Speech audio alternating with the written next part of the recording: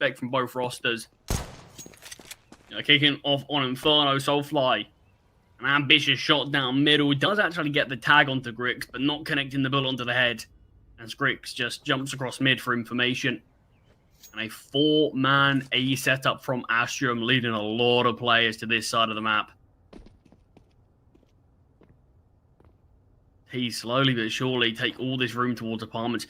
I mean, brackets is the worrying sign for Fireflux. If they look to hit towards there, that's where you feel like this setup is going to really dismantle them. But seemingly make the right call and go towards apartments. Might be able to dodge most of this pressure, but we do see Grix is the player holding, finds the first kill, dodges Scrunk, takes down a second, and the bracket setup comes through, finds 2 kills on Clacked, and it's all on Paz. 1 versus 5 turned 1v4. And Patsy won't let him get anything more than just Grix. Such a strong setup from Astramm towards middle. You see Fireflux, they take all the space towards apartments for free. They don't have any contact there. They're not ready for how many Astramm players are towards this ace bomb site. And then next thing they know, push out towards apps. Grix finds a great double. Plays in mid. All converge and take down the remaining 3. Great hold there from Astramm. We are seeing a second round force fight from Fireflux, not letting that pistol round domination from Astramm force them off of this sort of investment. The only thing that always scares me about these kind of buys on Inferno is the lack of utility. It really is a map that's controlled by the amount of util you have, and you do see a lot of teams taking sort of major weaponry hits to bring out a full belt of util instead of like an AK or a Galil or something. But here we do have a decent bit of util from Fireflux, but if we are having Astramm throw any sort of resistance, sort of wasting the Fireflux util, it might be a bit of a tricky time there. But saying that, there's not actually a huge amount of utility on Astramm. And look at that, Fireflux can burn out a smoke grenade using just a flashbang. So that's a reasonably worthy trade from them. And all this control towards Banana, it is going to be this B pop. It's being defended by 2 right now. Second smoke comes down, and Fireflux again, no util needed to be burned for it.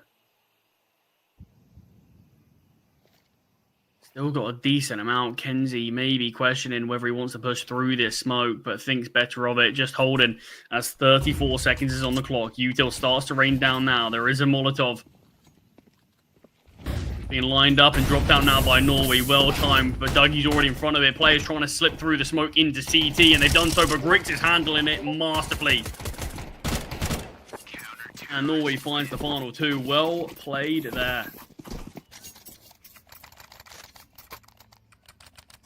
Making things look super simple. Both teams just getting shut down. As Fireflux will look to emerge onto that B-bomb site. They try to push through the CT smoke, see if they can catch off a player in CT, as well as wrap around through Church to make the B-bomb site look really fragile. But Grix rotates in and just deals with it, no issues whatsoever.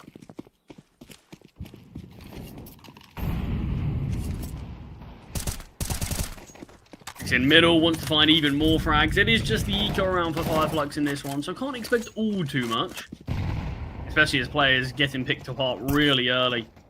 Are a couple of upgraded pistols and deagles, but with no arm behind them. I'll be impressed if even a kill comes through at this point. All on pads, and is the clean sweep from Astramm. And you can see they've won these last few rounds. Or, in fact, I say last few. They've won all of these rounds super dominantly, only losing 1 player. That was from Paz in the pistol round. So money is already in a really good spot. You've got Grix on the AWP now. You've got players sitting on average around 5k. Grix the only player who's got slightly less. This is the start that we want to see from Astramm, though. And we do obviously need to remember that Inferno is the pick of Fireflux. First weapon round in play, and instantly Scrunk gets taken down by the AWP, peeking in middle from Grix. And this is what I mean, you can already see Grix in this game. He wants to get aggressive. He was looking for fights towards middle in the last, looking for peaks and peaks in middle. In this one, Norway does take down Soulfly to make it a 2-man advantage, and the first weapon round for Fireflux is getting dismantled. With the smoking banana, Fireflux don't even have this space taken. Now they're going to finally be pushing towards top banana and taking control of this. Paz with a crucial find onto Grix. And now smoking CT, the T's can try to push through this, but we've already seen the CT go through, and grey screen through the smoke is Paz, but he manages to find Norway. And from a 5 versus 3 to a 3-on-3 very quickly, Banjo's lurk takes down Patsy. And somehow advantage to Fireflux. A peek down middle is Klaxy's. He's taking this duel onto Banjo. This is a fight that Klax needs to win, but going down, the round's done. Kenzie's got a 1 versus 3 on his hands. What chance does he really have in this one? I mean, what a turnaround from Fireflux. What a couple of kills from Paz. Finds both of the B players. Pushes through the smoke that's been dropped by Norway and manages to find the kill. The AWP can be saved from Kenzie. And like we already said, Astramm, financially, they're in a really good spot. So if this AWP can be saved...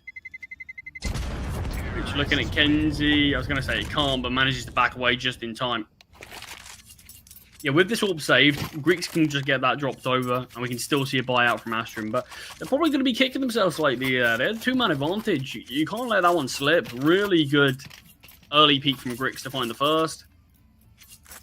See the second kill come through towards B, and yet still the round that ends up haunting Astramm and gives Fireflux their first on the board.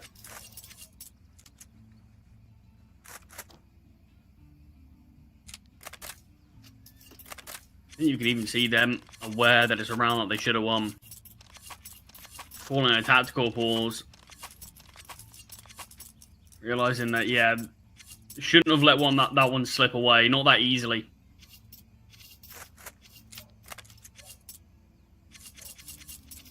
Moving on to round number 5 now, and still we got weapons in play for both sides. No AWP on Dougie. But that's probably not going to be much of an issue. A lot of T-side teams opt not to even bring out the AWP that often. It'd be difficult to wield, a bit unwieldy. Not as easy to go for early peaks. But Grix again with the opening kill. Again, this peek down middle. Paz is the one to get caught out this time, and he was the hero last round for Fireflux.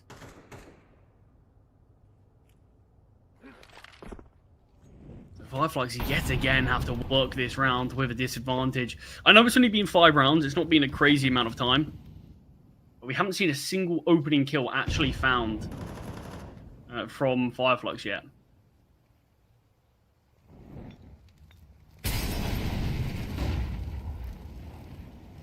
Util to take brackets.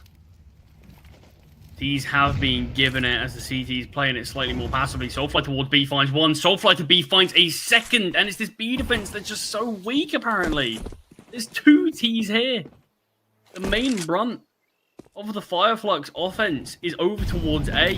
And yet it's just 1 player, again, breaking open this B bomb site. It was Paz in the last. It's Soulfly in this one. Despite Banjo, Soulfly, and Scrunk all being 1 bullet from death, there's no chance Klax can win this one.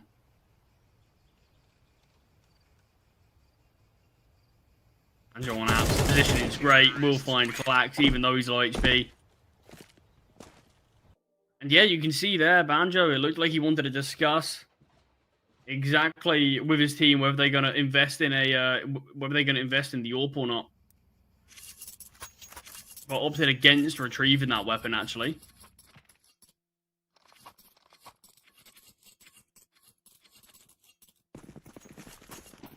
So yeah, evidently Dougie's just happy to play with the rifle. But with the 2nd round in the row from Fireflux, that's forcing Astramm down to this weak investment. Kenzie's got a hero M4.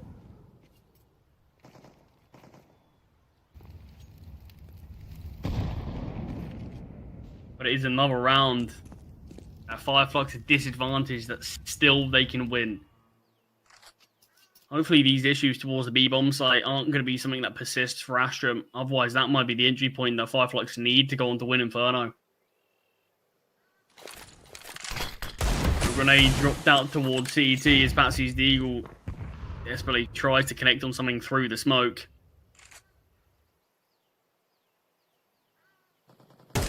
Kenzie's M4 is pushing through apartments and does eventually get the trade on Banjo, who finds the first kill, and Soulfly takes down Patsy towards B. With the info that the rifle was towards A, you would think that Fireflux would be making their way towards B, so that's why Astramm opted to go for a big gamble.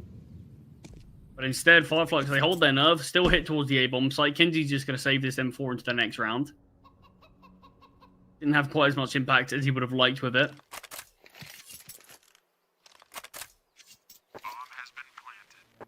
But it's going to be a leveled up scoreline, and despite the initial start from Astramm, where they only lost one player in the first 3 rounds, Fireflux instantly bounced back. Probably determined to not allow Astramm to replicate what they did against Fisher College, where it wasn't just a 2-0 game, it was a domination from Astramm. Really brought the heat to their opening game here in the group stage.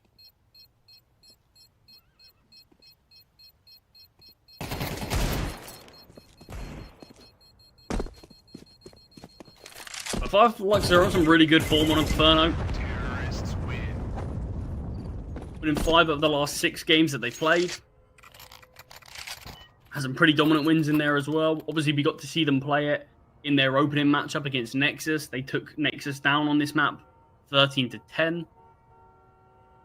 Whereas Astramm, their form's not quite as good. Losing 6 out of their last 8.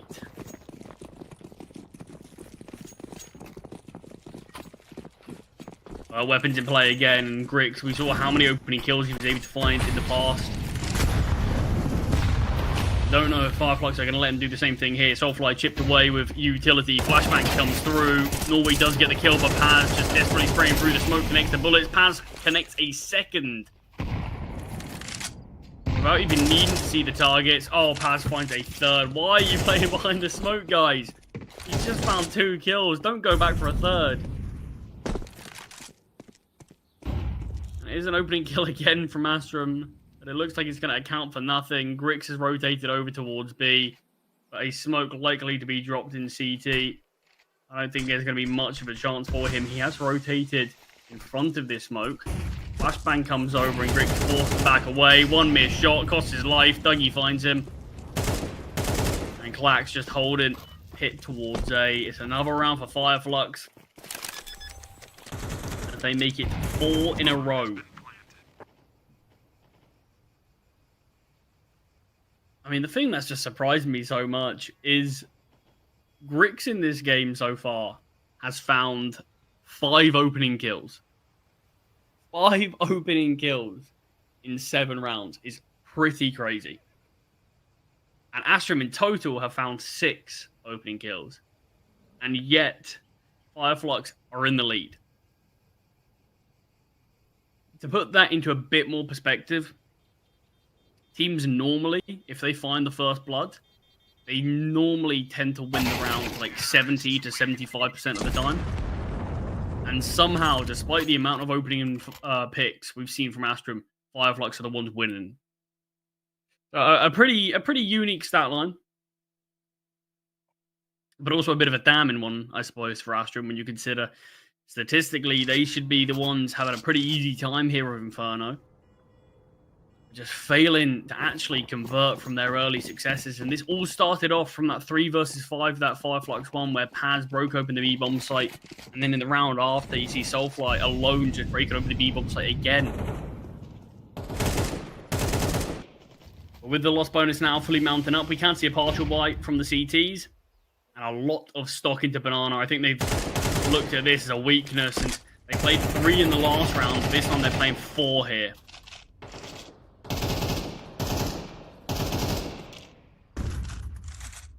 First kill goes the way of Fireflux as they look for someone over the smoke. Nade towards yellow wall, softens Kenzie up. Rick spotted, Patsy swings. Kenzie has rotated in, but he's being brought down to 5 points of health. Does find his second of the round. But the trade does eventually come through, and Clax is in a 1 versus 3. The 4-man banana hold, only able to find 2. As Clax just with this Deagle. 3 players to find. Even just 1 kill will be reasonably nice. The money's in a really great spot now for the He's. If Clax is able just to try to weaken their economy ever so slightly, that will be promising, but can't connect the 1 bullet needed to find Scrunk. Connects a great headshot though onto Soulfly, and still a chance if the T's continue to give him fights, but are going to be more restrained in their approach. Scrunk here in CT is going to start this flank. Scrunk does get taken down. 2 kills actually found from Clax. Retrieves the AK and will back away. A nice bit of damage towards the end from Astramm. From Clax specifically. Look, you're only allowing Fireflux to have 1 player survive. They're going to need 4 reinvestments, but so many players are sitting over 10k. So Astramm are going to need to go on quite a streak of rounds to be able to actually break the economy of Fireflux. You imagine they probably at least need to win 3 in a row. And even then, it'll probably only be breaking their economy for the final round of the half. But a lot of work needed to be done here from Astramm. Our CT side surprisingly been a bit underwhelming after how promising that initial 3-round streak looked from them. Rick's playing the ult towards B on this occasion. We've touched on how many early finds he's found towards middle before, but wants to see if he can shut down this B hold. Missed shot costs his life as Soulfly peeks half wall. Flashbang does come through, and Kinsey is there for the trade.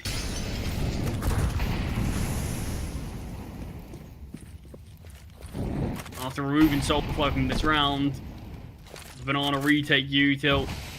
And now dropping this smoke towards half wall. Astramm can keep hold of this space for now. And that's when Fireflux quickly look to turn their sights towards A. The remaining 4 all looking to push up. Rotations from Astramm are coming through, but the 2 rotating players are smoked off. Clax with a great find onto Banjo before maneuvering his way towards Mini Pit. Finds his second in the round is Clax. Does eventually get traded out. Passy finds 1 on the bomb site. Has teammates pushing through the smoking Kinsey. And Astramm finally some success in breaking that 5-round streak of Fireflux. Eventually, after a long time coming, put their 4th on the board.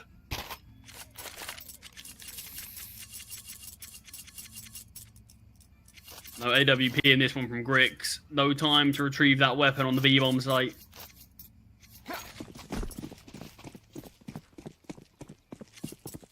Most importantly, it is a round victory for Astramm.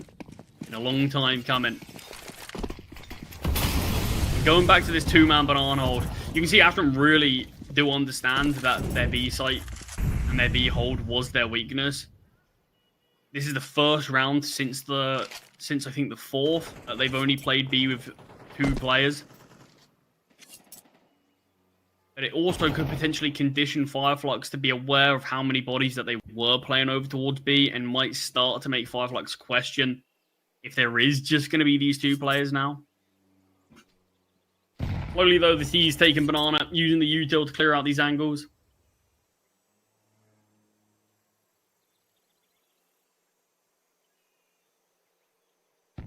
With a flashbang lined up on Patsy. There are 3 players here in Banana, and they're using a boost to get a peek towards CT. Norway peeks at the worst possible timing. Soulfly's already posted up. Opening kill round from him, and I said Soulfly's got to be that danger man for Fireflux. Although he's not top performing for them right now, he's had some serious impact. Util traded back and forth towards B as the T's slowly make their way down towards Banana and look to hit towards A again. Being defended by 2. As he sprays off bullets, but no one taking down. They know his position. Clax in the apartments finds Banjo, but has to just try to support his teammate from utility alone. So many players to find. Dougie gets a double. Has catches on Grix on the rotation. And straight back to winning ways from Fireflux. Kinsey does get 1 pick towards CT, but has to scurry his way back towards the B site in hopes he can save. The Soulfly has other ideas. So at a minimum, Fireflux will have themselves an even halftime score, as 6 looks like a guarantee. And Soulfly already on B. It's going to be, is Kenzie aware that he's clearing out from this side?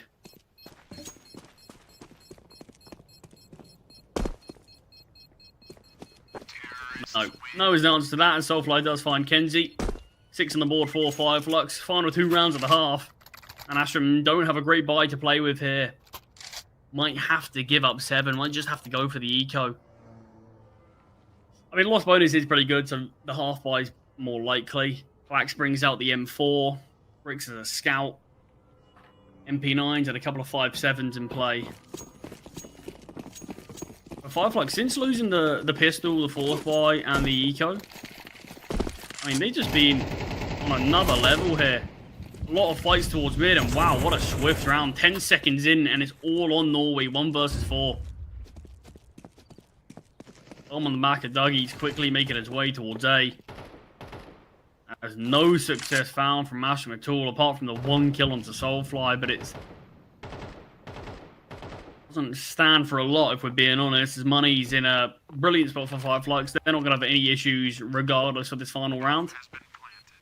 With the bomb down, Norway, you got a question. Do you just look to save this 5.7 in armor?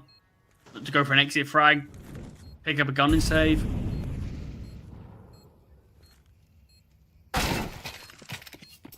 Does find Paz. Let's retrieve that AK, but Banjo posted up. Takes him down.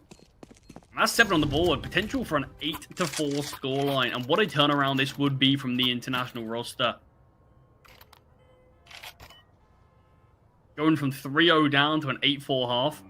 Only losing 1 round since those initial 3. I mean, that'd be a really big turnaround and quite a surprising one.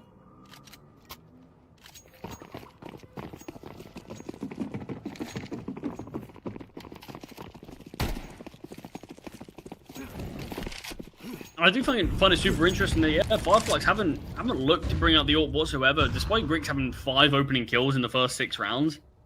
They didn't even consider, oh, let's get Dougie on an AWP. Let's get him posted up to hold. He's been more than happy playing with the rifle. He's done his job, and that's all that Fireflux can really ask.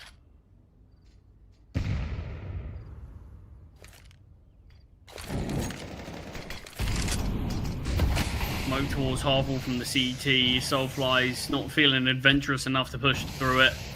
And Grix on the AWP will find the first blood in this round.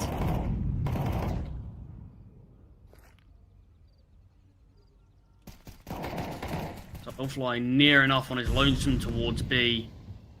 Does have Dougie at the bottom of Banana to help out, but just fading the smoke is Soulfly. As he plays towards top Banana.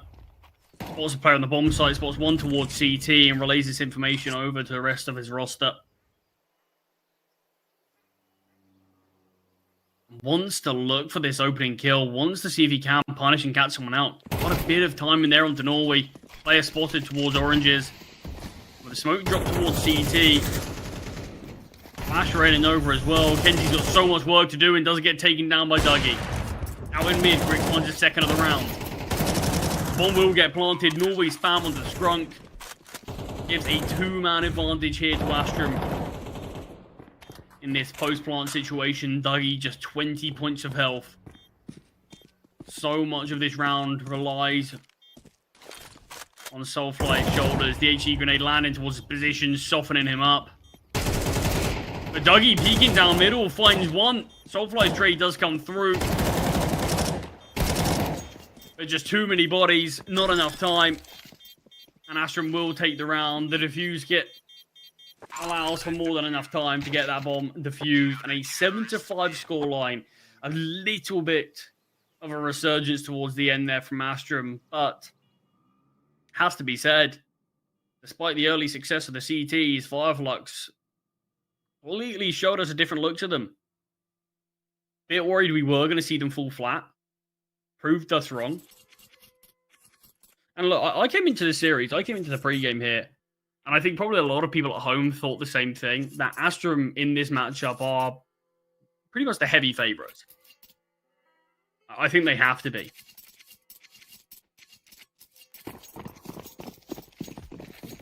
And yet there are just these days where Fireflux, they really can catch teams off guard. And like I said, there's a lot of events that I'm looking at Fireflux and saying, yeah, they are a dark horse. They are a team that can upset. And this could be one of those situations again here. Obviously, for anyone just tuning in, the winner of this does go 2-0. Every single one of our games today, all three of them, they are those 1-0 record teams. So a 2-0 start in the group stage, I mean, you don't get much better than that.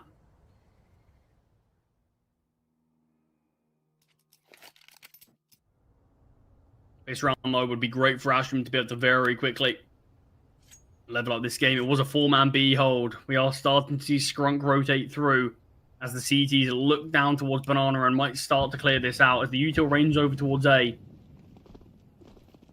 Astramm, the quicker they are, the more success they should be able to find. Clax trying to tap away at the player in advantage. Banjo's Julies at the back of the bomb site, fully blinded. Does still find one, though. Clax in the apartments gets the trade. Great find from Soulfly from Library to keep things this 3 versus 3. The dust settles and the bomb gets planted. It's all square. I'm not sure if there's a defuse kit dropped on anyone. I don't believe there is. I think Fireflux, the time might be their biggest issue here as the bomb's already approaching a half ticked.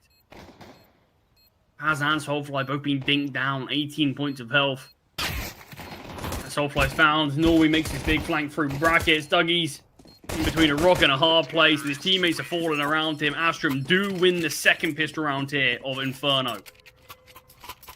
Winning both of them is giving them a big, big buffer in this game.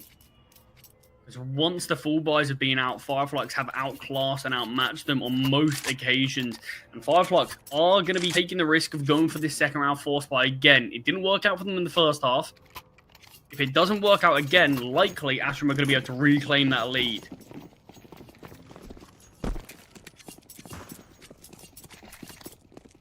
As stats do show, and if history is to repeat itself, Astramm have had a lot more success on their T side of this map than their CT.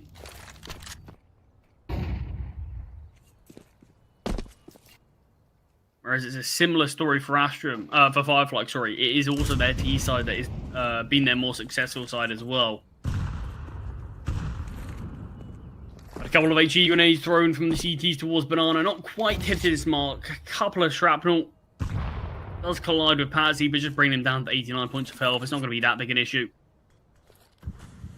And not a lot of utility remaining from Fireflux. Just a couple of smoke grenades and a single flashbang on Paz. 2-man long setup and Paz, the solo defender towards A.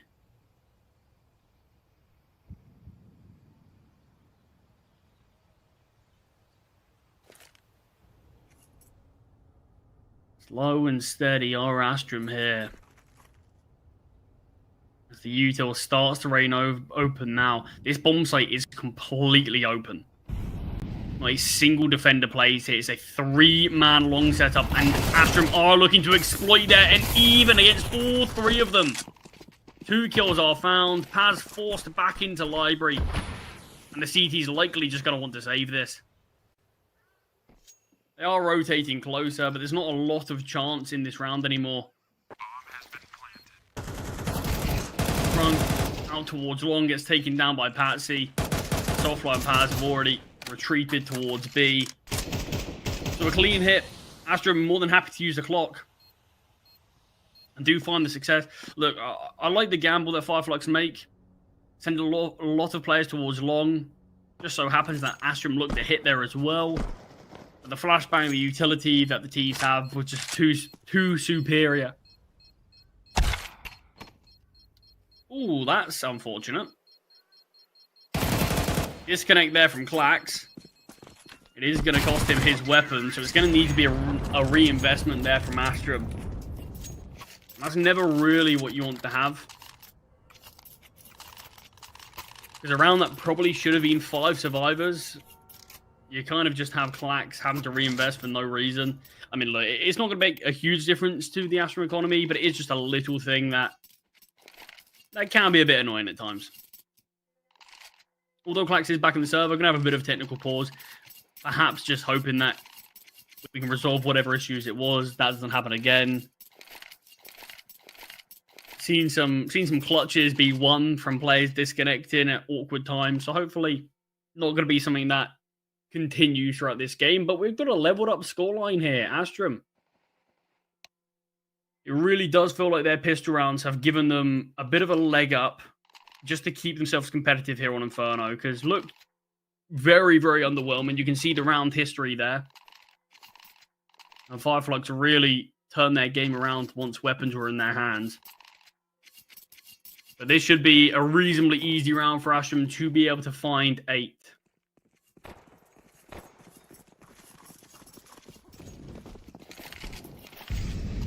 Jump peek in middle. Dougie gets some early intel. Just USPs. One Deagle. I was going to say, not much can be done, but a nice pick from Soulfly to get the opening and find of this round. But with the only invested weapon taken out, this should be where it's smooth sailings. Obviously, main goal for Astramm isn't just to win the round, it's going to be to win it with as many survivors as possible. Saw how good Fireflux's economy was on their T side, where their players sitting over 10k. Astramm going to want to repeat that. Smoke grenade thrown towards CT. We are going to have Paz likely pushing through this as his teammate on the bomb site in Scrunk is towards first. Oranges swings on through. Does get taken down and Paz through the smoke. Gets caught off. All on Banjo. 27 points of health. Has a chance to find the low HP Kenzie if he does peek towards Banana. But it is all on Banjo, and Astramm do confirm 8. Does look like they are going to win the round pretty cleanly. Ooh, there is actually a Zeus in play from Banjo. Does Norway drop into Mexi? Does anyone drop into Mexi?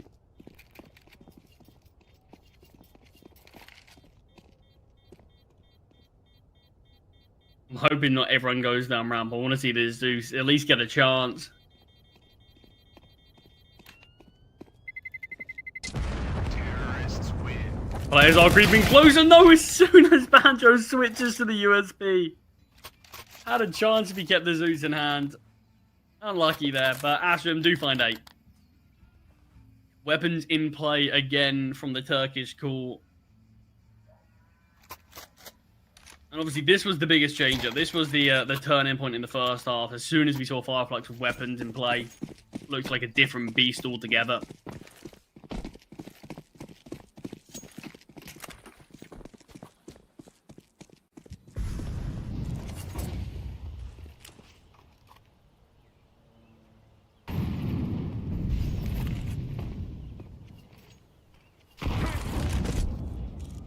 Some bit of main damage onto the Banana players. Scrunk forced back from the Molotov.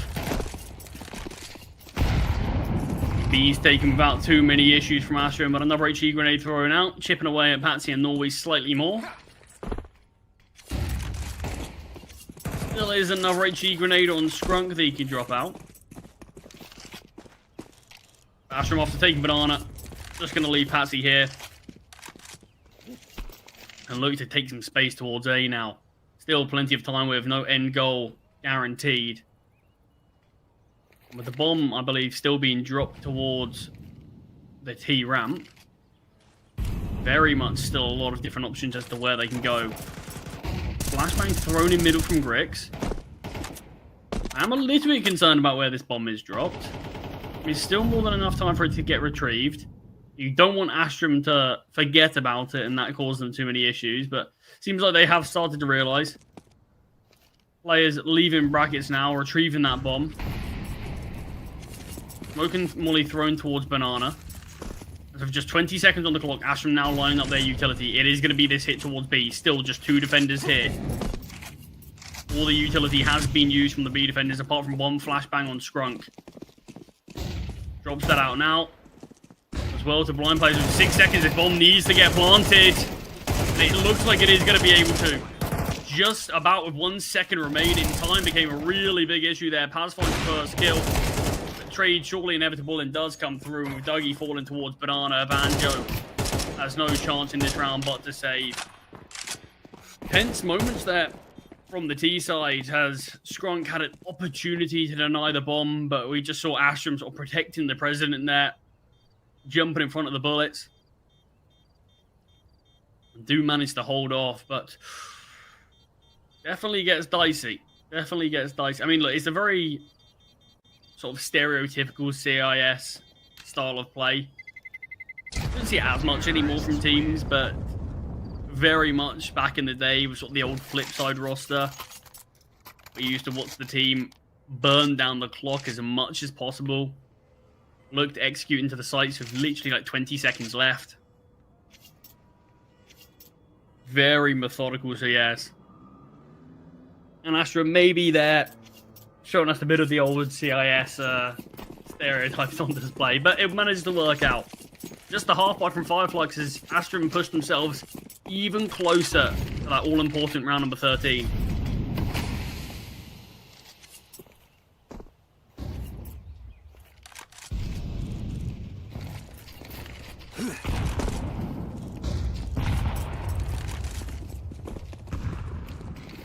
Bit of util damage going towards me. They're trying to spot something over the smoke. Skrunk is nearby. A Molotov towards the yellow wall is going to force Soulfly back and leave Skrunk. And it's 5-7 close towards half wall, but grey screening through. The smoke could be risky, but the flashbang's good enough. With Soulfly falling as well, that cracks open this B-bomb site. Paz is on the other side of this smoke, flashing himself through. Manages to find the first. Paz takes down the second as well. But Griggs does get the trade, and with the bomb site being open, just going to make Patsy plant this bomb.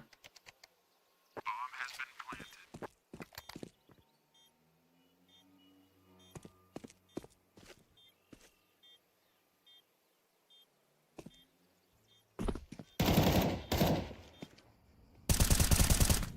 And flying from Clax takes down Banjo. Dougie's all left to be found, and he's done so. Double digits hit now from Astramm. Of course, was just a half-buy in that one. The Fireflux need to start showing us this CT side. It was a 7-5 scoreline. We've seen 5 in a row now from Astramm.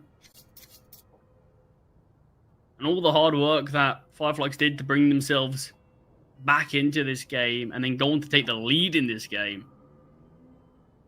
Really, really do need to see them show why this is their map pick, why they deserve to be that 2-0 record after this game. A tactical pause being called there from Astramm. And in response, a tactical pause being called from Fireflux. Back-to-back tacticals from both sides. Astramm know how important this round is. It could be one of their final full buys that they've got to face off against. If they win this one, there's a great chance they prime themselves for 12. Fireflux, it seems like, aware that Astramm might try a bit of a change-up, call an attack themselves, seeing what they might be able to manage around it. But Dougie, you haven't seen too many rounds with him on the AWP. Obviously opted not to bring any out on the T side. Griggs found a ton of success on the CT side, finding early kills. Curious if Dougie's going to be looking for the same kind of picks, same kind of impact.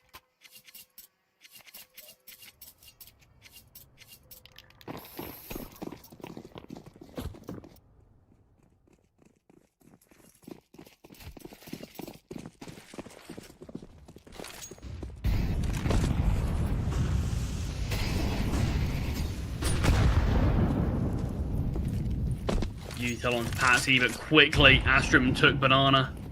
The retake Util is coming through. Patsy playing anti-flash in case anyone tries to regress.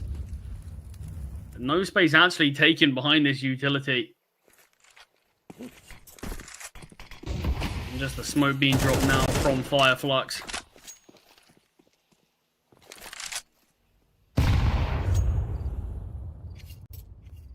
Leaving Banana completely Astramm head towards A.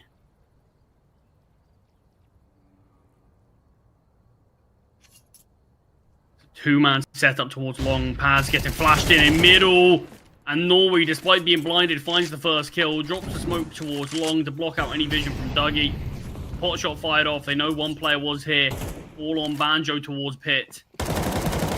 Does take down the first successfully. Grix holding Dougie's position in the bomb site. And Banjo, what can he do? The lineup comes through. Missed shot from Grix. The push through from long. Finally, Banjo gets taken down. But he gives a chance to Fireflux. 2 versus 2 now. Huge hold from Pit, from Banjo. But what can Soulfly and Strong do? There's a smoke drop down. Soulfly drops one himself to try to be able to push through this, but Astramm realized what this means, so instead tried to take this space towards short instead. Soulfly caught on the edge of the smoke, Skrunk, and a 1 versus 2 and the double swing comes through. Elevated on the box, drops down now as Norway finds his 3rd in the round. Banjo's heroics account for nothing, as Fireflux are still bested in the post plant. And with no saved weapons, not enough money in the bank, it just is gonna have to be a half buy. Banjo, with the kill reward, could actually bring out a hero M4 if he wants to. But another tactical pause, the second one being called now from Fireflux, realizing that whatever is going on, their CT side is not yielding the success that it deserves. This is their map selection. Obviously going to be moving on to map number 2 of Train afterwards, which Astramm have really loved playing. One of the teams that have early adopted this map.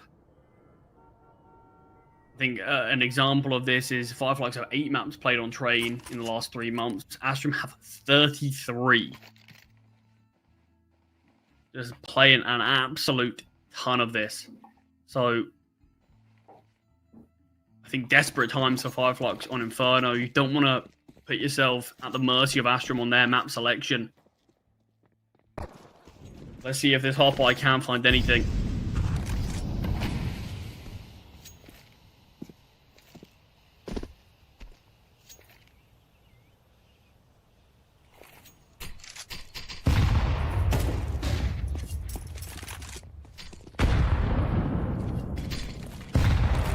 Util now coming out now, slightly delayed from Fireflux. HE towards Arthur will soften up Soulfly as Fireflux bring a 3rd player over towards B, make that 4 as it looks like Soulfly has backup in the form of Dougie.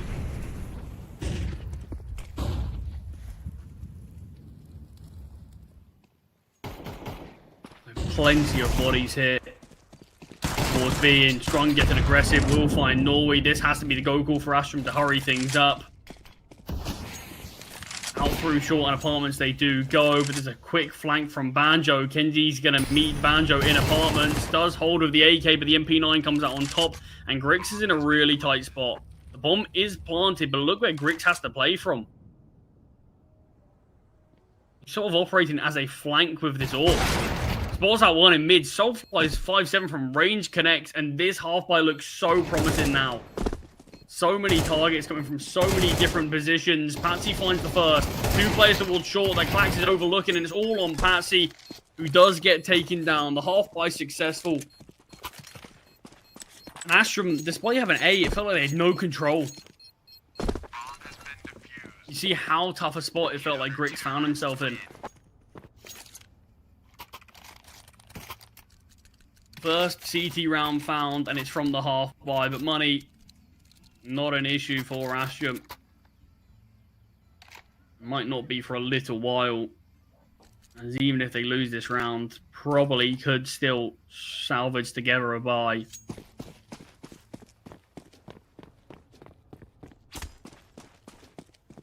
Need a bit more of that though from Fireflux. Look, it was a half buy victory. It's all well and good, but you need to show us a bit more on the full buy. Skrunk going for the jump peek, and Grix is so ready for it. Flames engulfing the whole of Banana. Couple of players getting tagged down from the Molotovs. One more being thrown out from Soulfly. It could just be a fast exploit, an explosion out towards B. The flashbang is great. Soulfly does get one by blinded. But nobody's there for a quick trade. And Fireflux, what do you do here? You're disadvantaged. Lose this, well, you're two-man disadvantage now. Clax with a huge find onto Banjo. He's going to push out towards brackets and likely give past this kill. But it's just going to have to be a save. Fireflux, they don't have a choice. Got to give up 12, and we've got to see Fireflux play from 4 from behind. Need to win all 4 of them just to bring things to overtime. Look, we knew both teams favored the T side of this map. I wasn't quite ready for Fireflux's CT side, though, to fall so flat after such a strong performance on their T side.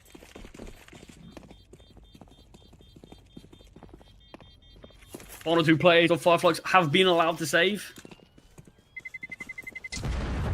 Astramm, despite having more than enough money to buy in the next round, there's no need just to throw away these weapons for no reason.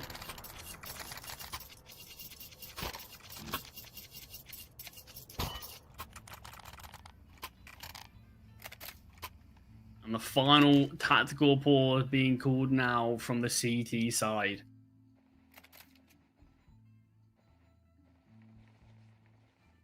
This is where you need everyone to dig their heels in and just try to stop what has been a near flawless T side from Astramm. The only round we've seen from Fireflux on their CT side was that half by victory. But the call, the decision making, it's something that's difficult to replicate. We see that round played out 9 out of 10 times, and it feels like it goes the way of Astramm. Fireflux, they need to show us why this is their map pick, but right now they've just not been able to stop Astramm on this T side. And with 4 opportunities, it feels inevitable that Astramm are going to walk on the train with that map advantage.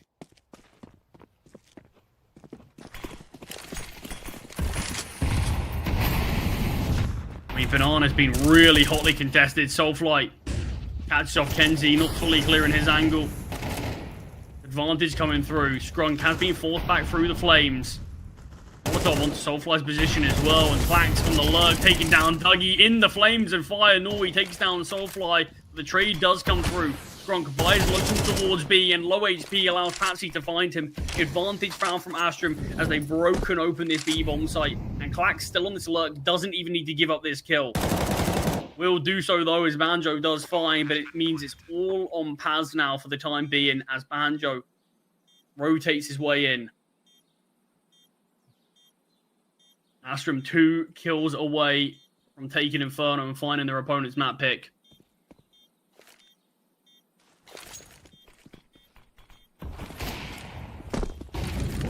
Shot missed. Bombs getting ticked down. Grix softened up, but not eliminated. Another off shot that hasn't been connected. The HE grenade does the job, and there are defuse kits in play. There are enough time for the defuse, and Fireflux just about managed to win that one. Counter-terrorists win. Enough work done just about to keep themselves in this series, keep themselves in this map for now. There's still 3 more to find, and with the investment coming through from Astramm, this one's still going to be a challenge. We're likely going to have 2 more full buys from Astramm, even if they lose this round.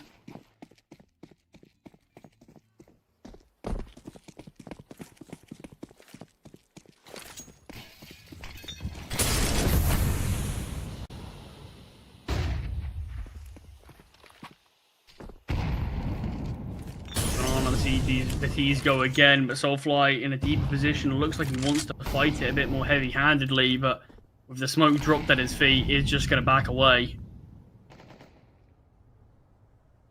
Like, he's done a great job on these lurks to find these picks, but maybe goes for a little bit too much. You'd think if he opted to back away and join his team towards B in the last round, probably would have seen Astramm take that one. Regardless, still opportunities here.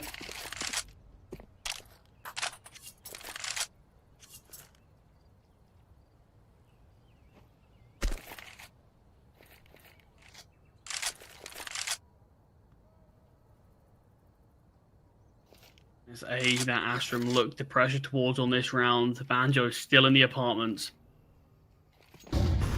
Oh, good timing. We'll find Clax.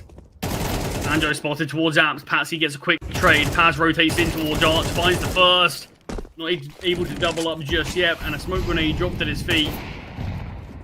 Going to force him back for now. One missed shot from Dougie cost him his life. And Paz being posted up on by Grix. It is an advantage once again. And another 3 versus 2. Fireflux have to try to win. Soulfly just pushing through this smoke. It's being glued to. Kenzie's posted up, will find the kill, and it's all on Scrunk. 1 versus 3, just to keep Fireflux here competitive on Inferno, but it feels like it's one step too far. 1 bullet's all that's needed to be found for Kenzie, and Inferno goes the way of Astramm. Really, really positive signs from them on map number 1. After what looked like a bit of a scare in the first half there. It looked like a bit of an issue from them. After winning the pistol, force buy, and then the eco conversion, it felt like we saw a really great showing at the start from Astramm, just losing 1 player. We saw tons of early kills from Grix, but then things just started to go wrong. We saw a great T-side come through from Fireflux, and it looked like we were going to see an 8-4 half, to be fair. We ended up managing to see Astramm just about clinch that final round and put themselves in a reasonably okay spot. And then moving into the second half, again, winning the pistol round, it gave them such a big buffer on this map. You imagine if we saw Fireflux at least win 1 of them, we could have seen a much more competitive scoreline. Maybe could have even seen Inferno go to an overtime, something of the sort. But it wasn't the case. Astramm, look, they won that. We saw a force bite again come through from Fireflux. Just from winning the pistol alone, Astramm won 6 rounds there. 6 rounds just from winning both the pistols. And when that's basically half the rounds in the map, it didn't even feel like Astramm needed to do all too much. I mean, don't get me wrong. They had a very good T side. They showed us some good signs there, which we needed to see regardless. But Inferno going the way of Astramm, it means we move on to Train. We move on to Astramm's map selection. Like I already mentioned in that map, they played a ton of this map. They play a lot of Train. They are one of the teams that really been the early adopters of this map. And we are expecting to see some very good things on it. And with a good win rate to back, things start to get a bit dicey for Fireflux. But hopefully for them, they can keep themselves competitive in map number 2. And maybe they can bring us onto Mirage as that 3rd and final.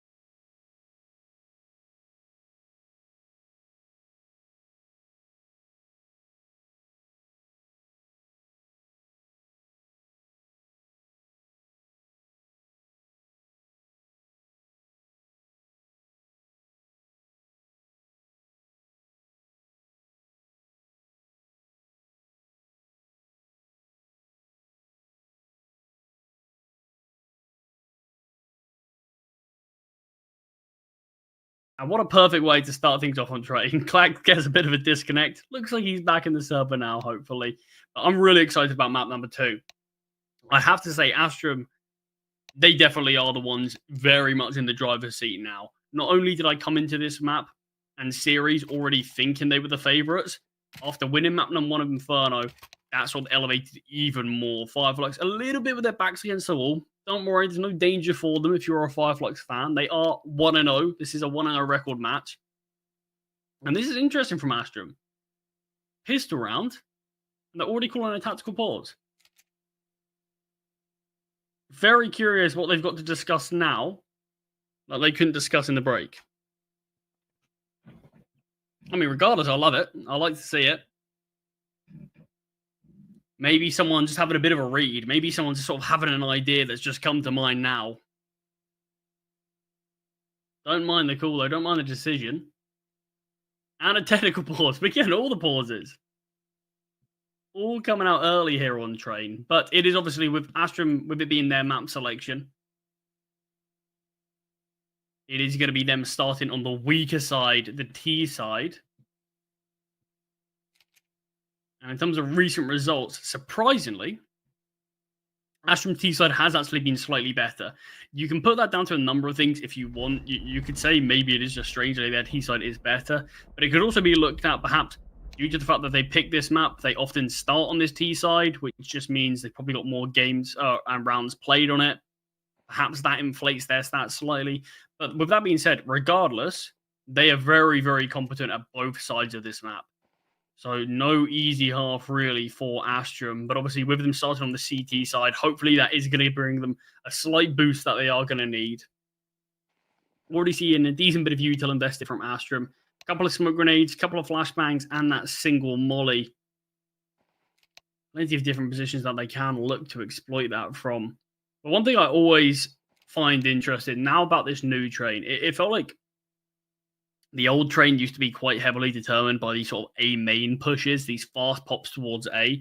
And it always feels like when I'm watching this map, like you can kind of see when a team's not quite there yet on this map yet. When they go for these fast hits towards A, util's not quite there. The CT's kind of has an easy time shutting it down. And it always feels like for me, those sort of A main takes and the A site hits on the T side always give me a good idea of, okay, how comfortable are this team at this map? How willing and trusting are they in one another's utility? Time of day.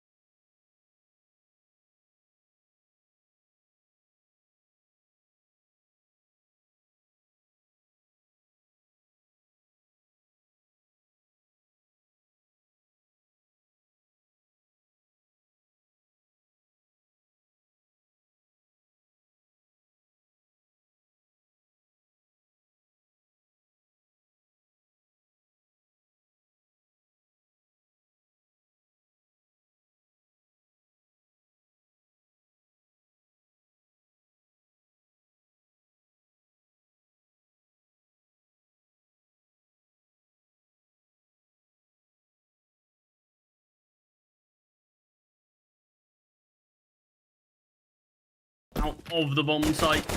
Grix doubles up, players blinded all across the board, but the site's being taken and the smokes have been used perfectly, blocking 2 CTs back towards the old bomb and ID. Bomb has been planted. And Joe's emerged from pop, and I said there's no defuse kit, so time could be a bit of an issue. Pop Dog being overlooked by Clax doesn't get taken down for free. Banjo actually able to find a second, but it's Patsy towards hell, or towards under heaven, to find a double before Grix finds his third. Ace between both Patsy and Grix there on the pistol. And Astramm so far yet to lose a pistol in this series. I think it really gave them a big helping hand on Inferno. And I think the T-side pistol of Train, maps that are reasonably one-sided, it always feels like the T-side of like Train, T-side of Nuke, CT side of Anubis, it feels like they can give you a really good sort of platform to actually build a pretty solid weaker side of the map on. Early aggression from Scrunk caught out. This is the force buy from Fireflux. Right now, both Soulflight and Scrunk getting eliminated quickly. This force buy feels like it's going to find very little success. Banjo's MP9, the only real weapon in play, he does manage to find one. Paz gets taken down in the meantime, and Banjo is desperately trying to do everything he can. Does get a double kill, and it's all on Dougie, the only player who didn't buy, wanting to save money for the AWP. And does get fouled for nothing. I mean, a nice couple of rounds from Banjo to find a few kills here or there.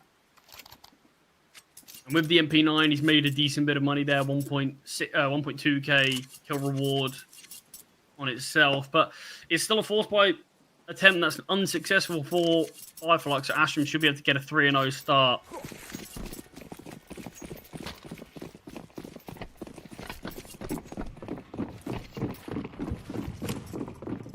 So round number 3, and just the pistols in play. 4 players here in the ramp. Clax does get a trade, drops the HE grenade, which will find Dougie as well. But brought down to 1 HP. Clax almost fall into the Molotov. The ramp setup certainly catching up a couple of players. Soulfly connects a bullet onto Kenzie. Gets a bit of a chance given to him from Patsy, but with a nade and bullet combo, does finish the job. There is still actually a slight chance in this round. Clax 1 HP, Patsy's not too healthy. Rick's sitting around half HP himself. Fireflux can actually still cause some serious concern in this round from Astramm. Banjo, for a second, it looked like maybe he's considering going for a save. And maybe just some of this damage is unconfirmed. Not fully sure of how low these final 3 players are. The push does start to come through. The round has already been won. There's no time for the defuse. As he finds his second and third kill of the round, and Astramm win it with 2 casualties. But look, I like the call for the 4-man stack towards ramp. You never know if what can happen, and look, damage was dealt. This is the first gun round in play.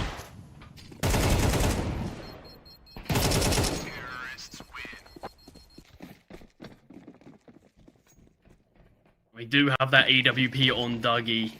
Breaks 1 in his own hands as well. Fireflux got to stress this. Need to show us what they can do on the CT side. Astramm, they showed really good things on both sides of this map. Fireflux, like most teams, have an obvious lean in towards their CT side. But they lose this gun round, there's a great chance we see a 5-0 start from Astramm, and already that's where you're looking at things could get dicey. Actually towards upper. I love this angle from Banjo. You see a lot of players playing it. I mean, it's really cheeky. You see they're just playing at the back of the train. Got to see it for a short second. And you can just see anyone walking out of upper, and they can't really spot you. It's a really cheeky angle from Banjo. You see a lot of the B anchors play it.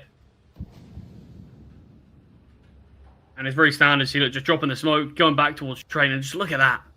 That's the angle you play with. Really cheeky way to spot anyone walking out of upper. And like I said, very difficult for them to spot you. You get some early information, and sometimes as a B anchor, that's kind of all you need. Just get that intel. So Scrunk finding the early kill. Dougie's up primed here towards B as well. He is just holding the cross. Actually, he was holding towards upper. Players have been able to emerge out. Spotted, but the T's still not finding enough kills. Paz's triple.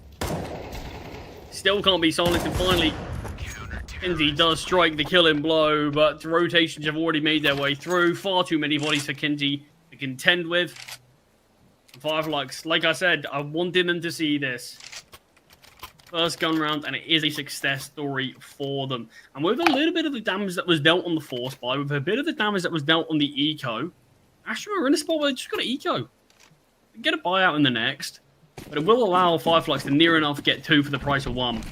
Just up against these upgraded pistols, it's a bit of a deco round for Astramm, as you've got plenty of deagles invested. No armor really on anyone apart from Clax. No utility out.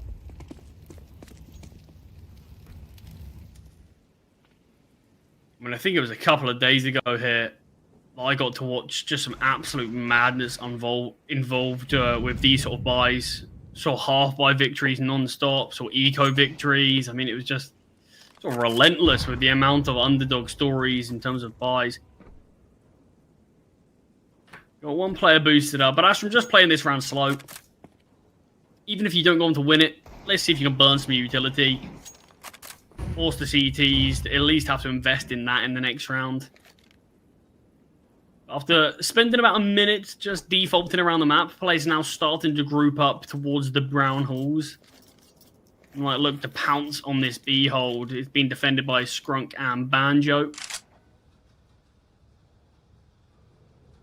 And here you get to see the angle in full action. Banjo spots the player out towards upper, drops the HE grenade. Actually misses his mark slightly onto Norway.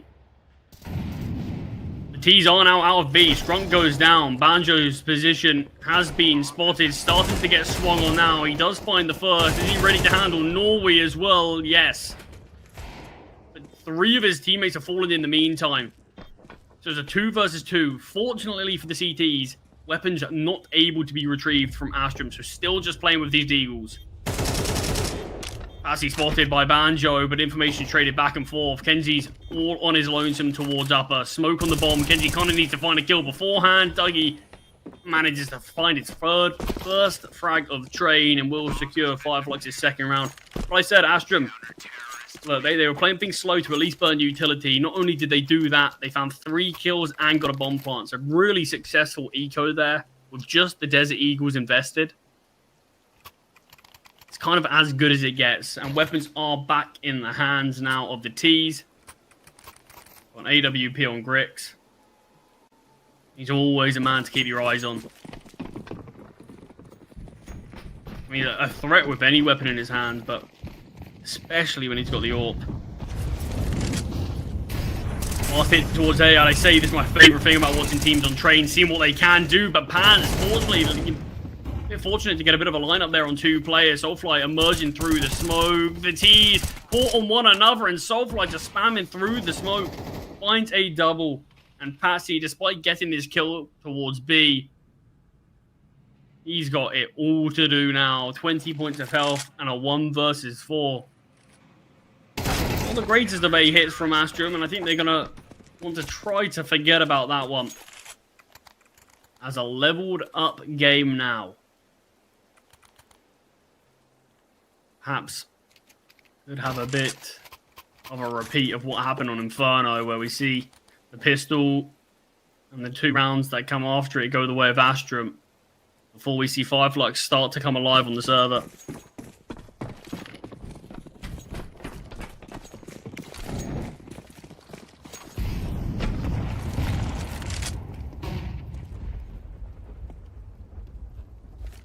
And just with these deagles again, look, we saw what Astramm could do with these weapons in the last. Bit more armor behind these players now. 2 of them with that. Dougie's AWP misses the shot towards Ivy. Won't miss a second as Clack lingers for slightly too long towards this position and does get punished.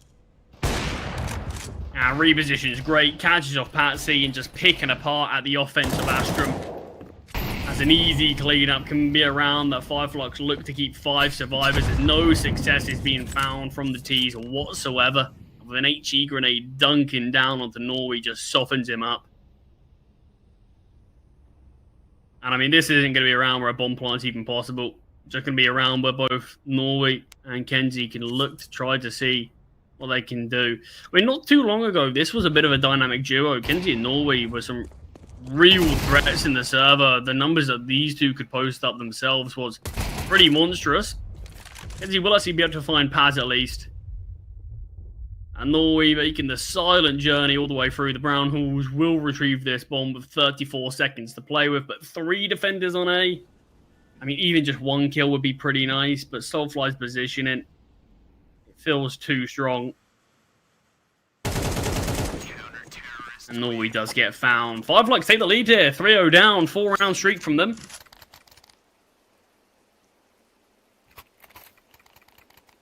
Obviously, with Inferno going the way of Astramm, this is a must-win map for Fireflux if they want to keep themselves in this series and bring themselves to that 2-0 record here at the group stage. Astramm can't quite suss out the solution for this defensive Fireflux. Although Astramm, they've got a good CT side, they've got to make sure they've got themselves enough rounds to be able to really show off what they can do. With it being the T side of Train, even 4 rounds is still a reasonably okay half. 5 rounds is sort of pretty standard. Anything more is great. So just from winning the pistol round, the second round force, and then the eco, Astramm kind of only needed 1 more round to still make you believe that there's a good chance in this one. But tons of util getting thrown over towards B. Strunk just holding left click and spamming away. He does find Norway through the smoke. So advantage found. There's not a huge amount of space being taken from Astramm. And look how quick these rotations were from the CT. All 5 players around this bomb site. Patsy does find a kill to bring it back to this 4 versus 4. The issue is with these rotations here, not a lot of space can really be taken by the T's. But Patsy's still making the risk. Gets the information of 1. Kenzie tries to take space as well. Gets caught off. And both players trapped here towards the grey train. And it's all on flags. 1 versus 3. Gets a freebie there on the Dougies. He's caught off by the positioning.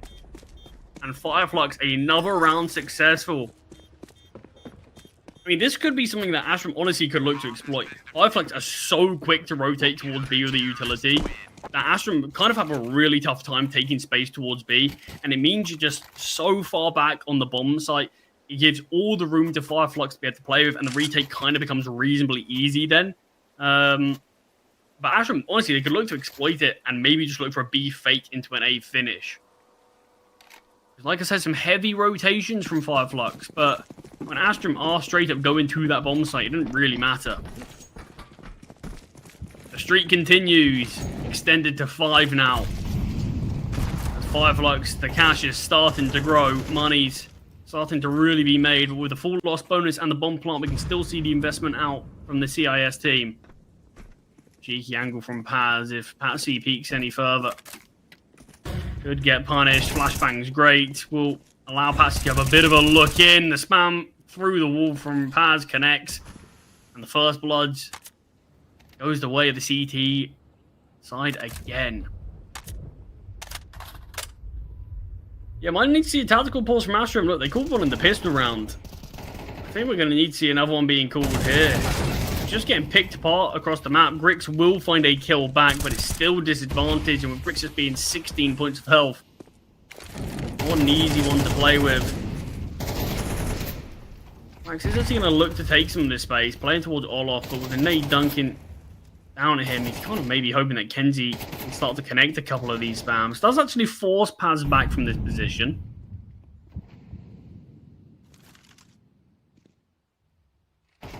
And this is the thing, again, B bomb site's completely undefended. Fireflux completely rotating towards A. Another kill has found back, so it is a 3 versus 3. Clack spotting 1 out towards Hell. Rick's connecting as well. Surely this isn't actually going to go this way. Scrunk spray transfer connects for 2. And Skrunk's half HP up against Kenzie. 19 seconds on the clock. Time's ticking down. Bomb is on the back of Kenzie, but has to try to force Skrunk's hand. Stick of the bomb. Skrunk waiting, biding his time, hoping it's a fake perhaps. Molotov dropped at his feet. And Skrunk makes the steps through, softened up even more. 21 points of health on the in-game leader of Fireflux as he peeks out, gets this intel. Not a lot of ammo in the mag, but the one bullet's all that needs to connect. The headshot comes through. And an impossible round looked to be made possible from Astramm, but Skrunk has different ideas. Triple from him. And a player who massively struggled on Inferno, just dropping 6 kills in total. This is the turnaround that you want from him. This is the kind of showing that you really do need from your leader.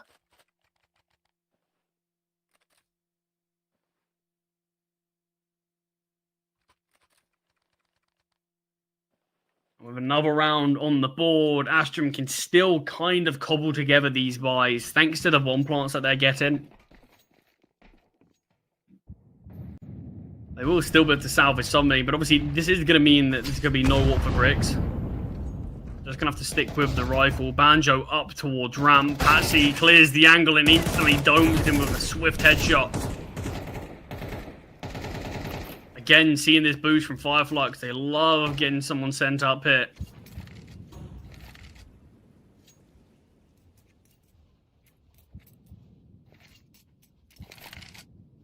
But it's around that Astramm actually have a man advantage. Hasn't been all too often that they've had this, had themselves in this spot. They found 3 advantage rounds, now 4. A good chance to be able to convert this. Still the deep utility towards A main is going to force the T's at bay for now, but just going to be going through this by the looks of things. Has dropped a molly behind this smoke. Positions himself towards all of this, should be made known. Molly now landing at Paz's feet, forces him out into the open, finds the first, but Patsy is there for the trade. Player spotted towards Pop Wall. With 30 seconds on the clock, Soulfly is the only defender actually on this bomb site. Has been spotted now at the back of the site. As the smoke fades, Skrunk can start to make his move. Clax finding Dougie. Soulfly finding one as well before getting traded. And it's another clutch needed from Skrunk. This time a 1v3 turned 1v2. Holding for the position of Kenzie, but Kenzie does get the better of Skrunk on this occasion. And finally, the 6-round streak from Fireflux ended. And Astramm find that 4th. Because of how close some of these rounds were actually coming, Fireflux, their money's not great. Can get out a buy here without any issues. But it does mean if Astramm can manage to win this round, they will be able to break the money of Fireflux going into the final one. And very quickly, this half can be looked in a very different light. From what looked like it was a big turnaround from Fireflux, very quickly be an even half, and Astramm will be in a great spot still. Banjo dropping some utility as fast pop towards B, just getting punished through the flames. Grix goes with the MAC-10. An advantage quickly. Brought back to a level playing field thanks to Kinsey's shot. But it's the same story with how quick these rotations are. Clax maybe getting more than he bargained for. Peeking over their smoke, but players caught in the flames. Caught in the mollies, and Dougie is still low. Found by Clax, and his triple stabilizes this round. And the veteran Turkish rifler in a 1 versus 3. Paz out towards upper.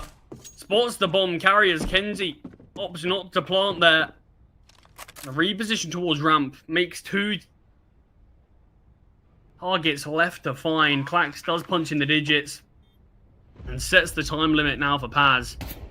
Spotted at ramp. Info relayed to Clax. Can't isolate these jewels if Clax peeks on out. It's so ready for this. Clax whittled away at. They're not going to be peeking back into this. Smoke grenade thrown high to try to bait out a flashbang, and it's all on Clax. Always been found. With the bomb ticking down, Clax is playing behind the silo on the bomb site, playing towards Grey. Timing's good for Clax, and what a round from him. 4 kills in total. And that is going to be the money in a really tricky spot for Fireflux. Huge round from Clax. And completely turns this half on its head, I think. This one should be the first round that Astramm should actually have a bit of an easy time finding. Still the M4 on pads. For 4 MP9s in play alongside it. Not a huge amount of utility either. That's been where Fireflux have found a lot of their success. Skrunk early towards Ivy. Grix Needs support from his teammates, but finds the shot by himself. MP9 does rotate in, has been spotted. Just going to drop out the smoke to keep the T's at bay. An advantage found from Astramm, and on their map selection, if they can manage to find 6 rounds on the T side of Train, moving over to the CT side, they're going to be feeling very confident about how this series fares going forward. Paz drops the smoke. Well, Patsy just looks to spray. Trying to bait in his teammate of Kenzie. Looks like he's ready to push through this off of Kenzie's contact, but Kenzie does it alone. 2-man advances is Dougie. Is alone towards Ivy. 3 players pushing towards his position. Finds the first. The MP9 at this close range angle thrives. And a missed shot from Grix. And what a turnaround from the MP9. Triple from Dougie. I said that both Dougie and Scrunk really need to step up on map number 2. Had very poor performances on Inferno. And already in the first half, Dougie's got more kills in the entirety of this first half of Train than what he did on Inferno. Skrunk's leveled his kills with some huge impact rounds from both these players. But Fireflux do give themselves the slight lead on that CT side. It's not hugely unexpected to see a 7-5 scoreline. You probably want 8 if you are on that T side, but 7's certainly more than enough to get the job done. We have seen Astramm win every single pistol round in this series so far. Can that luck continue? Will Fireflux finally be able to win a pistol and give themselves a bit more of a buffer? Up through Pop Dog is Kenzie with a set of dual Berettas. Lots of bodies going to be peeking his way, and Soulfly finds the first. There is a second player here in Pop. That's Griggs getting overwhelmed with the USP. He does get found. Opens up a bit of a pathway towards A, if that's where the T's look to hit.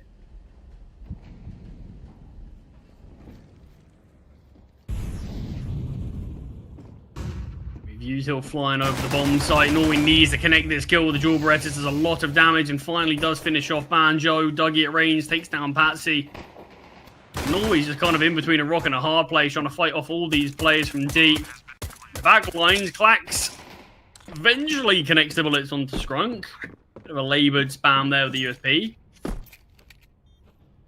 Still 3 more to find. It feels like Fireflux have done enough to win this pistol round. Flashbang thrown out. Finding players slightly. Dougie's Glock connects. And Clax with the dualies found at range. 8 on the board for Fireflux. And every single pistol round we've seen won by Astramm, and we saw Fireflux opt to invest in the second round. Do Astramm do the same thing?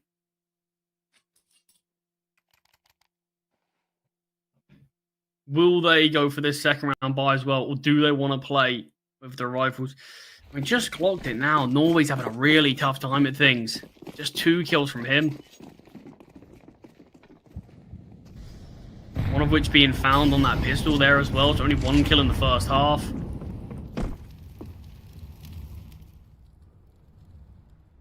I need him to really show us what he can do. But CT side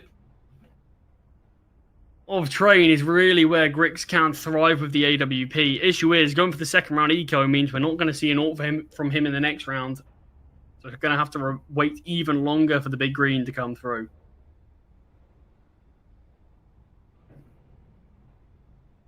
Nothing invested in this, though. Just USPs. In fact, I say nothing. I don't really know how Grix is on 1.7k. I don't know if he's got a Zeus or something. Otherwise, I've got no idea how he's on that little money. Unless he bought a flashbang or something and already used it. Who knows?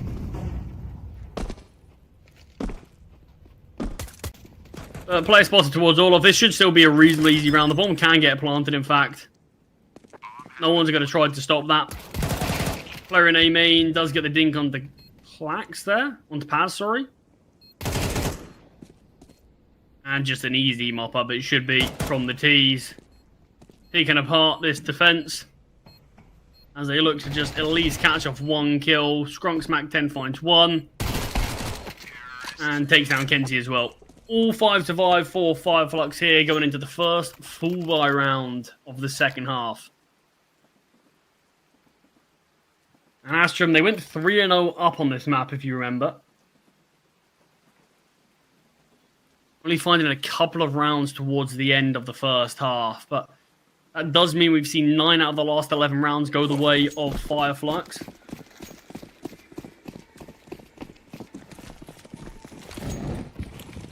Well, let's see what Astramm CT side has to show us. Fast space taken towards B lanes and into pop. So flight does go, just clearing out this initial portion of the map. And will actually just retreat from this angle. It has forced out a rotation from Grix towards B.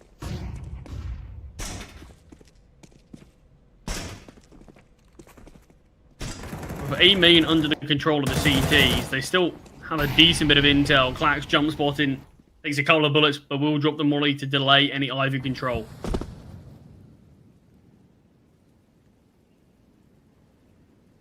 Smoke behind it as well. The bomb is towards this position. You can see the 2B defenders are quite far away from the action. So what can Clax find towards Ivy? Because as soon as this piece falls, that's where the A site becomes really tricky to hold.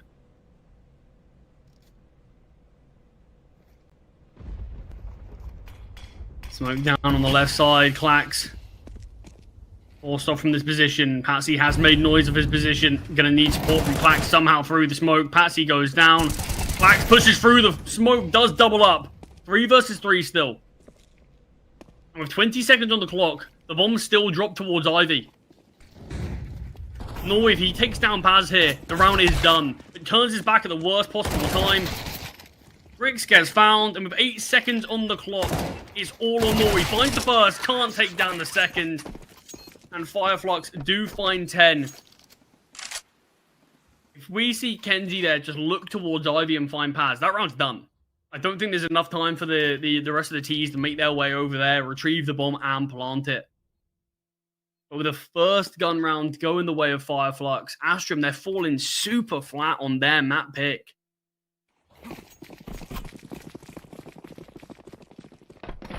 They just haven't really shown us anything. We've had 2 full buy victories for Astramm, and other than that, their other success has come from winning the pistol round. Need to see a quick turnaround, otherwise Fireflux are going to bring us onto that third and final map of Mirage. As he spotted him, Pop Dog though, Molly landing at his feet. Smoke grenade will keep him alive for now, and will leave the vicinity.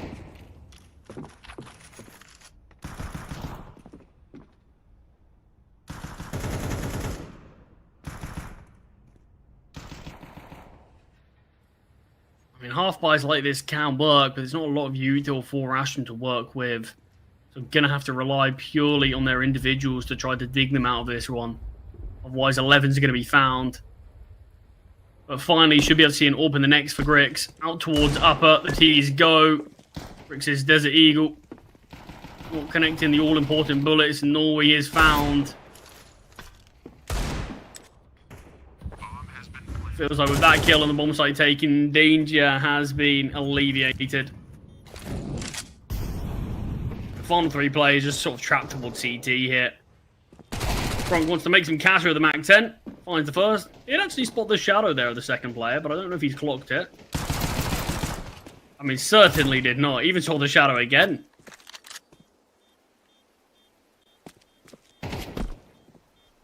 So 1 kill has at least been found. As he with his Mac 10, just toying with his food before backing away. And Fireflux, 11 rounds on the board, 2 away from bringing us to Mirage. And I felt like after we saw Astramm take Inferno, that felt like most of the chances that Fireflux had in this series felt like they were kind of taken away. Just considering the amount of Train Astramm have played, how good they've looked on it when they play it. I mean, they very much are showing here they are already human. Before their most recent loss, Astramm lost to TNL recently in ESEA advanced. But other than that, before that, they went on a 7-map win streak, taking down some really solid teams in the process as well.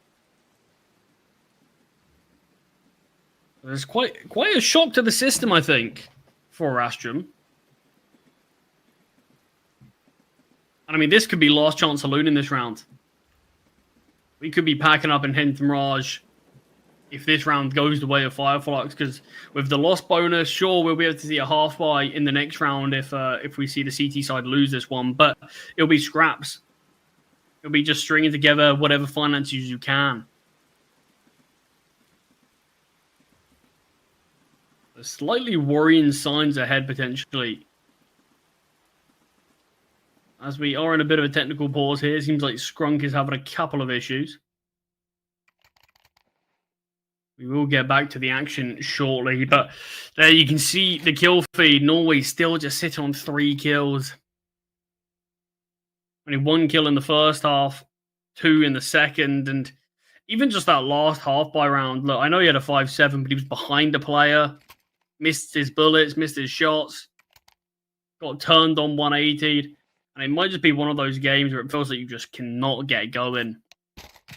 But on the flip side of things, Fireflux, everyone's stepping up.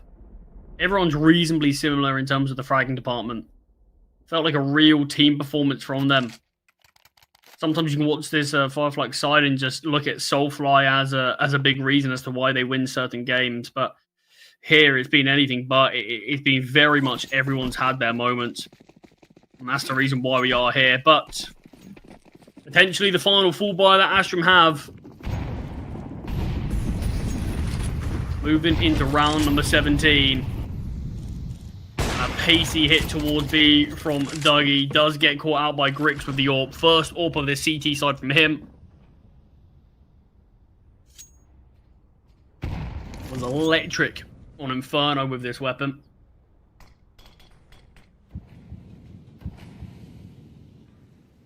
And after that kill, Fireflux have near enough fully evacuated the brown halls.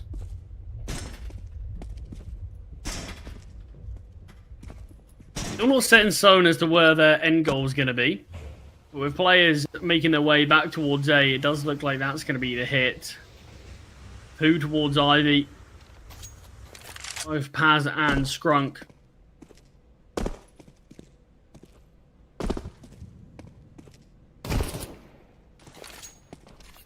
Just taken there on the jump. Peek from Clax. Grix taking up this position now. Missed AWP shot. Cost him a little bit of his HP. Still positioned here on the top of the bomb train. Won't miss a second. And Clax advancing through his position. Does get caught off and gives the kill back. Skrunk finding that one. Kenzie here towards Hell. Takes away some of the pressure, but only temporarily as Banjo finds Kenzie. Still Soulfly towards Ivy's causing a lot of problems, but will get taken down surely by Patsy. With no time remaining, it has to come down to kills. Should be fine. Looked a bit dicey there as Grix was low HP, swaps to the Eagle, but finally Astramm. And I don't know if it is just a blip on the resume or Fireflux, or if this is going to be something that can be a bit more concrete for Astramm to start to bridge this gap between themselves and their opponents. They are going to have to, and it feels like Grix is going to have to be the leading man with this AWP. Needs some of the opening kills that he was able to find on Inferno and bring them over to trade. Interesting thing is, Fireflux have just played a pretty slow T side. Haven't looked to take any fast plays outside A yet. Instead, just been biding their time. Patience. That's mainly been the name of their game. I kind of just default in near enough every round, but it has been working out for them, so you can't really blame them for it. Aggression in Ivy from Clax. Dougie. So disciplined and will find Fake steps away before making his way back towards Ivy.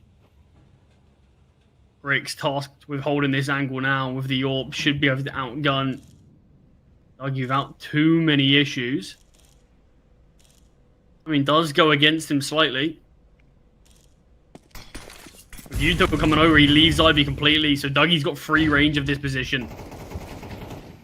Smoke landing allows the T's to make their way out of Pop. Griggs loses all of his teammates. It's all on him to defend A. Finds the first onto Paz. He's being held. He gets stinked down through the wall. Nice readjustment from Griggs there to find the second, but at the bomb site, so much pressure. Udo flying his way. Does get taken down. And despite Griggs doing his absolute best, the T's still managed to find the round. And with nothing in the bank to play with, Fireflux surely run away with Train. And it does indeed look like time is running out. Astramm need 6 in a row just to bring things to overtime. 2 M4s, an MP9, and 2 FAMASs to play with. No defuse kit.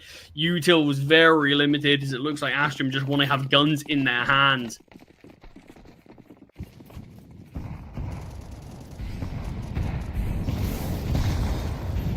Oh, and the Util was unbelievable from the T's there.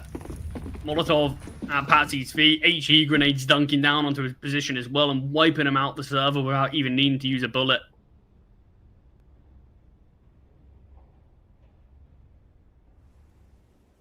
The advantage, Fireflux without too much work. Kenji's positioning is going to be difficult to clear out. It doesn't even look like Fireflux want to give anything up. They know that Astramm are the ones with the disadvantage. They know that they're the ones who might have to take some initiative and take some space, and Griggs is doing exactly that. Doesn't quite get the better of Paz, but brings him down low before Dougie comes to support his teammate. 2-man advantage now, and Astramm, their final 3 players. No util, just weaponry. Have to fight their way out of this one.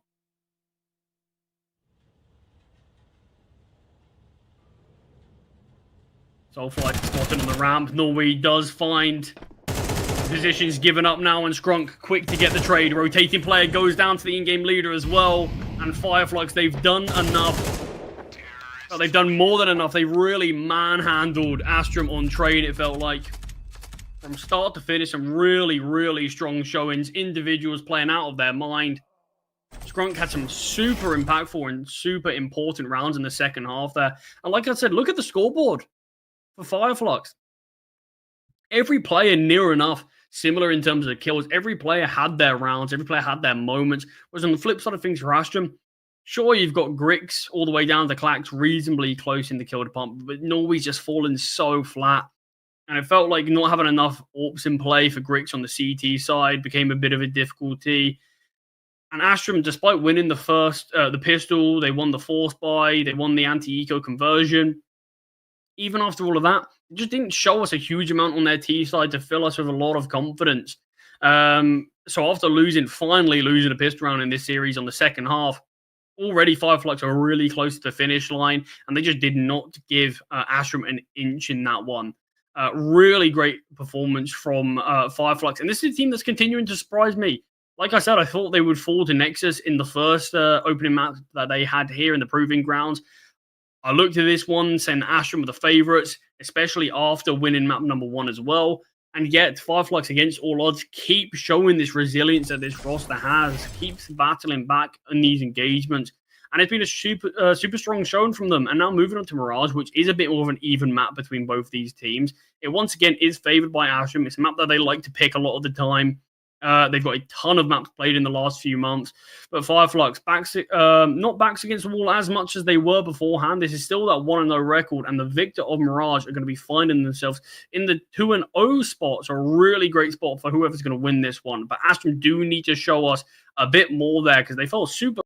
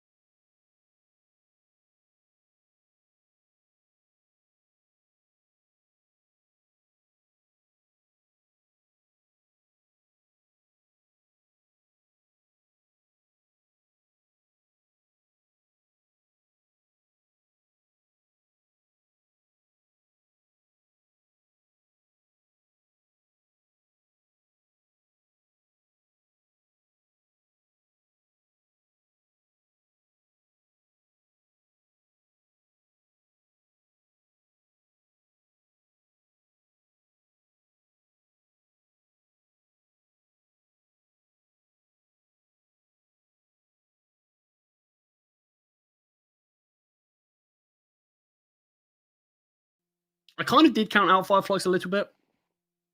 And look, I've been a big believer in this Fireflux team since it sort of initially came into being. But results just have been really up and down. But I felt like part of me maybe lost a little bit of faith in them. But look, name value still is impressive on the team. And I think at the proving ground so far, they've really proved a lot of points. Taking down Nexus, great result there. If they could take down Astramm, I mean, that's a real statement. That's a real statement of intent. And I think that's going to be where we look at Fireflux in that 2-0 record and say, okay, yeah, the sky's the limit at this point. Why not? No expectations anymore. Just prove us what you can do.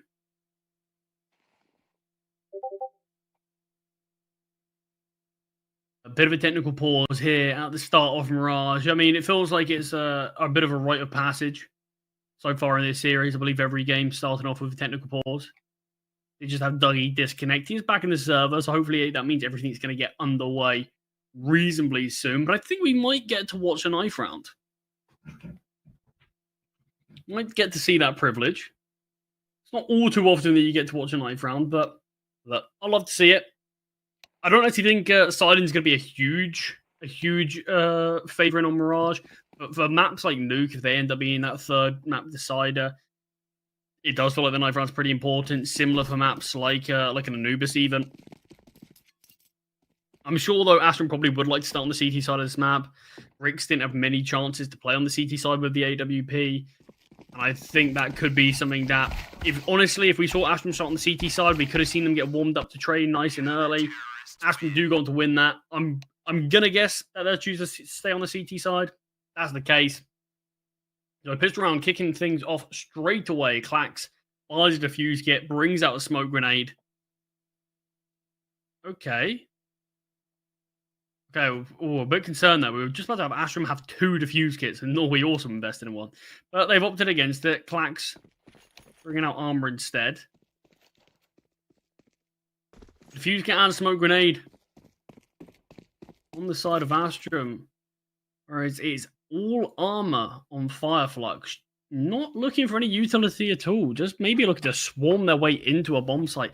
There's not many pistol rounds where I see the T-sides now not having any utility whatsoever. But look, I'm here for it.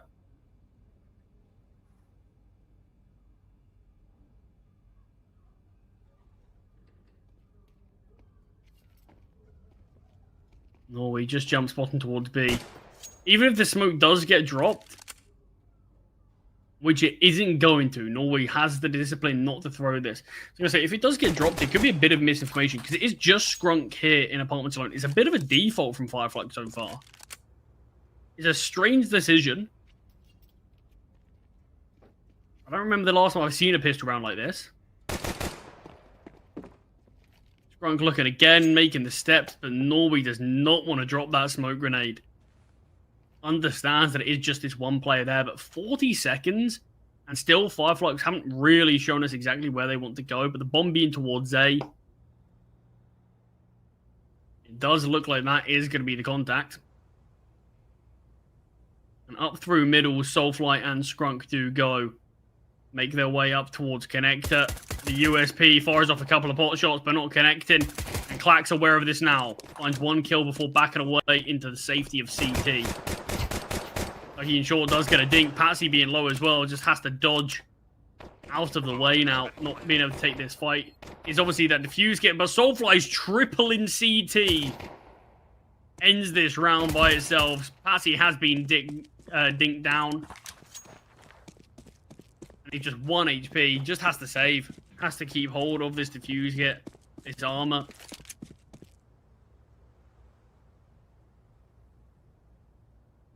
What a showing from Fireflux there. Really weird pistol.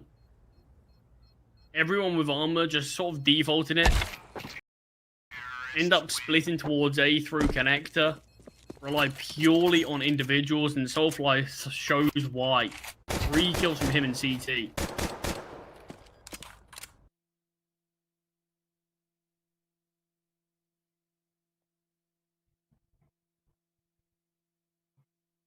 Round number 2 here, and Astramm, their early success that they had on pistol rounds in this series, feels like it's slipped away slightly. They are going to be forcing 2 MP9s, 2 Desert Eagles, a CZ75 on Kenzie. I'm a big CZ lover, but it feels like it doesn't get a lot of love nowadays anymore. Feels like the 5.7 is just far too superior for people to bring out this weapon. But up through middle, CTs go, and they will find one. Stabilized thanks to Dougie and Scrunk. Patsy has a bit of a look in, deals some damage to Dougie, but looks a bit worse for wear himself. So man advantaged. Fireflux look like they should be having an easy time making their way to their second round. But Kenzie's position in the apartments, he's taking a lot of space here. He's actually starting to step forward at the perfect timing. Banjo was holding this position for so long. The issue is, it is a CZ in the flank, though. And this is not exactly the greatest weapon you want here. Where does Kenzie opt to go? He is going to be wrapping through despawn towards Paz's position. He still starts to come down now, and the A-split starts to come through. Kenzie is the player to keep your eye on, but he needs his teammates to stay alive, and not a single one of them does. So Kenzie with the CZ finds one, tries to tap away at Paz, but reacts too quickly. So it's just a 1 kill onto Scrunk that's found, but really did need his team to kind of stay alive for a bit longer there.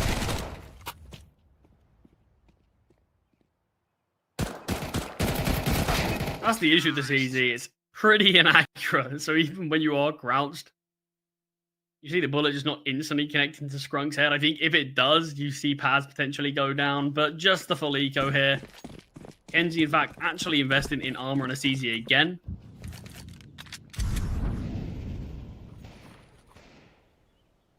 Fireflux should be able to find the 3-0 start.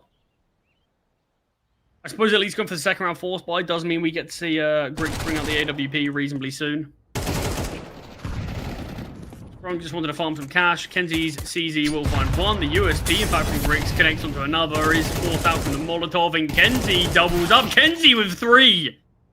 And a 1 versus 1 from Norway. Just a P250 in his hands. Had a really difficult time on map number 2. He finished the map with just 3 kills. And he's just waiting, both players biding their time in this clutch.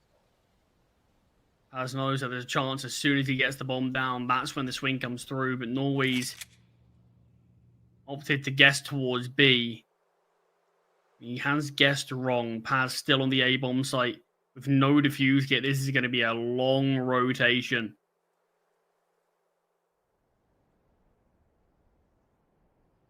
Paz clearing out all of the CT. Might actually start to second guess himself and make his way towards B instead, but just clearing slightly deeper.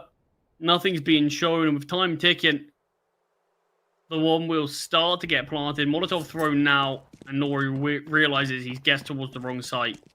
Still, though, Paz not planted. It's given Nori a bit more time to make his way. Another piece of util thrown out. Interconnecting Norway goes. As Paz tries to cross towards CT, I think the barrel of the gun has just been spotted. Weapon can be retrieved, but it's just the Mac 10.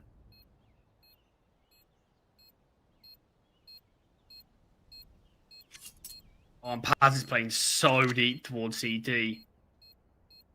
It's really well played from Paz. Norway's clearing all of this out. Has to go for the swing now. Paz ready and waiting. Finds the kill. And the slow-played 1 versus 1 goes the way of Paz. What a round from Kenzie, though. Starting things off with a CZ and armor. Finds the first kill. Retrieves the AK. Doubles up and gives his team a chance, at least. But it was just the eco. Only investment was Kenzie's armor and the CZ. But certainly keeping the economy humble of Fireflux as we see the first full investment come through from Astramm. And the AWP is in the hand of Grix. Searching for something towards Ram. Nate dunking down onto Dougie, and Clax wants to press the issue, wants to drop down here, finds the first kill, readjust for the second, but has too quick, gets the trade.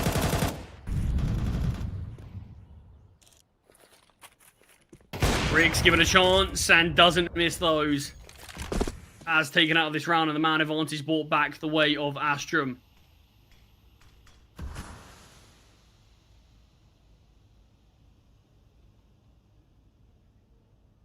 Bomb is dropped towards ramp, so someone has to go and retrieve that as we're approaching the 1 minute mark, and still the T's are reasonably split across the map. Soulfly might just look to see if he can catch a pick towards B and find something back. A peek from the player in bench, and Soulfly is dead. Kenzie's just holding for the walkout. Very short spotted though, Soulfly not quite finding his chance.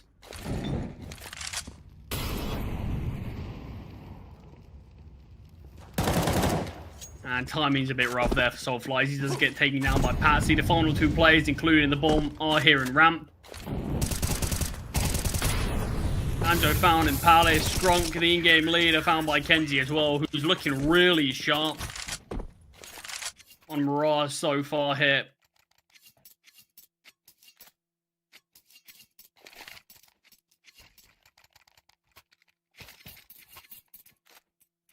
I would love to see a bit more of what Kenzie can do, because it's been a little while since I've actually got to see Kenzie have a really superb game.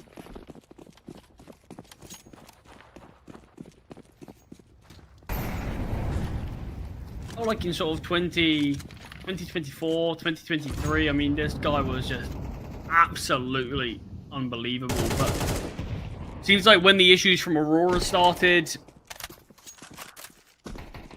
might have maybe just put the teams, individuals in a little bit of a slump as well. A 1-for-1 trade on this force buy from Fireflux. Are trying to get the bomb down, should be able to. Molotov does land towards the default position, forcing these players out in the open, and Norway, welcome to the server with a double kill from him through the smoke. Scrunk understands with a Tech 9, does find one. I mean, you're always scared in positions like that. You never really know what can happen with the Tech 9 and those wild spams towards the header players, but Astramm will find two in a row. And with that obviously being the force buy from Fireflux, we should be able to see an even and leveled up game. Keeping things tense between both sides. And this is what we want for a final map. Look, Inferno was reasonably close, but Astramm ran away with things on the second half. Map number 2 was very one-sided from Fireflux. They put off a great display there. So I think we're due a close finisher for this one.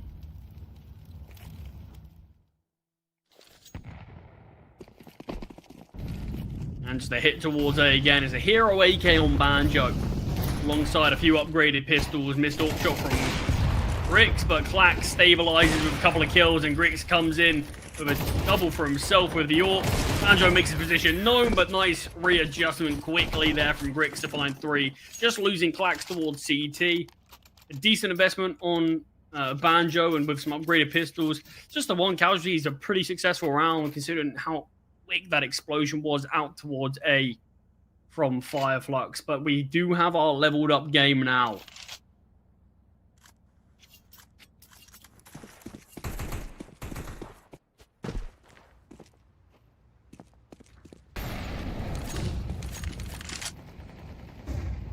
No warp on Dougie. Maybe just reinvested or invested a little bit too much in the last to be able to bring out that weapon.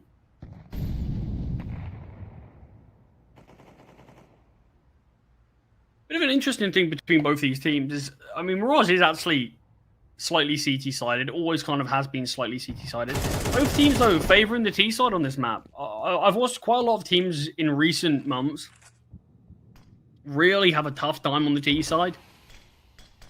Interestingly, in terms of what we've seen from both rosters, yeah, they've had a pretty good T side from both sides. Not saying they've got a bad CT side, but it has just been they preferred this T side. So we'll see if that's going to replicate here on this one. Actually found towards ladder. And Soulfly into the window finds Kenzie. Two-man advantage and Clax flanked all the way through ramp. It might just account for nothing as it looks like Fireflux are going to be heading towards A anyway. Util comes through. I think with the A bomb site taken so cleanly, just going to have to be a save here. There's no need to throw away these weapons. Money's reasonably good for Astramm, but I don't think it's good enough just to be throwing away guns.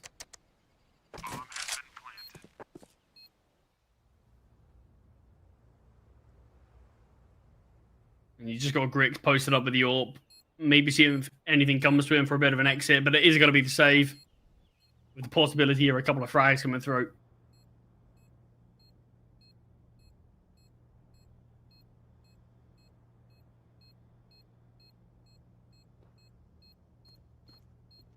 And Fireflux are actually semi-looking for a bit of a hunt towards B maybe at the end. In fact, no, I'm just going to stay restrained. I'm going to allow the CTs to keep hold of these weapons.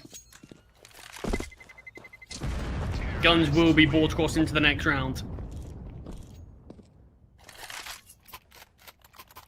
With Astramm already having good money, no issue financially for them.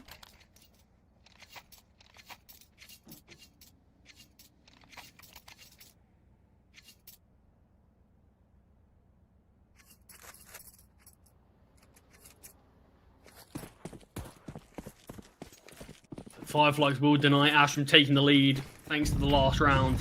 Fast out mid is Patsy as he makes the jump towards short. No early space taken from the T's. Patsy instead looks to take it himself. Does have a teammate in Grix by his side. Easy find onto Skrunk there as the rest of the T's reside towards B. Start to explode out. Patsy rotating in from short. Norway tucked to the back of the bomb site finds one. A lot more to find though. Will eventually get traded out. 3 versus 3. As the bomb site's under the control of Fireflux. Very quick flank here from Kenzie. He makes his way towards the apartments now. Is now being watched from Dougie. Kenzie spotted. Grix with a nice find there. Dougie elevated himself above the smoke, trying to spot something towards window. It's all by himself towards bench. Finds the first in apartments. Second to find, needs the instant headshot. Swaps to the Glock, but Flax doesn't give him any time to settle. So neck and neck still on Mirage. 4-4 on either side. I don't really know how the money's so unbelievably good from Fireflux. But so much cash. That was just from winning one round. One round, they won it cleanly. 5 survivors, and yeah, everyone's absolutely loaded, apparently. I suppose loss bonus is still pretty good for them. Would have had some money in the bank as well. But no issues with an investment, and still Dougie not wanting to go for the sword on the T side. Been something we've seen from all 3 maps so far. Perhaps it is just a bit of the nature of CS2 now, where a lot of teams are looking to have a bit more of a hybrid AWPer, someone who is happy to pick up the rifle.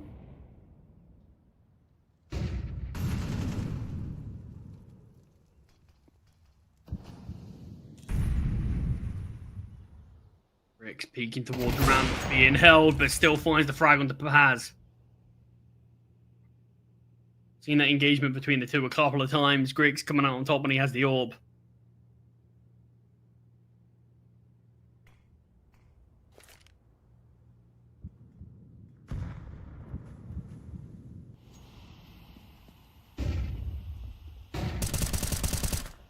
And through the mid-smoke, not far off connecting the bullet. This is Kenzie. Fireflux, I think the key thing to note about both their Inferno, in fact, probably all 3 maps, very slow play T rounds. Not looking to take any space fast, really having the patience to slowly clear out all of these angles before making their move. Dougie in middle finds Kenzie. Banjo as well takes down Clax. It's all on Grix towards CT. It's being held from Dougie and will get found by him as well. Advantage traded over to Fireflux. The Soulfly's position surely finds this kill every day. Norby goes down. It's too easy. Patsy does catch off Dougie. Very low HP, so I might just have to pick up this AWP, but sticking with the rifle.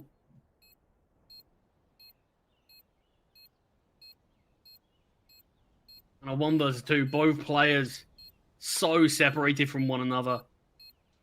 Tap of the bomb. Patsy will end up needing sort of 180 to find these kills, but Soulfly's giving him a slight inch, but with the bullets not instantly connecting, Soulfly has an easy time going back. And with that round, that is the money in the bin for Astramm. Grix is enough for an AWP, but I don't think we're going to see a sort of hero AWP in this round. Well, I say that. I say that. We do see an AWP come out. It is actually a full buy that we see. Loss bonus isn't great, I suppose. Clax didn't actually have enough money. I assume the same thing goes for Norway. So probably actually Astramm had no chance but to go for a force buy. Still a reasonably decent buy in terms of 2 rifles. Flashbang's great to send Patsy in to find 1. Can back away. Banjo's not looking for the trade there.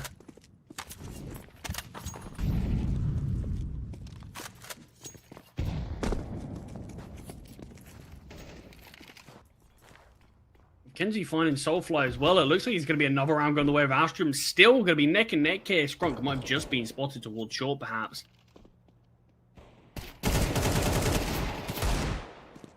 Like he kind of needs a double to open up that A-bomb site. Only able to find 1. With Patsy finding Scrunk, it leaves the finished rifler in a 1 versus 4. He sets his sights towards B. Grix posted up. This is a nice shot for him to find and will do so. All square again, and look, we had Astramm in a bit of a difficult spot where they had the force buy. Might have a similar one for Fireflux. But with Scrunk being the only player who can't invest in the next, there is a chance Fireflux could just eco, but no, they are going to fully invest as well. So neck and neck, but if this round doesn't go the way of Fireflux, Astramm should be the ones able to find 7, and that could be a big turnaround from a game that's gone back and forth from start to finish, really.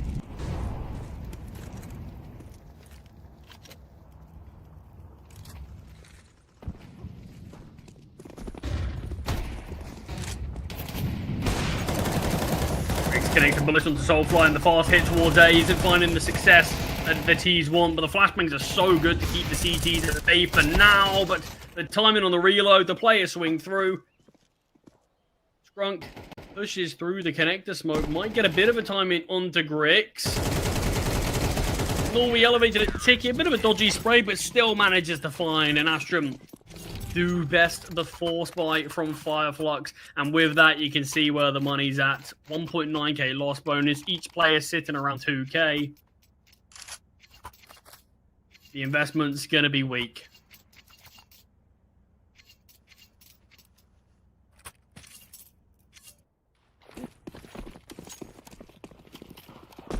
Astramm should be able to find themselves with 7.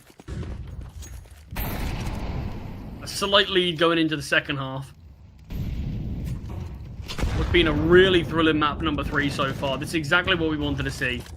After pretty one-sided map number 1 and map number 2, this would be a great way to finish things off. Quack's not actually spotted on Palace, but makes his position known in a quick headshot from the Deagle. Bomb plant comes through. Dougie 1v4. Nade lands onto him. Does find 1 kill, but nothing else can be obtained. Or the Fireflux AWPer. Luckey's actually having a really good game here. He looked great on the rifles. Completely different playstyle to what he's like on the AWP. Really wants to be in the face with these rifles. Really wants to take this space. And it's been great to watch him. Big change up. And I think this is what a lot of teams like. It's quite a luxury now having an AWPer who is so sort of hybridy in the fact that they can just retrieve that rifle, they can bring out this gun and not really have issues while they're doing so. But it is still that 7-5 Astramm. We know that they have a good T-side on this map. It tends to be where they favor, but I think stats kind of can get thrown out the window in this series so far.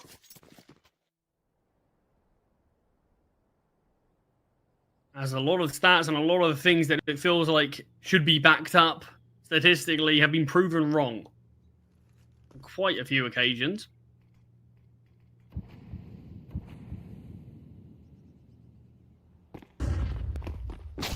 Smokes towards A. Astramm tried to make their way out of the apartments, but Skrunk will find a USB headshot onto Patsy. The CTs are happy to give up all this space. They've got utility, they've got a defuse kit, they want to play this retake. Flash thrown towards CT. 3 players on Astramm fight here as there's 4 defenders. They do walk away with a positive trade to bring things to a level playing field. Paz forced backwards here in connector. The players frantically trying to make their way into jungle, but Grix's position is unknown. Finds Banjo. He finds the second on the bomb site. That's everything, but tap of the bomb from Soulfly finds the second. Can't get the swing onto Clax. The Glock bests the USP on this occasion. As Astramm make it 4 in a row. And a technical call pause to kick things off on the second half. Had quite a few of them this game, but hopefully not going to be something that goes on for too long.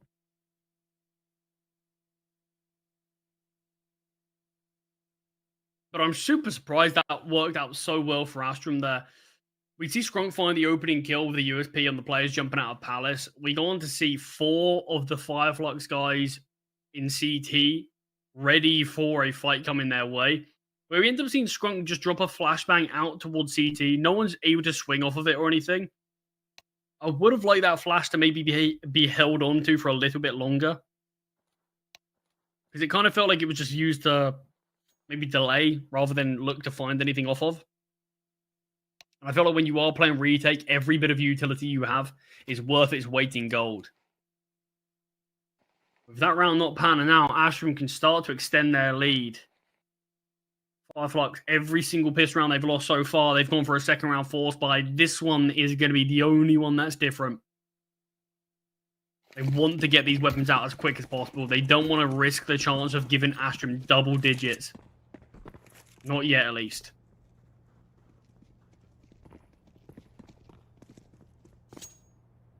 The 4 USPs and Soulfly's Desert Eagle.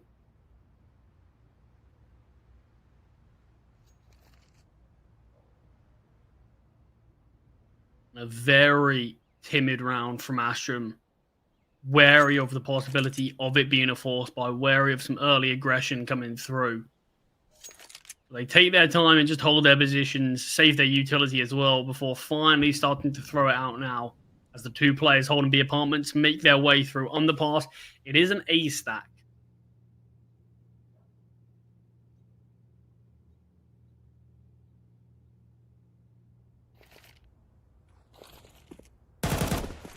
One player is spotted. Soulfly outside here in connector as well. Clax under pressure in Palace, and the T's should have finally gauged that it is this A stack. Kenji's nice double keeps this round in their favor, and with the AK of Palace going down, the USPs on the bomb site will fall. Gets a bit dicey at times. Grix 6 HP, Kenji not far off dying.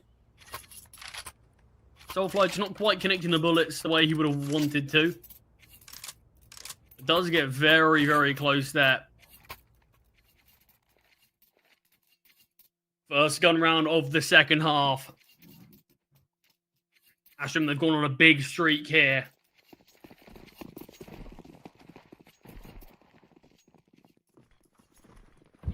It's 5 in a row, looking to extend it to 6.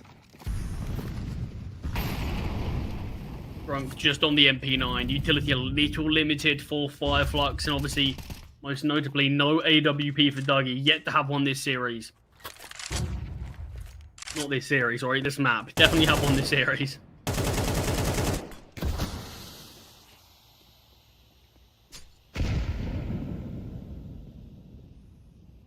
Three-man sort of connector hold right now from Fireflux. Kenji finds Soulfly through the smoke. Are they going to be ready for 2 more players nearby? Apparently so. Dougie does get taken down. There's no chance they're going to be ready for Skrunk here with the MP9 though, so he's able to double up. Can't get the third. Player on short in Paz will emerge and will keep things as this 2 versus 2. The 3-man connector hold gets obliterated, but just not ready for Skrunk to be there as that 3rd man. Paz should have been spotted towards short. Molotov lands at his feet. Another molly and nade to boot will force him back, but Banjo emerging into jungle. You've got a low HP Norway, but it doesn't matter. Clax still finds. Seen Paz in a couple of clutches. He's already won a couple in this series so far. This would be one step further. Clax flanking around through jungle from CT. Norway has to just keep himself alive on this bomb site. One bullet from death, just trying to sell this presence. As Clax is making his way into jungle now. Norway spotted on the bomb site. Clax finally strikes. Norway plays it perfectly, just to delay, just to buy time. And that is double digits now hit for Astramm as they make their way one step closer to the finish line to take this series. You can see the investment, just a partial one from Fireflux. Dougie's not going to buy at all anything, in fact. Wants to save for the AWP. We'll bring out a 5-7 late. Can see half buys like this work out, but these are rounds that if Astramm want to win this game, just got to get over this hurdle. Don't make these mistakes to lose these weaker investments.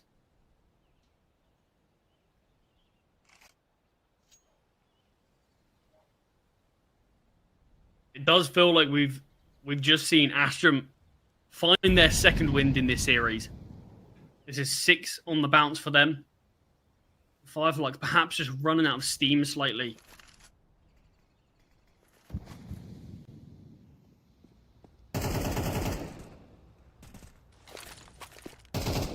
It's been taken with little to no resistance. Fireflux don't quite have the utility to actually be able to battle their way into this position.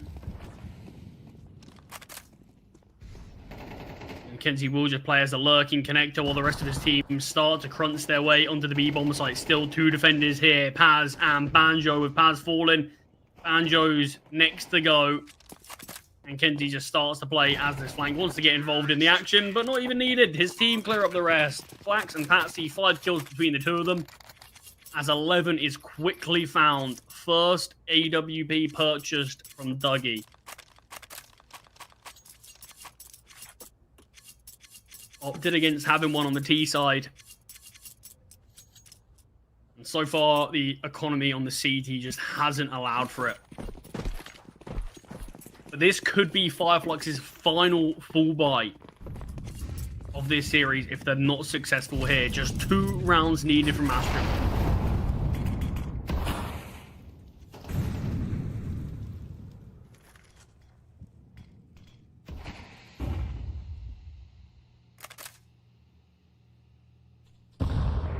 Again, mid's being taken. Not a huge amount of resistance here from Fireflux. They've started to rotate a player out towards short. Dougie does strike with that AWP. HE grenade chips away at Clax. The flashbang's great into middle, but players on top of one another towards connector. Still doesn't make a difference. They find the kills, and man advantage found for Fireflux. Back to repositions from ramp to Palace.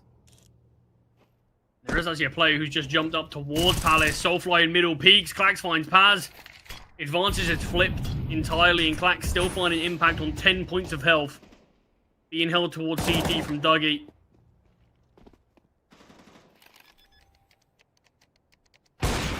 Oh, and what a fight from the wallbang headshot. Clax finally peeks one out and finds his 3rd kill on the round. He's 1 bullet from death. Bomb's being retrieved. Clax might retrieve the orb, but he does do so.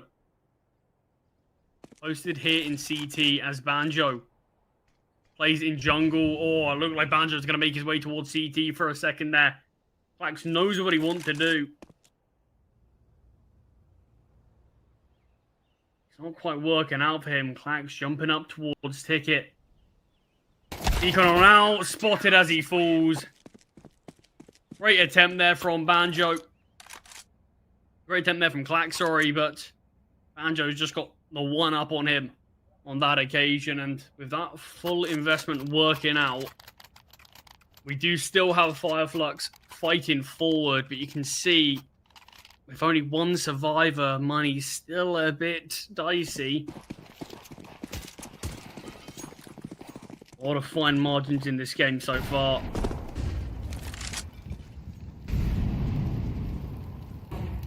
Just the one defuse kill on Dougie. Scrunk getting aggressive here towards Ram. Clax anticipating it and does fine. Dougie posted up with the AWP. If Clax overextends, that's the trade given back.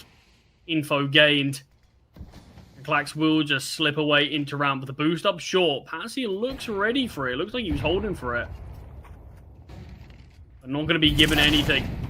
Mackenzie has that sixth sense to look towards the position, and Patsy tries to swarm onto short. 3-man advantage, and this is going to be 12. It has to be. Fireflux going to try to save these weapons, tried to keep hold of them. Soulfly could get caught out with even being able to fire a bullet back.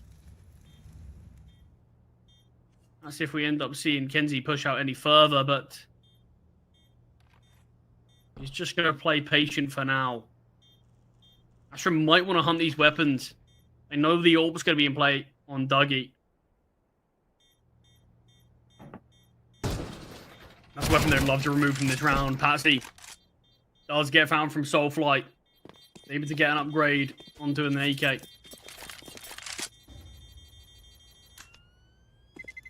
And surprisingly, actually, Astramm have a lot of restraint. Oh, well, maybe Griggs doesn't. There's his AWP gone. I'm going to have to reinvest in that, and actually can't reinvest in that. So just has to play with the rifle. Yeah, surprisingly, Astramm a lot of restraint to not go for the hunt there. Interesting as why they've chosen not to.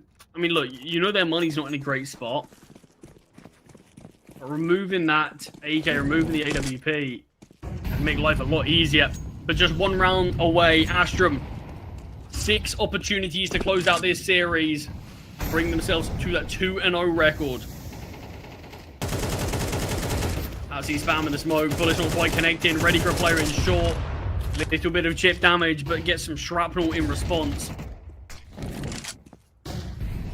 Paz desperately needed that frag towards short as more spams come through. They're aware that Soulfly is going to be behind the smoke, but just can't connect the bullets onto him.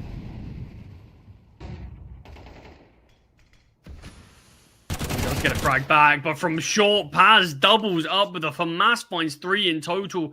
Clax has caught a nice time in here on A. Puts himself interconnected. The bomb is dropped here. Norway kind of desperately needs to find a kill onto Banjo. Won't do so. Clax in connector. Fires off some bullets. They know exactly where he is. The nade will be able to find Norway or Banjo, but apparently not. Just 3 damage with the HG grenade as Fireflux survive another round. Still 5 opportunities for Astramm to close this one out. I mean, what a great game Clax has had. He's had so many opening duels, so many early kills found from him, as well as obviously sitting on 20 kills. Stepped up to another level, and it feels like while Norway's having a pretty tough time in this series, you had a really poor Train, having a pretty poor Inferno. This is where you do need players to sort of step up above and beyond, and Clax has been the player to deliver and provide that.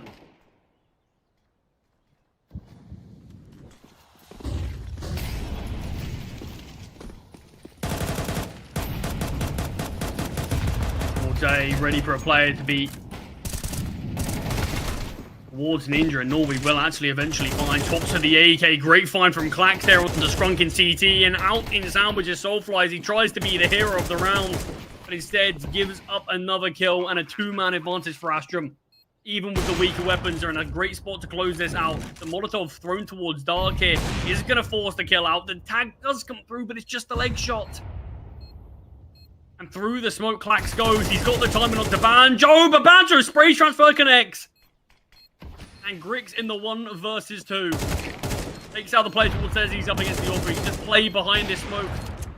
Make the AWP's life really difficult. The USP jumps up, and the USP will find onto the bomb to be defused, and Astramm lose a 4 versus 2.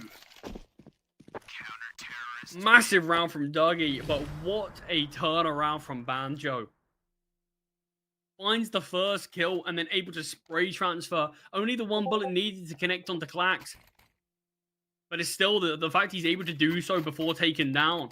If Clax finds him, that round's lost again. More fine margins coming through here as Astramm failed to convert Mirage and this series another round. It's another great opportunity. There's nothing worse than finishing a map or a map going to overtime. And you say to yourself, we should have won that. I mean, we should have won that multiple times. Astramm still have a lot of opportunities. And up in middle, spots out one is Soul Flight.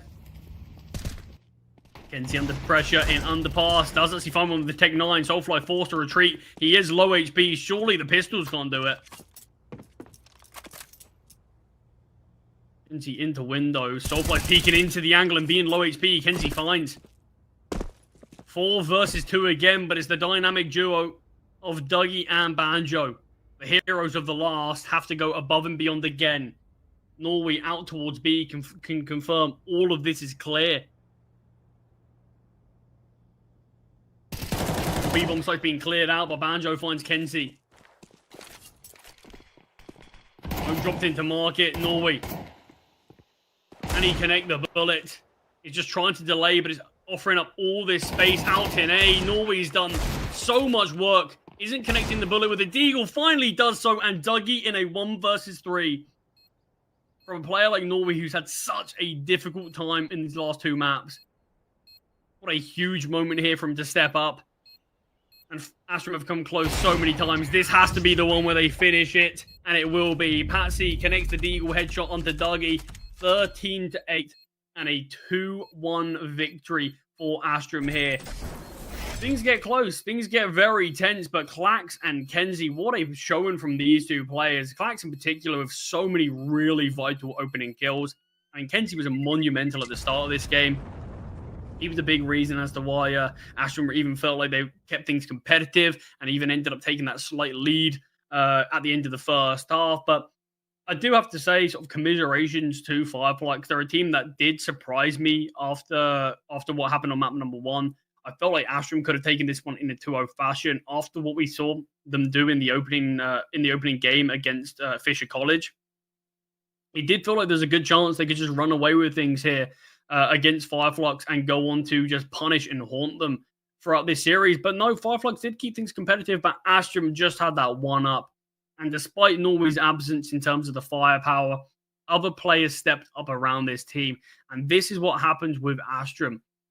Even though Grix is sort of the star man, the leading man, who often we do talk about and look towards for Astramm in terms of the kill department, he's by no means the only player who can go above and beyond. And I think Clax and Kenzie showed that on Mirage and showed that this team individually can be there and they can really be a real threat on any given day if you give them room to warm up. And that's exactly what we've seen.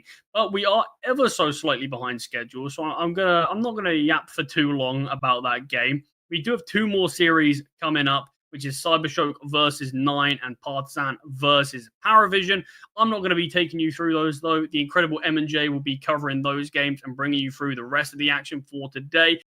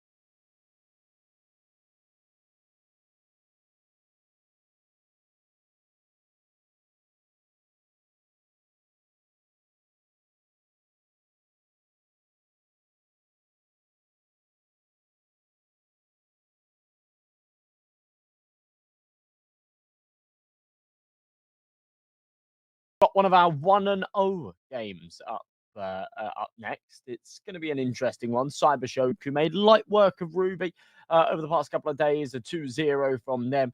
And Nine, who had a little bit of a harder time versus Eclat. I thought they were 2-0 that game, considering Eclat had 2 stand-ins. It didn't end up being the case. Nine lost their map pick of Inferno. It all got a little bit shaky, and they were just about able to get it over the line.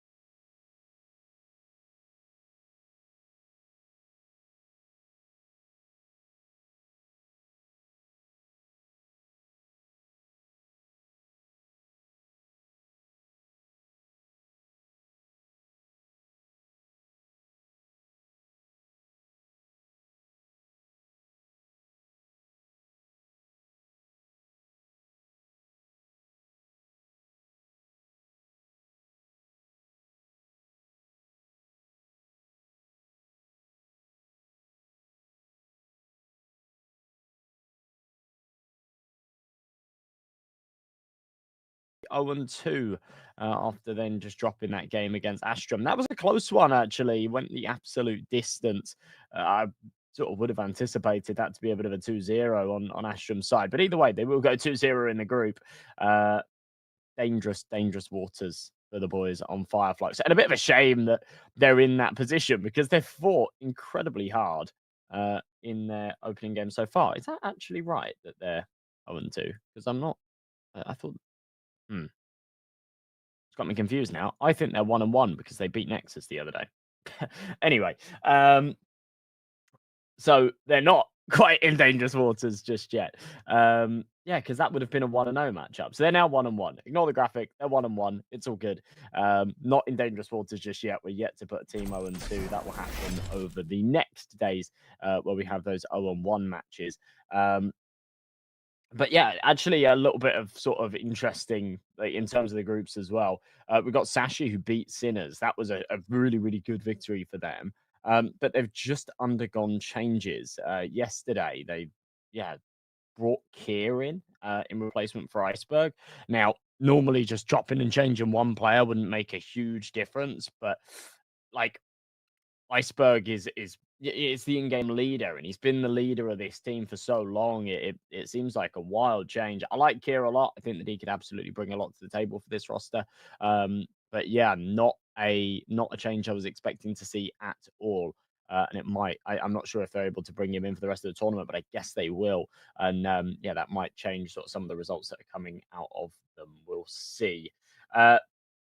Okay, so we'll take a look at the rosters for today, and I'll do my best to talk you through who are the players to look out for, who are the ones putting up big numbers, and all of that jazz. And yeah, up first, of course, we got the boys on Cybershock.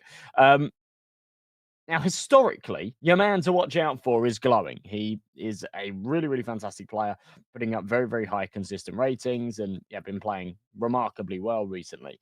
However, in the game the other day against Ruby, it was actually Notaneki that was by far and away the most potent in the series.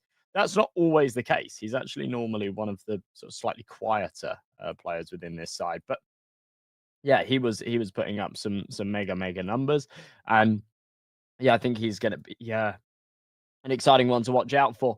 Fenneman was a little bit quiet in that series, actually, and I'd like to see more out of him on the AWP. We will see him get that sniper out a lot. I think the big thing was he was missing a lot of really key shots. He was hitting some incredible ones, but he was missing a lot of really, really key kind of routine run-of-the-mill shots. And yeah, that's always a little bit worrying. On the other side of things, you've got the 9 boys, Bob XD, Rouse, Kragan, Faven, and now Modo as a result of Mansu's injury. I think he broke his arm. So, yeah, they've got Modo. He's standing in for this tournament. I hope that he'll be standing in for other tournaments as well, so that they have that sort of consistency level within the team over the next few weeks, because, you know, something like breaking an arm means you are out for like probably the rest of the month. So yeah, if you're chopping and changing subs constantly, then that's always awkward. If you've just got one piece that's constantly there, then yeah, that does you some favors. Vito in front of you though. So an Anubis pick out of Cybershock 9, jumping straight into Nuke, and sorry, not Inferno, Dust 2 as that third and final decider. So what we were anticipating, it is that Nuke choice out of 9. It's not one that they always pick into, actually. They're normally a little more interested in picking into Train. However, with Cybershock being a pretty decent Train team, 9 say, we're going to jump straight into Nuke. It's our second best map. We are very, very strong in it. We do like to sometimes pick into it. And Cybershock have shown some major signs of weakness there. Prior to their win against Ruby the other day, they were on a 9-loss streak on the power plant, and now they've got to try and change that once again. But fast-paced into the pistol round here as we're underway on Anubis. Fenneman and Notaneki pulling the numbers in the Cybershock favor after losing the early man in the form of Glowing, but Blixie needs to deliver now from Con. They emerge out of the temple. Pressure certainly applied. And the bomb tapped in. Blixie can't do a lot about it. Waiting for his teammates to get into position so that they can play for this retake. And have the safety in numbers. But Modo with his P250 from behind the site. Jiggling, tapping, landing heads. Looking for a third. It's Rouse to deliver. A double for him as well. A really strong round after 9 were able to find that space on the B-bomb site. As soon as they get it, they plant their feet firmly in the dirt. They get that C4 planted, and they're away in the wind.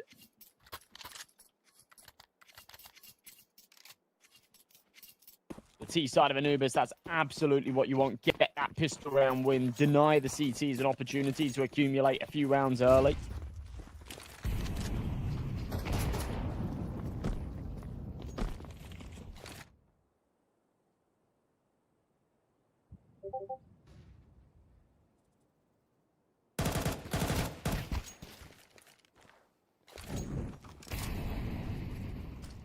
A shot from Kragan.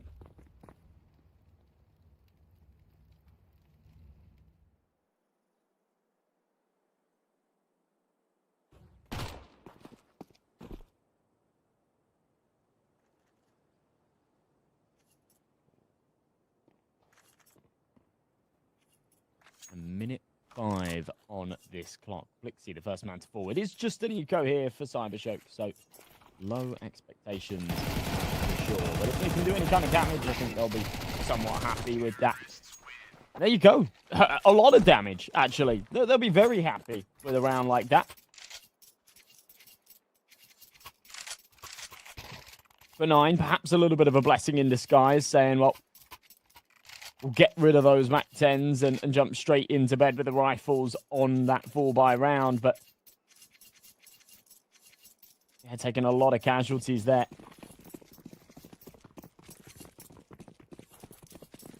Not as clean as I think you'd hope the full eco to be.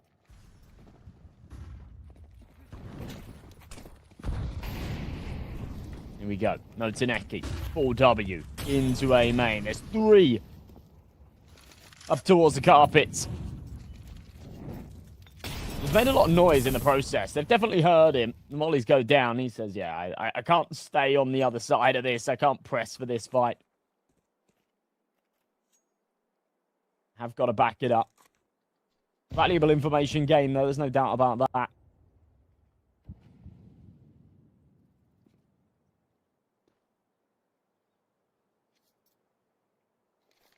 Question to be asked now is what will they do with it?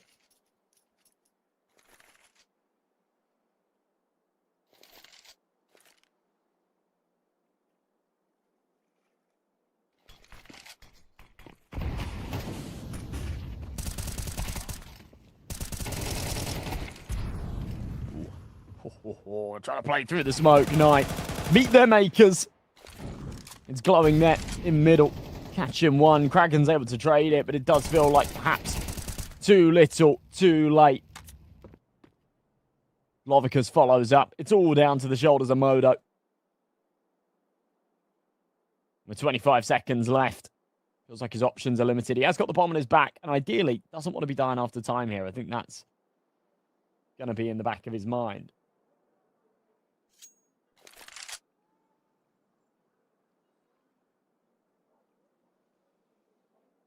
But he will survive.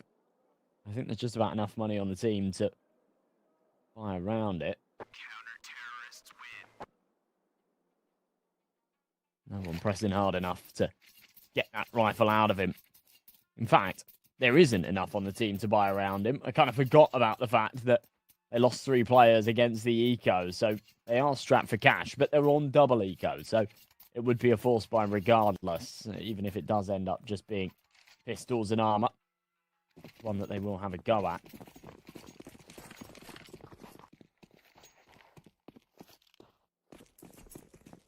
Running it back. Cybershock, really good opportunity here.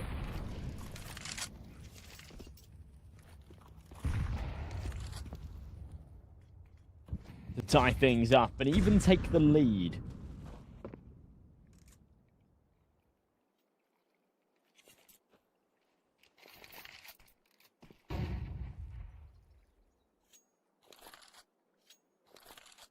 Go deeper into the game.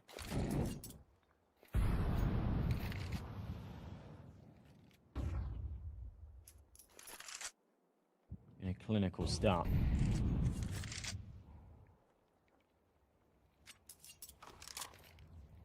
The CT side of Anubis, Cybershock, no, they're only really looking for 5 rounds. 4 would suffice so much of the time.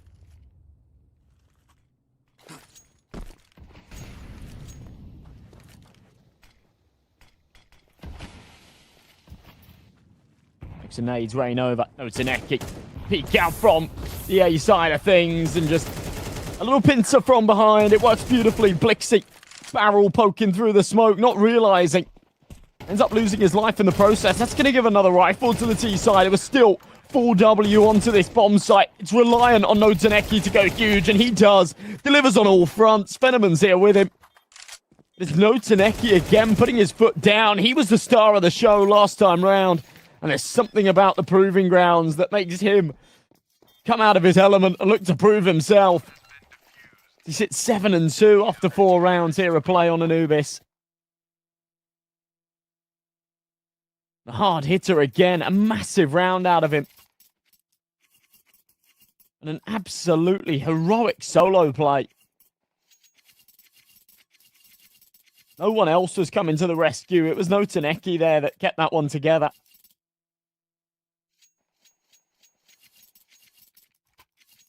Fenneman doing what was needed at the end there as well.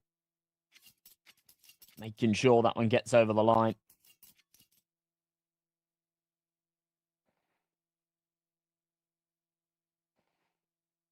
Really, really good stuff, though.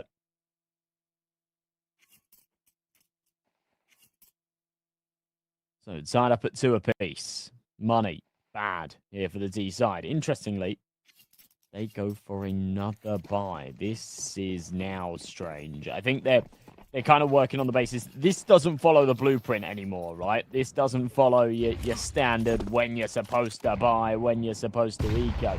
I think they are working on the basis that these force buy rounds have come desperately close.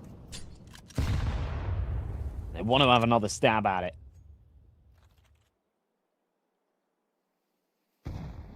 Confident that the recipe is right, just maybe the cooking time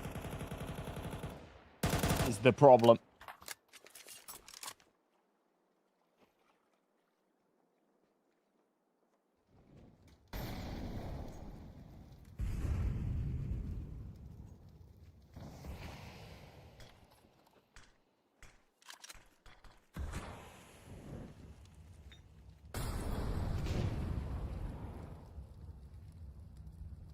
really, really slow here, though. Minute left on this clock. Patient as ever. Rouse, jumping, looking towards the doors. This time, it seemed like... I don't know, maybe... Yeah, no, it is. It is still going to be a B crunch. Rinse and repeat here towards this side of the map. That's where they've had the most success. They will run it down again, but the util running down the clock in the meantime should be problematic for them. Rotation starting to pull over, but they've gone for a bit too heavy of a stack on the A side of things. Lovicus needs to hold down this line. He's got Blixie there with him, but the crossfire broken. And Lovicus is only good for one. 9 plant the bomb. They put the bun in the oven. Now they just need to make sure that they defend it, they guard it with their lives. Noteneki and Glowing coming in for the retake. One spotted towards the pillar. A little bit of damage dealt, trying to draw the attention away for Noteneki to activate. The problem is, for Glowing falling, Noteneki, whilst he's been fantastic so far, does not fancy his chances. They 1 versus 3, and he will not survive anyway. Kragan from above, Mac 10 shuts it down, and we go 3-2. 9 take a round. They had no business in winning, and proves to me that they were right to force fight. You get 2 rounds on the bounce on that B site, and you're really close to cracking it. Can't help but feel that 3rd time's the charm. You do just need to run it back again.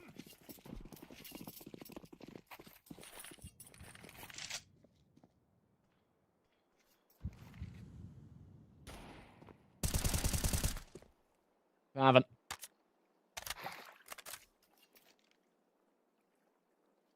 It pops through the smoke.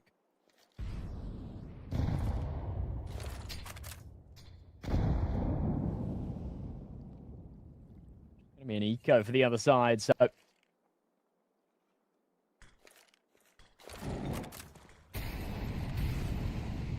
again, low expectations here, I guess, for Cybershow. The right call. They've stacked up this B-bomb site. They've got 4 ready and waiting, 1 towards middle. And last time around on the eco, they were able to do quite a lot of damage. They found 3 kills. Won't repeat itself now. It's Glowing caught on the flank as well. Modo ends up with a 4K. Nice little step pad opportunity. It's bizarrely, he's 8-1 right now. The 2 rounds they lost, he was able to save in one of them.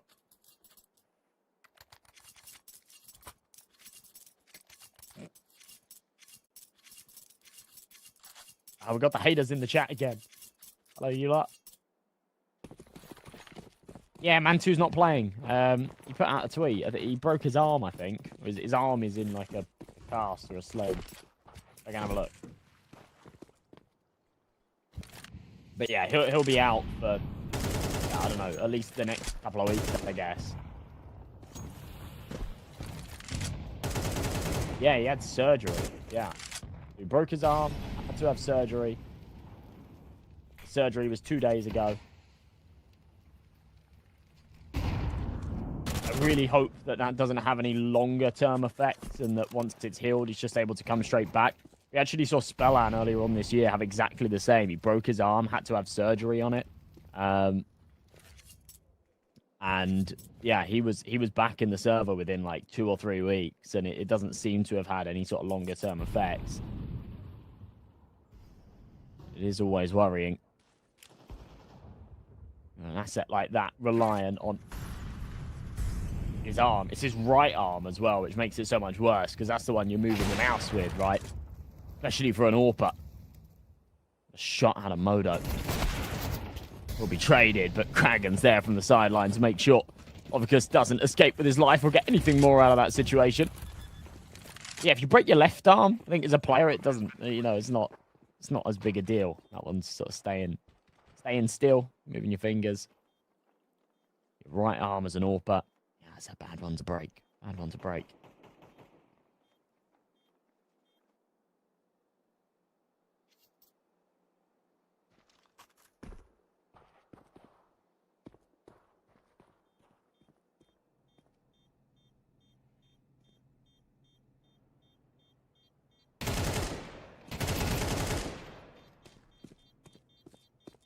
Bob State on the hunt.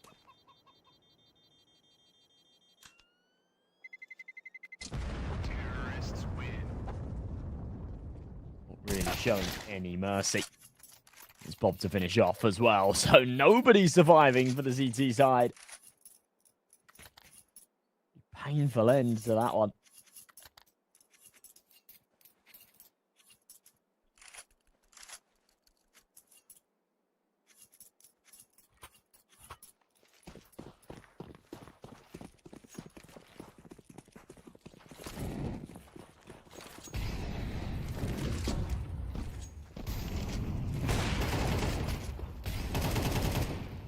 Modo. Great opening. Follows up with another as well. The flashbang pops through. Kragan's just going to send it out. It's just against the pistols, but I said before, when we saw this Cybershock B stack, the eco round last time, they were able to do some big damage with it. The last two occasions have just been the single kill and all 5 falling. 9 make it 6, and it feels like they're playing wingman right now. Only been this B site, completely ignored A. And even knowing that fact, Cybershock have either sort of overthought things here and still put players over towards A, thinking they're going to come here eventually, or they've stacked up onto B and it's still not worked.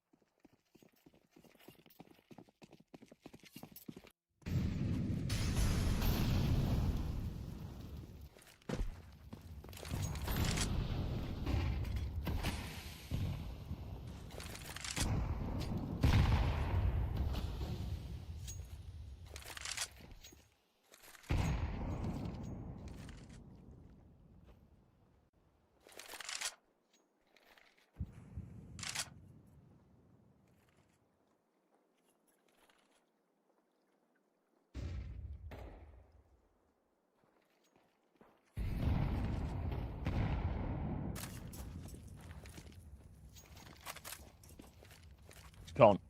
3 stacked up onto the B site early, but they start to second guess things as it's been dead quiet for the last minute. They do need to just stay put. It does seem like 9 once again are teetering towards it, but maybe through the route of mid. Maybe this is finally the round that they remember there's an A-bomb site.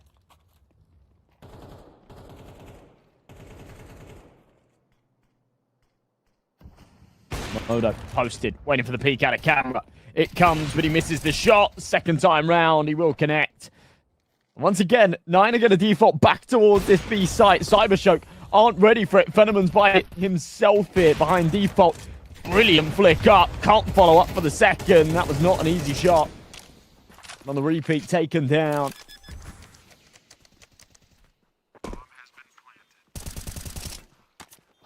Blixie through the smoke. Faven gone.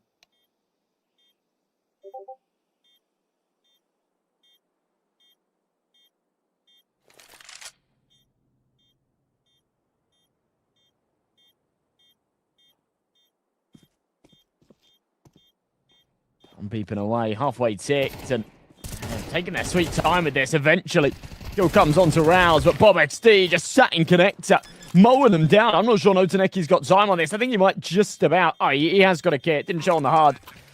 He's got a kit. No trouble. Third on the board for Cybershock. Comes a little close for comfort, though. Bob XD giving us a little bit of a show there in the clutch. It's been him and Modo putting up big numbers.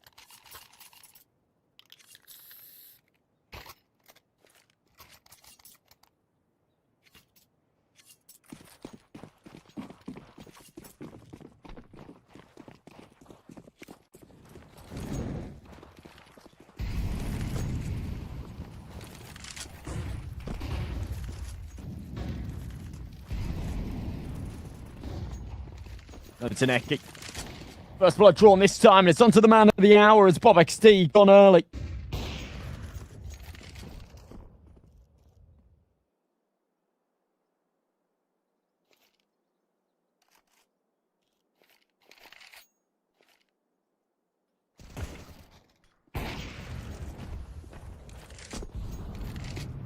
Concentrate back. She puts things into a 3-on-3. I don't think they're going to clear Blixie here.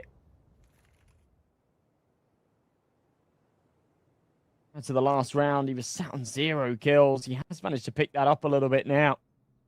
Open this round up with one of his own.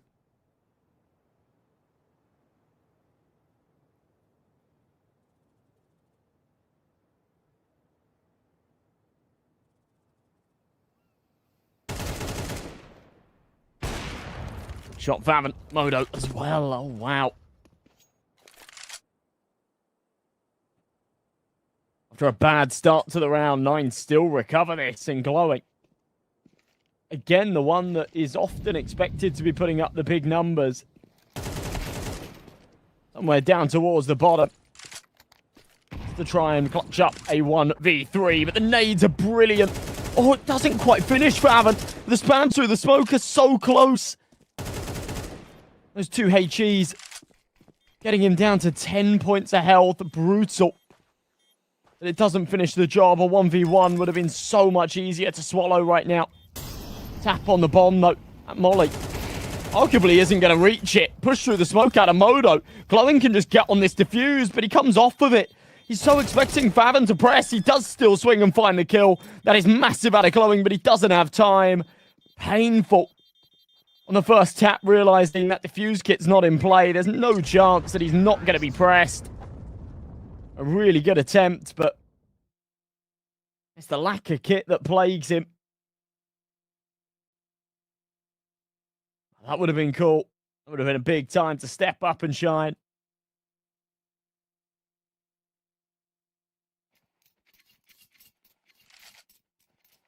He doesn't deliver.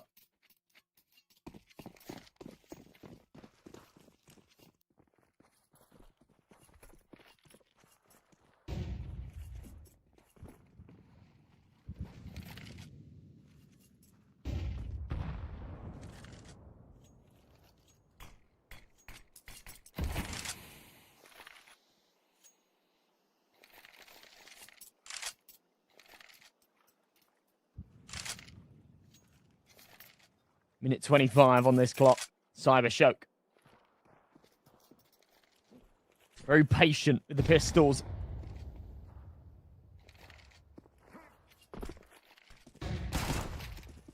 Wide swing. No Taneki. Nice goal. That's bobbed down early.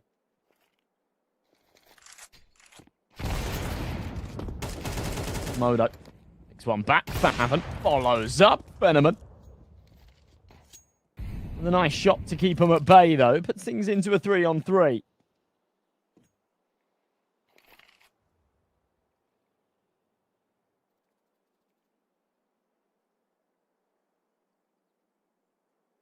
Zlovicus to wrap his way around.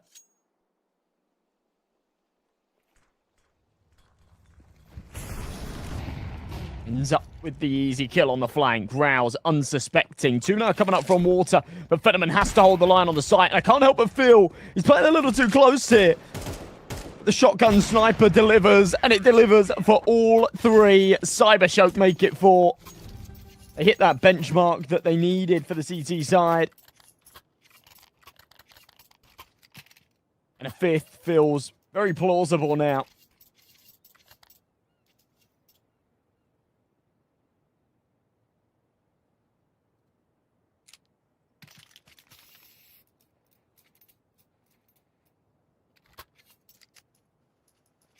With tactical pause out of Cyber Shoke.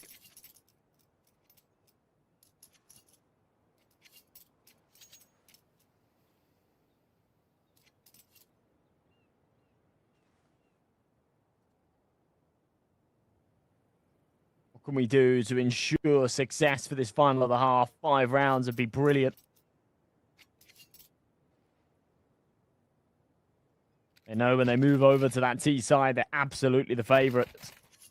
In fact, their T-side win percentage is monumental. For a map that they often pick into, and therefore they get that CT start, the fact that they are consistently able to take like 63, 64% of the T-side rounds is definitely more than average.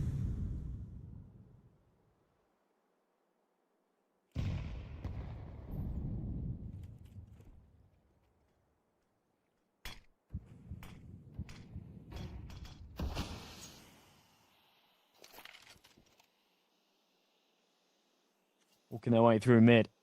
Kragan. I'm going to try and spearhead this one. It is going to be the A-bomb site again under siege as Venomant lines up two. And the pincer in from main is just not there. He's got the support in the form of Notaneki, who will go down.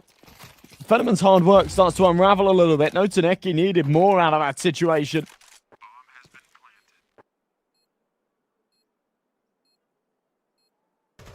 As soon as Venomant on the repeat doesn't hit that third shot, he knows that he's dead to rights. Kragan lines up 3 on the taps. 9 make it 8 rounds. And recover a 2-man deficit there in that one. It's been an interesting game with very top-heavy scoreboards. You look over on the side of 9. You got Modo, Bob XD, and Kragan having games of their lives. They're playing fantastic. Favin and Rouse have been dead quiet. On the other side of things, it's Notaneki and Venomant doing all the heavy lifting. Everybody else missing. Blixie and Lovicus on 3 and 4 kills. Glowing's on 6, but you've got to remember, he was on 3 prior to one of the final rounds of the half, where he clutched a 1v3, but he didn't have time on the bombs. But ultimately didn't really have all too much impact.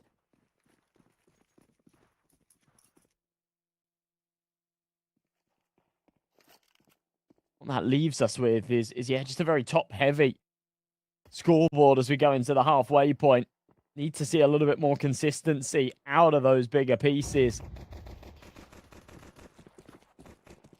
If we don't, worry for what's to come. Modo, big headshot to get things started. Rouse is going to follow up as well. This feels like a bit of a must-win pistol round for Cybershoke. They'd have taken a 5th round. They'd have that breathing room. They wouldn't necessarily have so much pressure on the pistol here. Without it, it feels like they need it.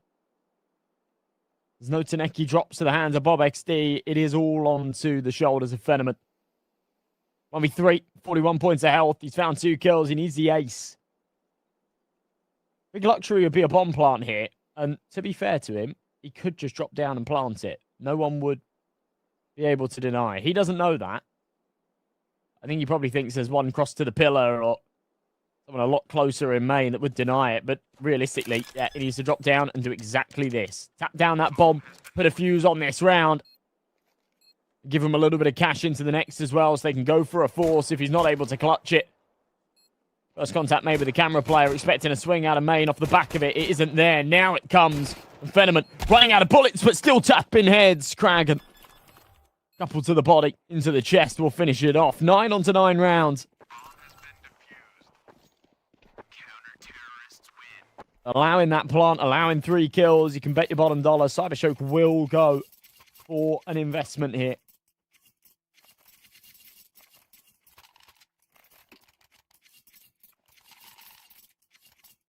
A pretty decent one at that as well.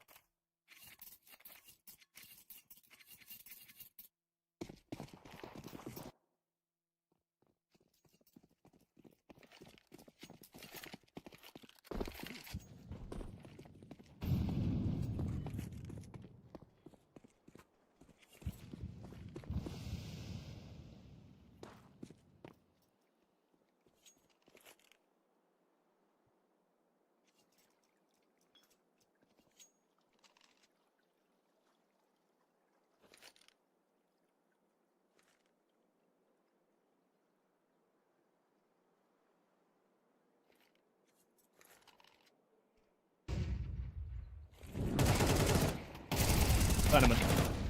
Big opening pick. There's no Taneki as well there with him. Man advantage here for Cybershoke because they've got the A site again. For 9, are they really just pulling the plug on this? They are. They don't want it. They do not want it. Back into B. Hold on to these 3 rifles. We'll have an investment in the next. think that's the right call.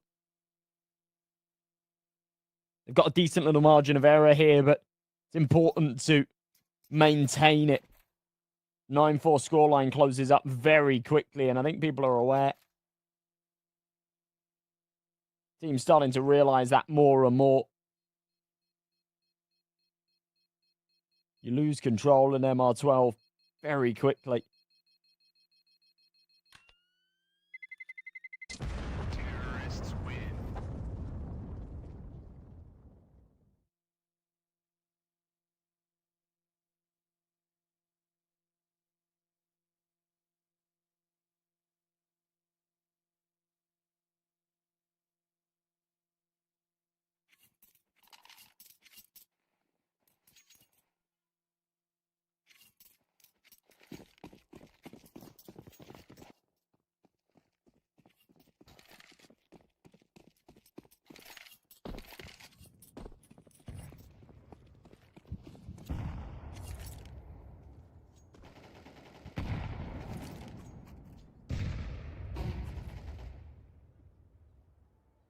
There's an eagle.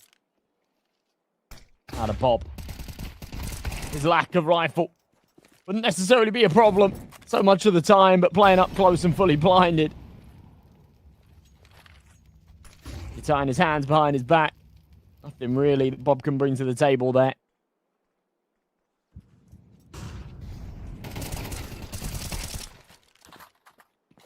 Little trades. Modo only 1 for 1. Doesn't feel like enough. This MP9 needs to go big now. It's Rouse on the other side. Spams away. Just can't find it. Not a single point of damage dealt back to him, though. I don't know how he's evaded all of those bullets. They blow open the smoke. Gives Kragan a bit of a sight line. He's able to follow up for another. Cybershock are going to be feeling the pressure here because they know that they suck on Nuke. If they're not able to finish this off, they're not able to pull this back on it, on Anubis. They're going to have trouble. The molly is going to force Glowing to plant open. However, the temple molly will stop Rouse from denying. So, bit of a stalemate here. 3v3. No Zaneki low. That'll be dealt with shortly. Favon takes him out. And finally, they've run out of Molotov, so Rouse can now activate. Little jump out, little jiggle. Glowing takes contact. Wide swing. MP9 goes tit for tat as Rouse falls, but it's Favon. Catch one back. They know where the last resides. It's Blixie there in Temple. Kragan's going to tap the bomb. The contact made. Needs to just stick this, to be honest, but Blixie toying with him. Kragan realizes he hasn't got time. Blixie will finish him off. I think goes down with the bomb here as well. No, doesn't explode before the timer expires. Doesn't matter. He only gets out of there with an SMG, but it should be, to be honest, the weapon of choice going into this next round, as 9 aren't going to have money. That one again comes desperately close. But it is Cybershock to prevail.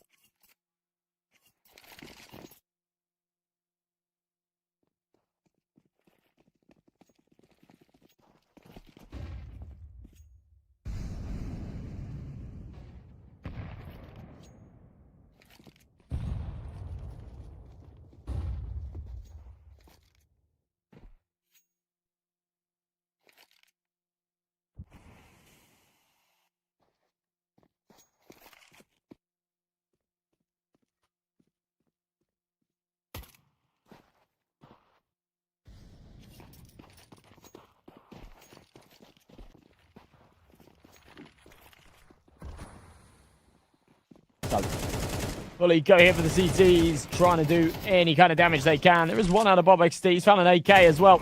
Chance to rack up a little bit more here. Drops the molly. Now the goal is, I guess, to try and save it. But his teammates hunt for more or act as bodyguards. MP9's already in hot pursuit. Glowing. Nothing really to lose here. He doesn't want this SMG next round, so either he finds a kill, upgrades into the AK, or he doesn't, and there's justification to rebind the next anyway. No armor on Bob. Makes that an impossible fight. And Glowing's quicker to the trigger. Rouse all by himself. AK then recovered. 7th on the board for Cybershock. A comfortable round victory once again. As I said before, their T side, very, very scary.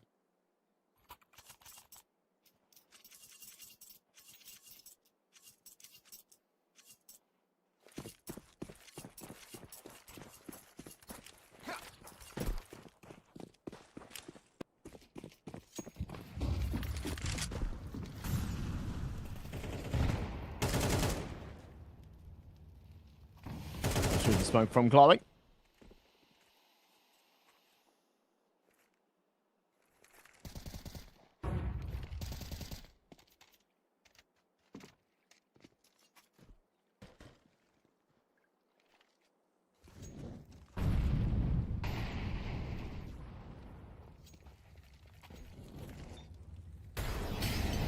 Close molly. Nades rain over. Fire at the feet of Faven, but somehow, once he's getting toasty toes, he's not cooking. XD will have a smoke at the fire at his feet as well. Minute on this clock. 9 trying to re-establish a bit of control here towards Connector. Lovicus. Just around this corner. Makes it happen. Lines up 2 heads. Kragan and Faven. Beaten to a pulp. Wow's not expected as the 3rd man in Connector, so no surprise he ends up with a freebie there. It doesn't feel like it's going to merit a round. He's down to 5 HP. He's got 3 coming his way. Venomant so quick to react, and Modo has to save.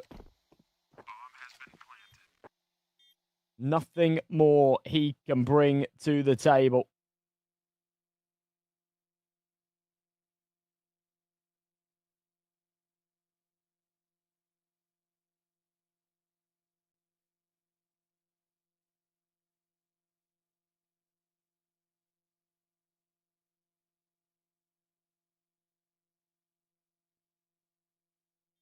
With another comfortable round victory. Cybershock inching further ahead. Not quite ahead just yet, but further momentum, further just about everything to close this back up, and you expect them to do it in the next round as 9 won't have money.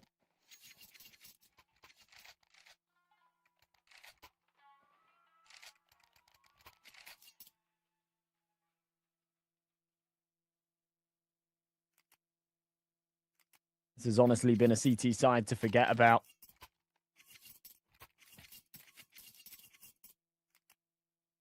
Not been good.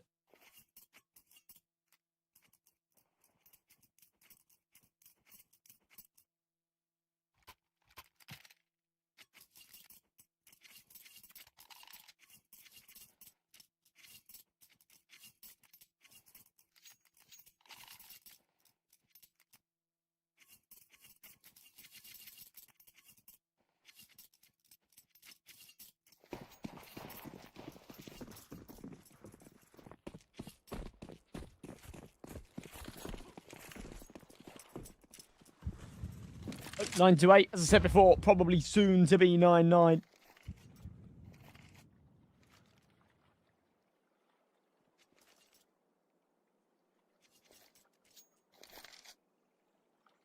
Just a half by here around that saved AWP in Modo's hands.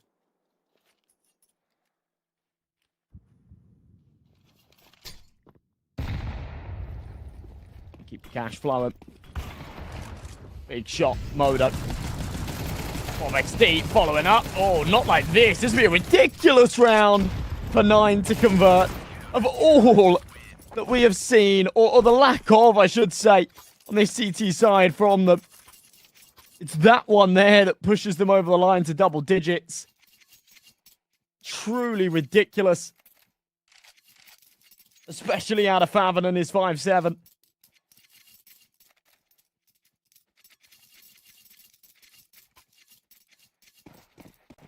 Awesome scenes.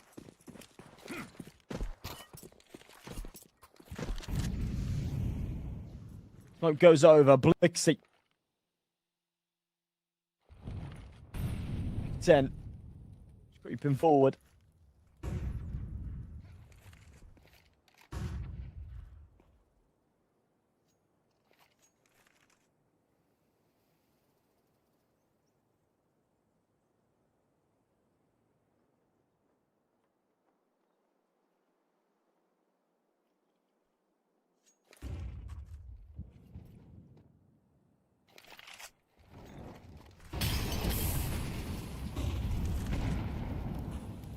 Molly.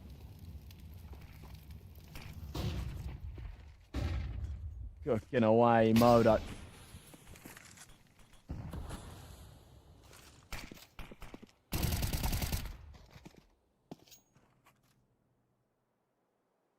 Sat waiting. It's Kragan, though. Take that first.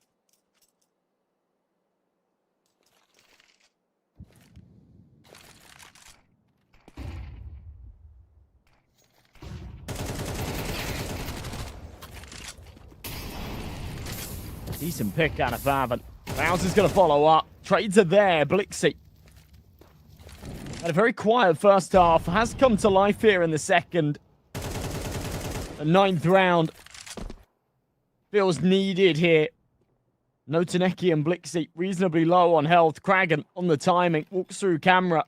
Is he going to be held? The answer is yes. Maybe not well enough. HG might finish off one. No. Its airtime's a little too long. It's the Flames that will finish. Notaneki instead succumbs to his wounds, but Modo misses the key shot. And that is where the line is drawn.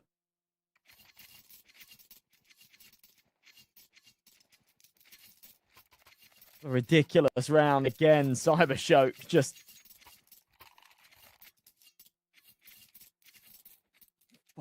stumbling over the finish line.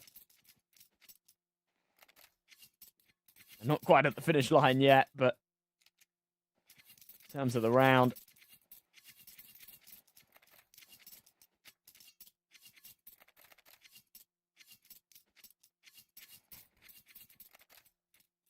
Tactical pause here for 9. Went wrong in that last.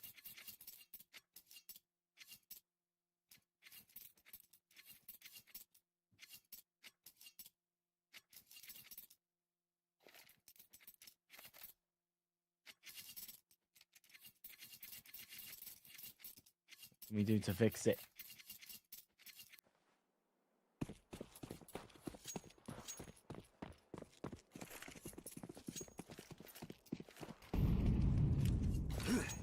Felt like a few things went wrong.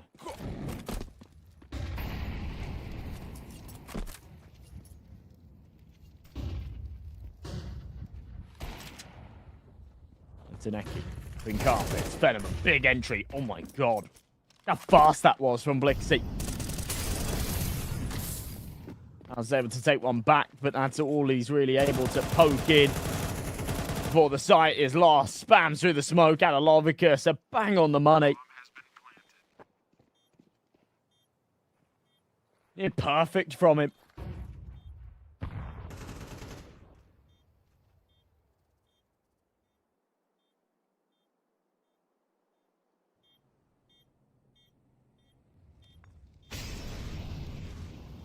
We will more than likely see just a save here out of Rouse and Bob XD. There's not a lot more they can do here. Gotta give this one up. Gotta let it go the other way. Harsh reality, but one that they face.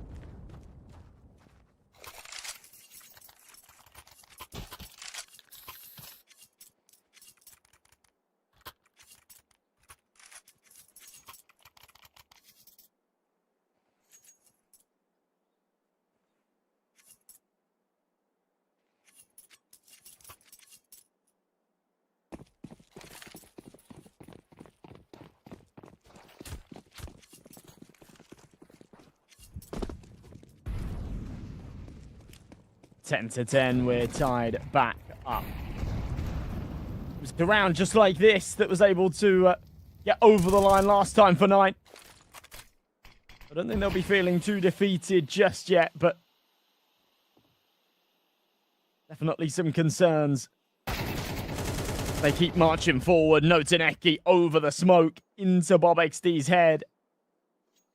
He'll crack a couple of bullets. That's the one needed.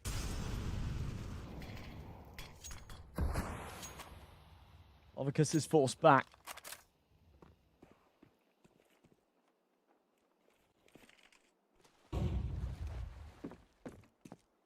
Struggling for what to do here.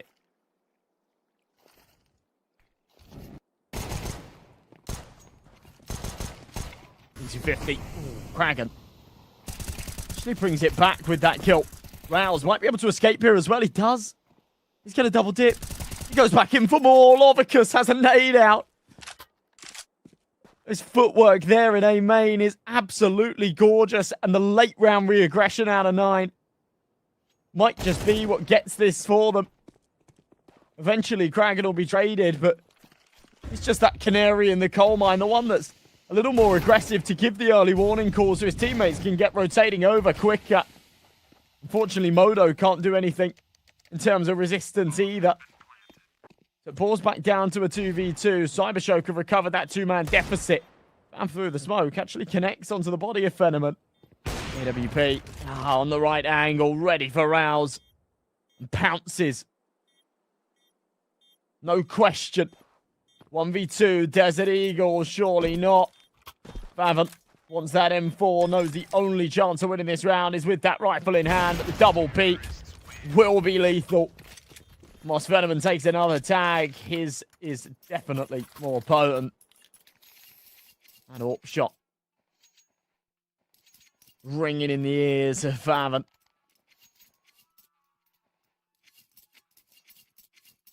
No, I just can't believe that this has actually turned around the way it has. We're 9-4 up not so long ago.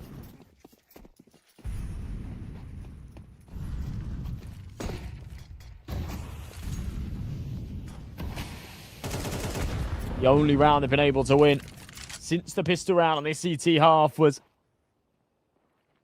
arguably more of a mistake from Cybershock than anything else. We saw 9 roll the dice and get lucky with a stack onto the A site. Cybershock decided to play through the main smoke.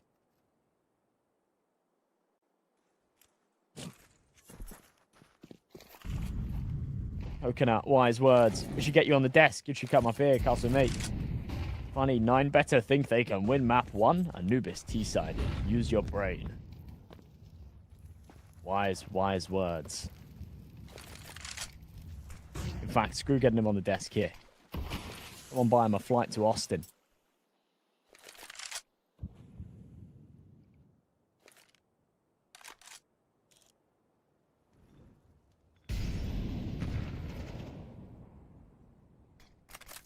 Some buy up out of the CT side, but honestly, the economy hasn't been the problem here for 9, has it? It's been exponential problems, issues all around, and well, actually, very good trades back. They've been a little too eager to give up this B site and play for the retake in the past, and it's caused them problems. Oh man, felt like Kraken had the right idea. Bit of walk through that smoke. The AWP wasn't scoped in on him. He was watching towards temple position instead, so he might have been able to deny that plant, or at least catch the planter as he comes off of it, swing the numbers momentarily, but beautiful shot out of Modo. He's just not really had relevance in these rounds. You can tell by the fact he's only died 11 times that on so many of these occasions, you know, he's found like maybe 1 on an exit or something. Oh, often had to stay alive.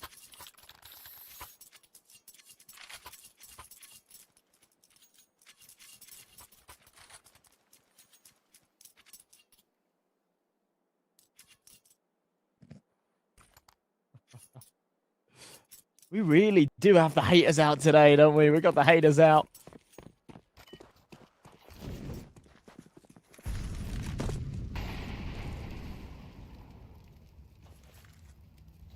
Fueling up before the major starts. The major games start later, I mean.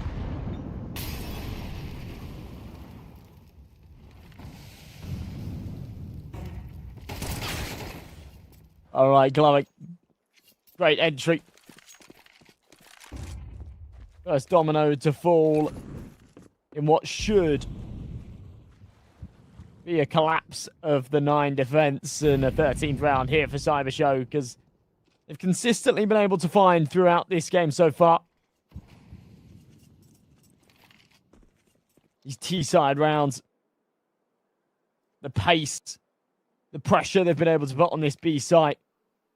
This entire game has been very heavily oriented towards the B side of things. The couple of times that we've seen Cybershow put pressure onto A, it's not worked, and it doesn't make sense to me when the pressure's on now. They've got the opportunity to map points to just close it. They complicate matters. Right into the waiting arms of Bob X Steves. Sat there, remain ready to shut down. 1v3 for Fenneman. It's the 4K, the grand prize, but not going to happen. 9 will make it 11. And, where do we go from here? There's kind of enough money for Cyber... Ooh, no. Hang on a minute. I was going to say there's enough money for Cybershow to buy if Fenneman drops an AK, but then he doesn't. He buys an AWP. So... what does everybody else buy? Glowing's got an AK. Notaneki comes in with a Galil. Lovicus and Blixie. You going for Galils as well, or do we want Util? Might see one Mac 10, one more Galil.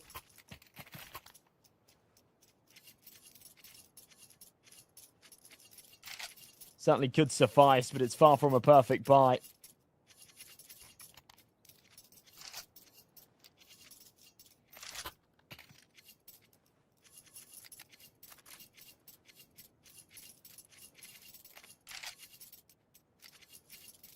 Might see back-to-back 8-4 halves either way. That would split us down the middle and send us to OT.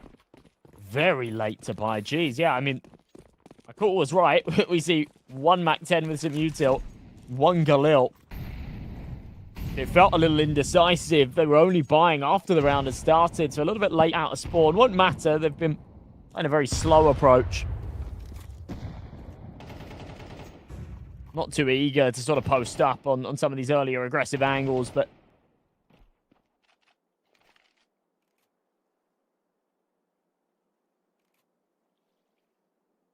all or nothing here for 9. Overtime or bust. Start of Cybershow. Really want to go to OT. It then means you got to... play at least a little bit of that CT side again, which I feel like they really struggled with.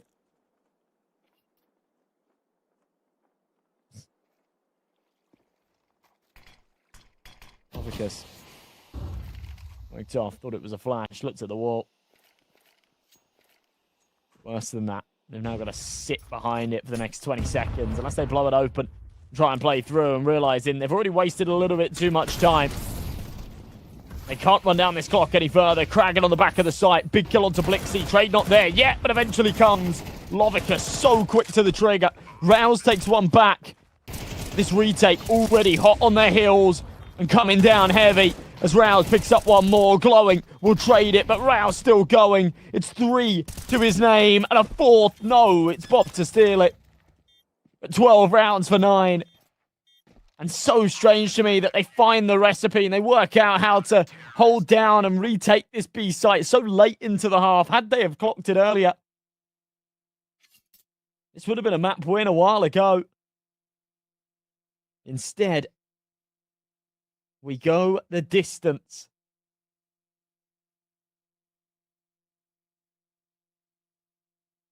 Absolute cinema here.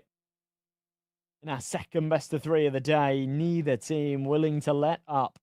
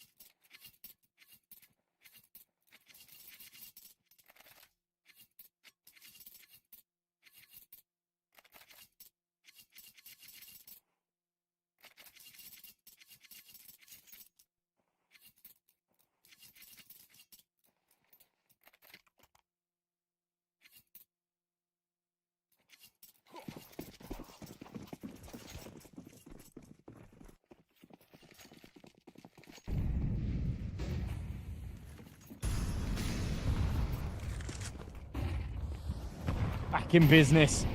9 been given a lifeline here. It's a wildly disappointing defense.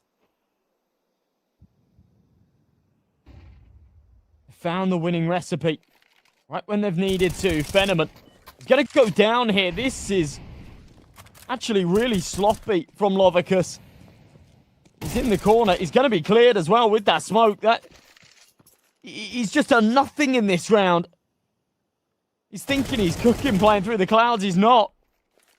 Bob XD just running circles around him. Picking off his teammates in the meantime. It's going to be a 4v2. We've seen 9 lose a couple of these, but surely not here. HE will finish off glowing. Blixie. All by himself. 4 to find. Oh my god. Not like this. Sick little spray down. Neither of these remaining 9 players are kind of in position to stop him from getting this bomb. And you've got Kragan holding the stairs, so if Blixie tries to cross back to B, he will be seen and probably killed. You've got Modo now holding from camera, but they're very isolated. Blixie's going to have a 1-for-1 fight whichever way he goes, and if he is able to get past Modo or find this kill, it's a very good shot of this round. The problem is the nade doesn't finish him. Wow, okay. Thought it would after the leg shot. Blixie, either way. We'll tap down the bomb, but Kragan in from main. Oh, yeah, we'll get a little close for comfort there. Still goes the way of the 9 boys. They'll hit 13.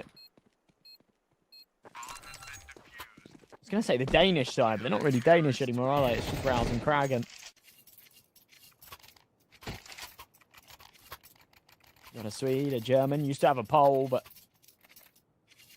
once he's out on injury, a Romanian to take his place.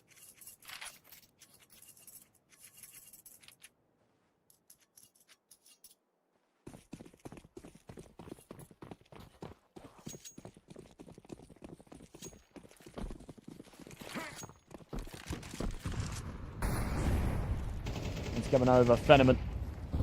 Bank pops. Holding the angle. Ready for the AK. If it peaks wider. Oh, wow. It's just so well played from Van. Gives no opportunity to Cybershock, who now, after doing the hard bit, which was bringing it back from a 9-4 deficit, giving themselves 2 map points, I criticised on their first time of asking, that first opportunity. Close it in regulation. They barreled towards the A site, and they basically played exactly the same round as the single round that 9 were able to win other than the pistol here on the CT side, where it was a big Cybershock mistake to play through the main smoke. They basically do it again. That opportunity missed is now causing them some big, big issues. 9 have taken 2 on their CT side. And that, no doubt, will give them a huge advantage to close.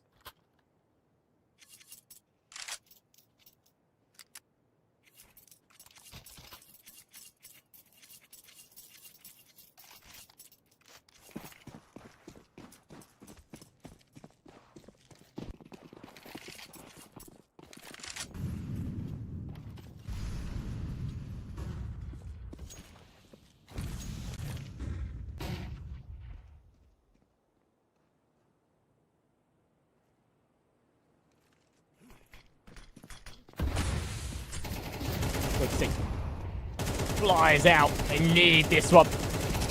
It's not looking like it's going to happen. Oh, the trades are okay, actually. Maybe I speak too soon. My big concern is Modo's flank. He's got an AWP, so as soon as he pulls that trigger, it should just be the one. But the fact that there's actually a CT smoke in main really doesn't alert them at all to the fact that there's one coming in from behind. Faven going to get that info in the next couple of seconds. Big shot out of Bob. Modo activates for the single. And whilst Notaneki's preoccupied with the sniper in main, Faven's able to just creep through that smoking con. Chaos ensues and 9 thrive under it. Modo is on 27 kills. A true super standard. Hot off the bench of OG. with a lot to prove. And I was saying this in their game the other day, right? In their game against Eklot, people sort of were talking about how, you know, Modo's not really part of the team. There's no incentive for him to play well. It's not his team that he's let him win, right? But I said I actually kind of think the opposite. I think a lot of the time there is that sort of question mark when you've got a stand-in playing, because yeah, they're not necessarily going to have that same drive, that same attitude as maybe the rest of the team, because they are just standing in for the day or whatever. But for Modo, sat on the bench of OG, wants somebody to pay his buyout. He doesn't want to be sat on the bench anymore. He wants to prove to everybody that he's still a very good player and that he's worthy of somebody paying his buyout. So yeah, he's going to be playing his absolute best. He's going to be giving it everything.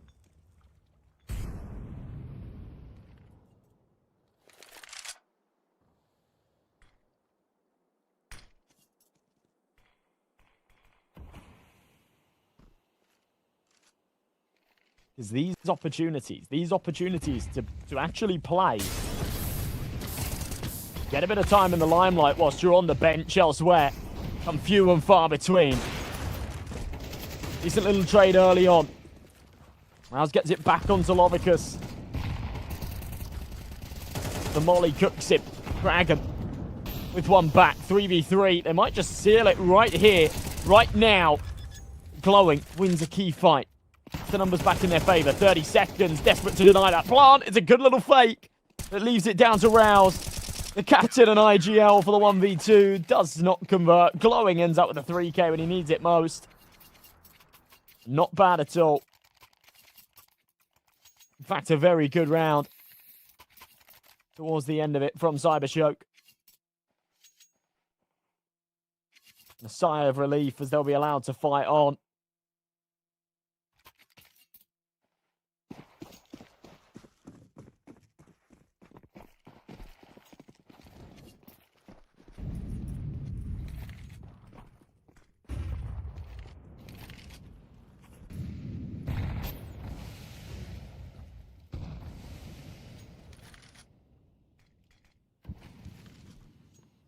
Two more chances then for 9 to finish this one off. We saw Cybershoke with 2 map points back in regulation.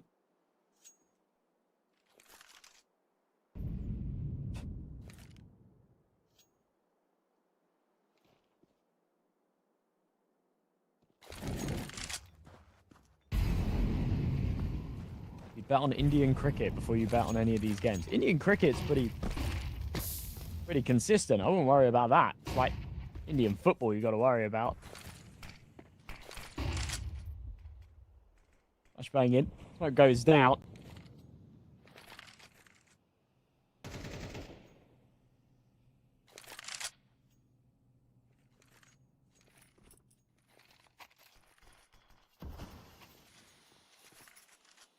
.40 seconds on this clock. Lovicus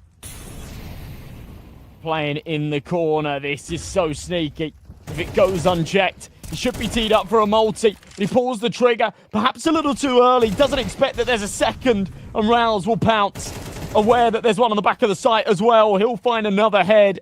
A 9 might just get this over the line now. A 4 versus 2.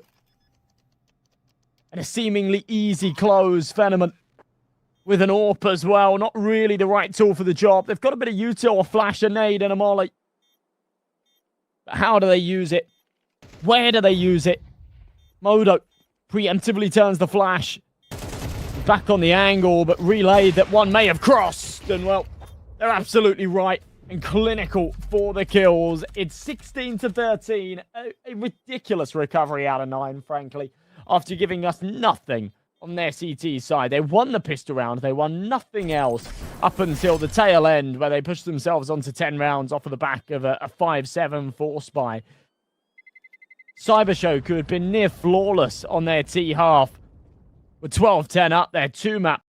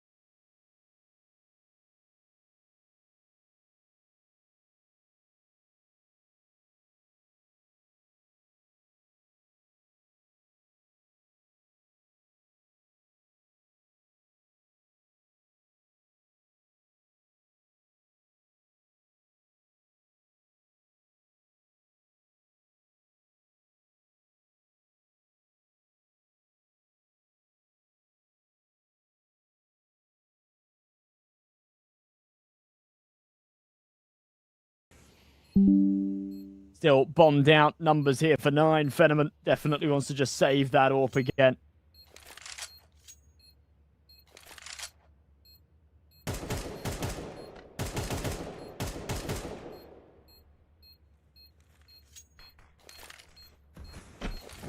And 6 rounds for the T side of Nuke. I mean, that's already very good.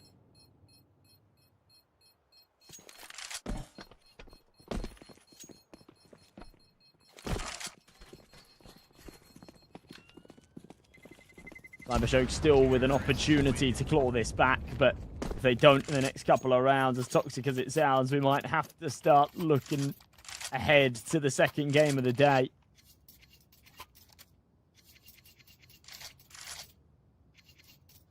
Kicking off in just under an hour, so if this does go to a third map, we really do run over schedule.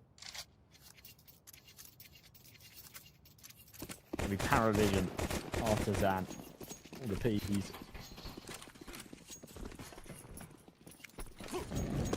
Expect that one to be comfortable-ish Paravision victory, but say that last time those two teams faced, it was a week and a half ago. Partizan actually won it in a 3-map affair.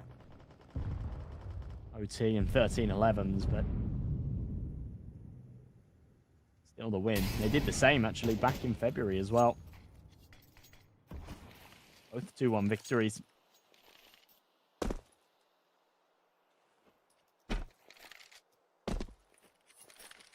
For their new superstar from Gun 5, though. So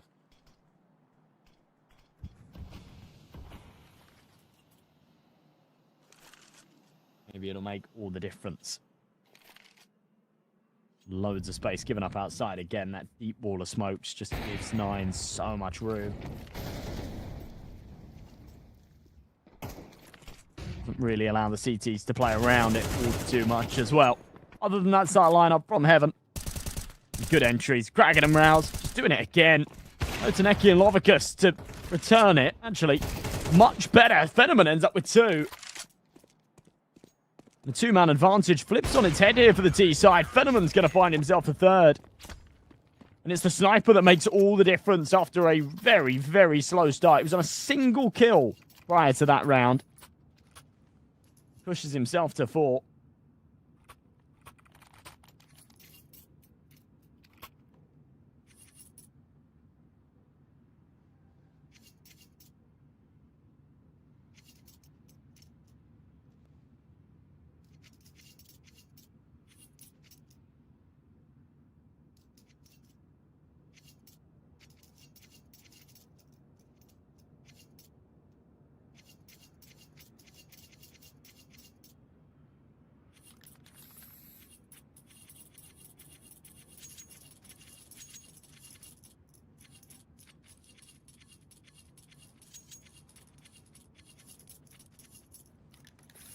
It was 6-3.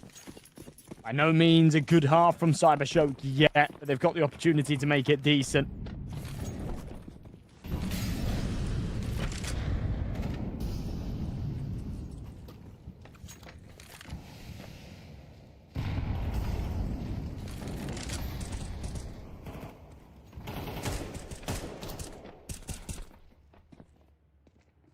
Wow.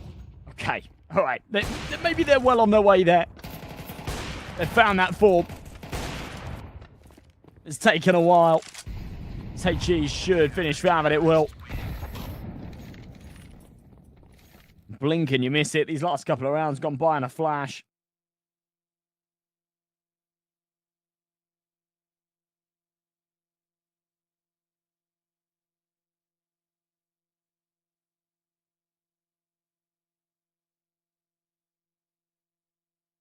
No money here for 9 to work with, so a full eco.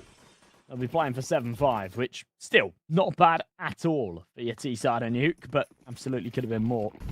And the fact they were 6-2 up, we're definitely hoping for more.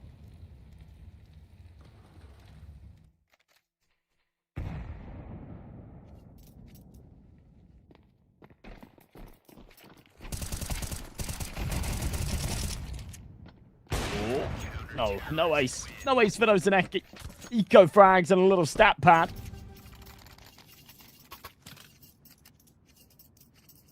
Bolsters him up to the top end of the scoreboard, where we saw him last map as well.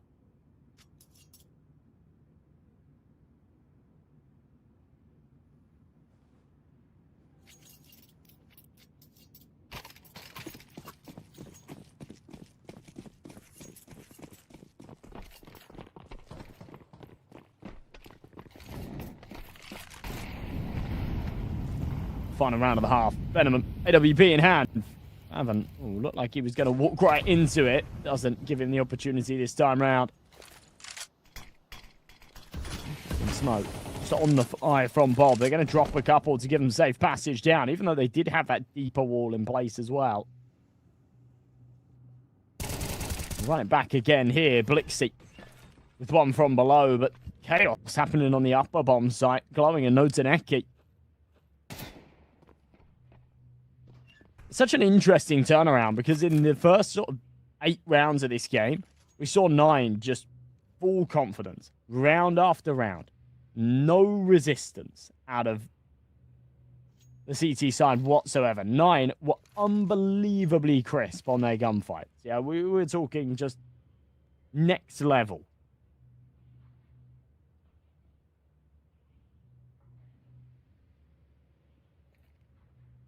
And that's all kind of gone missing.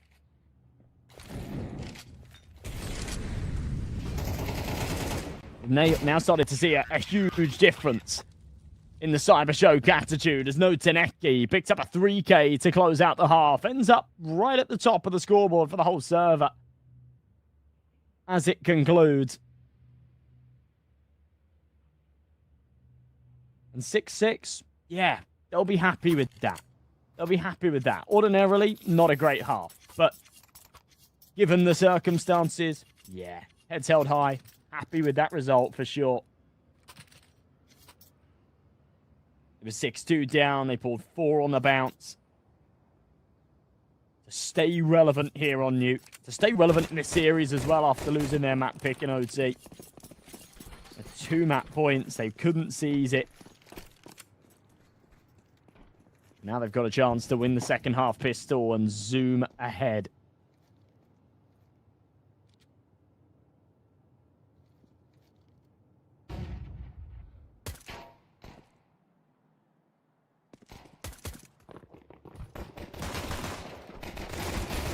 Okay.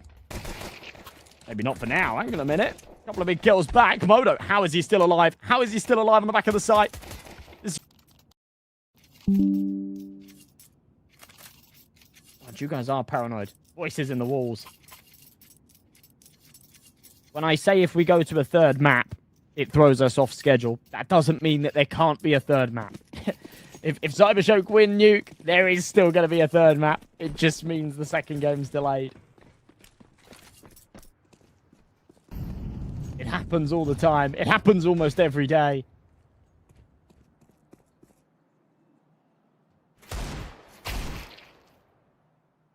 Don't overthink it. Blixie. Dinks down to 4 HP. Boost over the red box, but dealt with so quickly by Kraken. He's just a little bit more than the head, so doesn't need to connect for it. Just anywhere on the body suffices. Kraken keeps going. Just an eco round here for Cybershock. So a lot of expectations, but... Oh.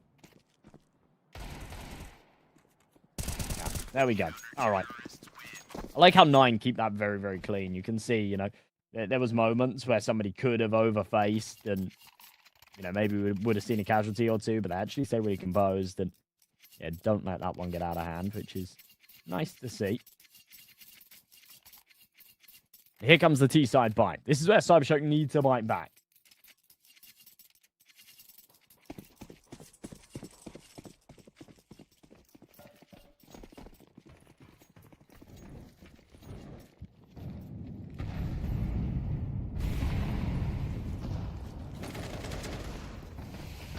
Double MP9s in play here for the CT side that were carried across from the last. And are definitely a bit of a contingency as we come into round number 15, but put to good use and in the right places, in the right hands. Do them some real favours. Dragon. Great position. Catches the first. Incendiary down towards ramps. Going to isolate the fights as Blixie plays ahead, but his teammates stuck behind. And one by one, they walk into the blender, which is 9. They're not deliberately trying to take these individual fights. It's the util that's forcing them back and forth.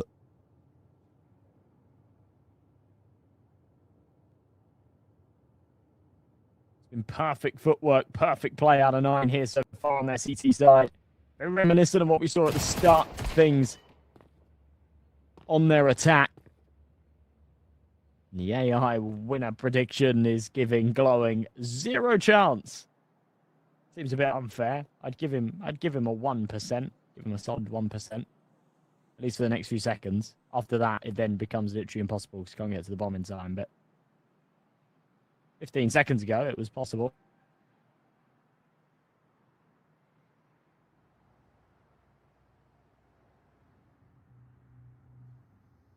Guess that AI bot knows better than I do. Maybe he is coming for my job. Counter-terrorists win. The Glowing will hold on to the AK. Puts the money in a bit of a weird spot. No Taneki's DC'd, so we will see a tech pause before we get back into this. And I don't know what the rules are regarding talking in tech pauses. Maybe they have to stay silent here, so perhaps attack to come out after it. But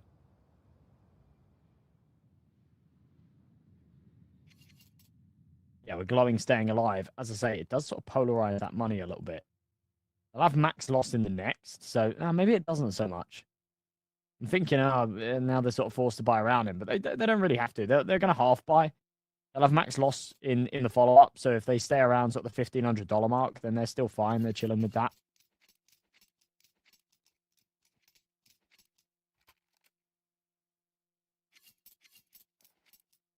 Glowing will be a little bit strapped for cash in the next round. He will only have 3,400.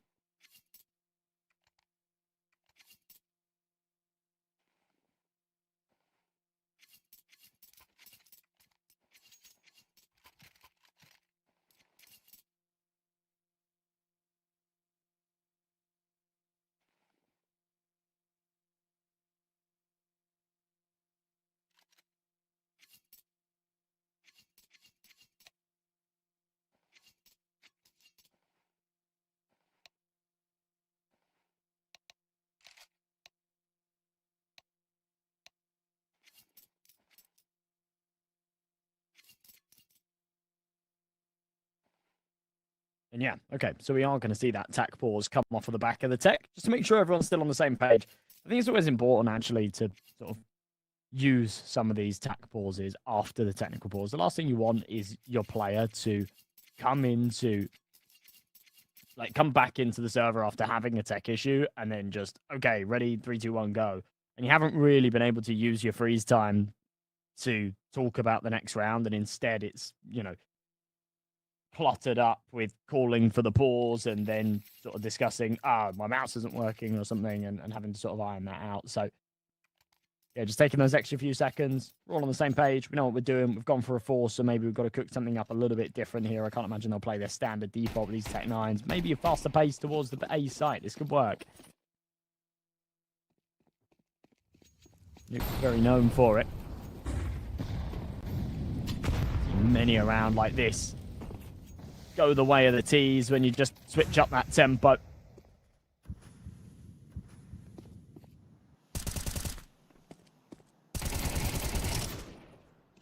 From red, Kraken. He's in a little deep.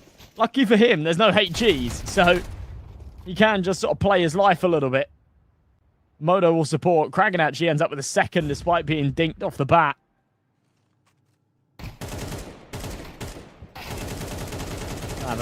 Re-establishing the angle on ramp. Oh my god, that is such a mess. Survives with 1 HP and slips away. He needs to be relaying this information to Modo. There's one coming behind him. He does do exactly that. Modo very, very quick to react and very crisp on both headshots. Triple for him in this round.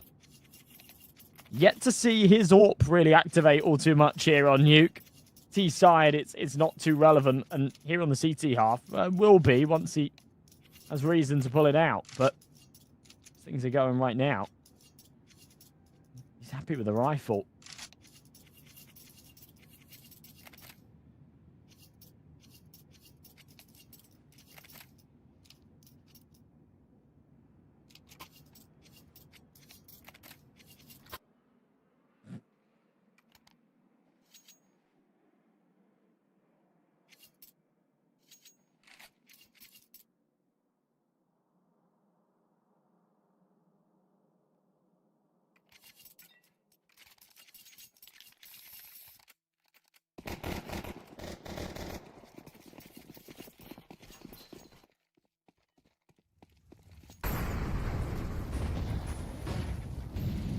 You guys are going at each other's throats again.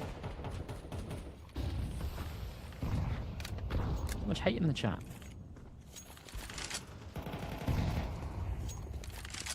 Ten rounds here for 9. Cybershock.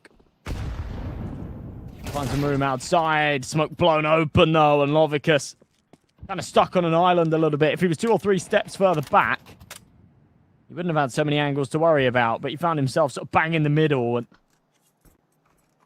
so many angles. So many potential points of contact to be crunched from, and he ends up losing his life to Kragan. From above, Heaven, Modo takes one. Trade is there, but he's got all the support from his teammates, and Bobek behind the second vent, shutting it down. 11 for 9. That's against another Cybershock buy round. Whilst once again, they have max loss, so they'll come in with, you know, a half buy, some pistols, whatever. It'll be a full investment in the next. They're not able to make this one happen, then only 12 for 9.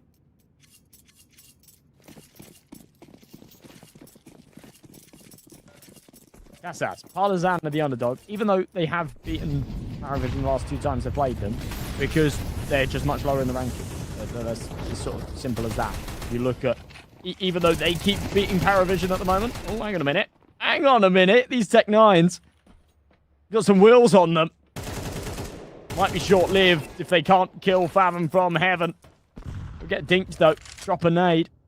Doesn't find the kill. Modo's still on the lower site. He's thinking they're going to drop down through the vents. He's right. Oh, my God. What a read. Can't hit the shot, though.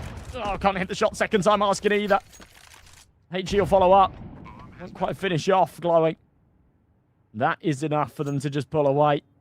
Save these weapons. Low on health and out of options.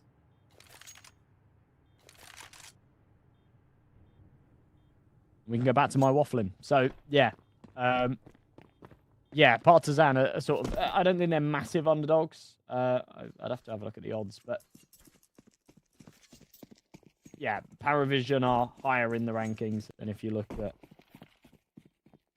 just generally, I guess, the caliber that they play at and the teams that they beat, their recent tournament results and stuff, they are definitely teed up to be the better team. I mean, Partizan are on better form at the moment. Over the past week, they've won a lot of games against some really good sides, actually. So I think it's going to be a really interesting game. I think it will almost definitely go to 3 maps. But yeah, Paravision are like 25 places ahead in the rankings kind of thing. So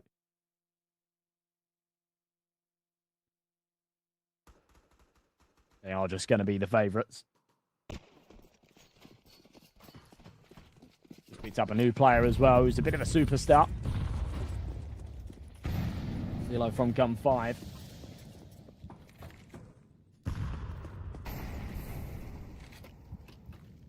As we get underway, it's 11 to 7. HUD's a little bit broken, folks. It should reset in the next few seconds. But sorry about that for now.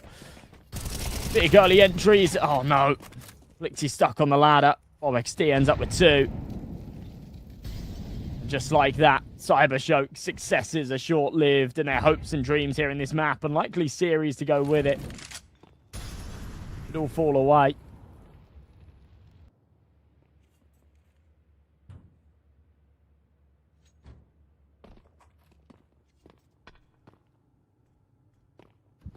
Unless we see some magic. Some heroics out of the remaining 2. glowing. Can't be that man. It's all down to who I believe is Noteneki. No, it's Venom. Tried to read his name through low res and the other side of the map. Didn't quite catch it.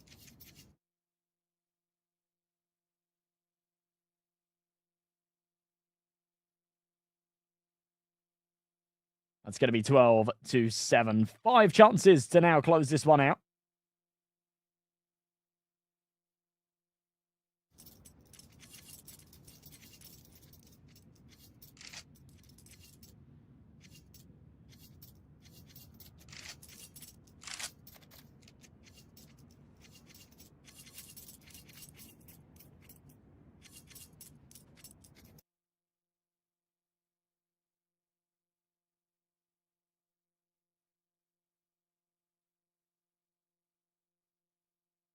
In the next couple of seconds, we'll be ready to get back underway. And perhaps conclude this series. I've lost game sound. I'm not sure if you guys have as well, but hopefully you haven't. Straight into the action. Outside smokes deployed.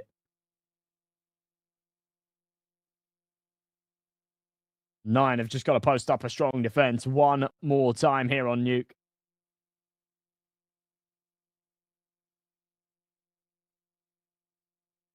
Power plant been pretty unforgiving. The CIS squad of Cybershock. He's had a good game. Noteneki's had another really, really good series, to be honest. Despite their shortcomings.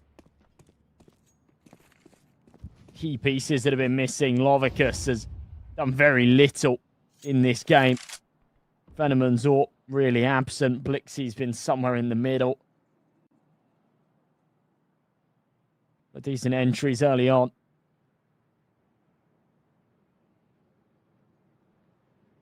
Nine still with 2 on the upper site. Modo down below. It looks like he's coming through the vent, so he wants to try and get back up here towards 8. They've got a good read on the situation, but they don't have the numbers and they will not win the fight. So that's going to be Cybershock onto 8 now. They'll keep the momentum.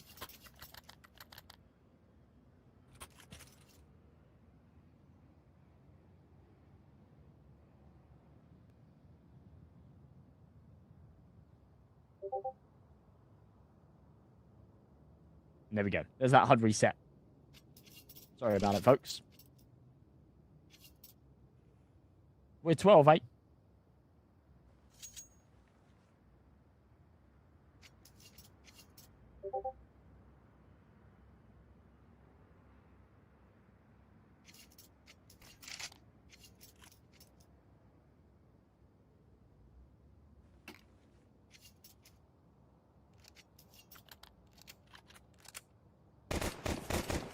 Four chances to close this out. Is what 9 have. HUD is fixed. The team's the wrong way around. That's okay. We'll work with that. We did see 9 claw back 2 when Cybershock had those map points on Anubis, but 4 seems like a tough ask. I love this from Kragan. Look at this. Sat in the vents, knife out, was ready for someone to try and lurk out through squeaky door. Catch him with a backstab, but not going to happen for now. Bob XD, back of the site, taken out by the nade. It's all starting to crumble a little bit. And up the ladder, Kragan met with resistance. He's got 2 teammates coming in from lobby. Fathom and Modo. AWP, big shot. Fathom will drop in the meantime. Modo's still going. Thought after losing his teammate there, he'd maybe pull the plug. It doesn't end up being the case. He keeps pressing forward. He was hoping that he'd take that fight onto Lovicus. 1 bullet with the USP could have done the trick, but onto Noteneki needed it to hit the head, and it doesn't. So, cracking a bit of a no-brainer to back off. Hold on to this M4. I'm not sure what the CT money's looking like. I haven't had a glimpse at it in a little while. Terrorists win. with difficulty. Mr. 9 admin, with difficulty. You've just been... Had your message deleted, mate. Unlucky. Toxic. Toxic from Nightbot. Is it sheep? Is it sheep on the 9 account, or is it somebody else? Maybe he wants animosity. Maybe I've exposed him.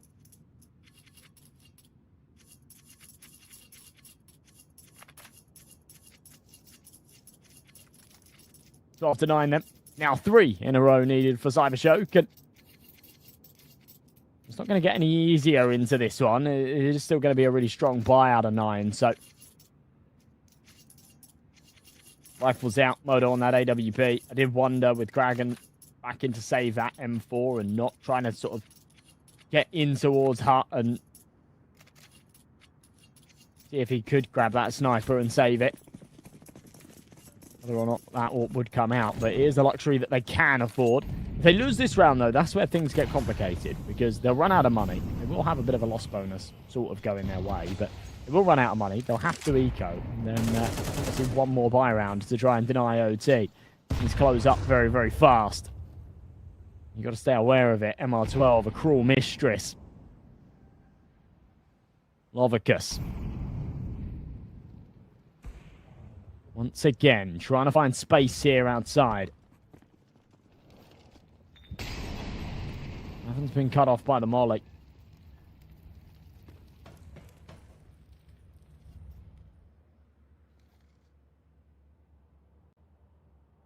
And from up above, here in heaven. Worried that someone's going to try and wrap around and catch him from his right. So, Crosshair looking for ghosts right now, but as the execution comes through, we'll be in a very good position. He just needs to adjust, and he doesn't. Kraken and Bobek, though, do manage to find the 2 all-important kills, and it's no Taneki by himself. Surely no chance. As once he pulls this trigger onto Bob, Modo will just fly up the ladder and finish him. Oh my god! Oh my god!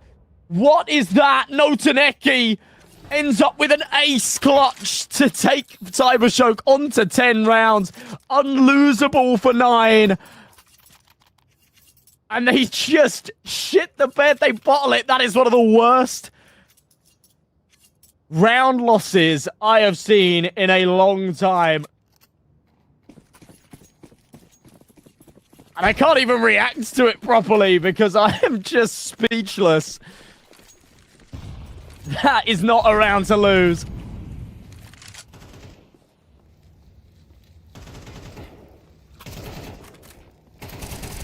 So bad. That is so bad. I'm still confident that they'll be able to take this their way, but... My god. Rouse on the jiggle. I looked for the opportunity, couldn't find it.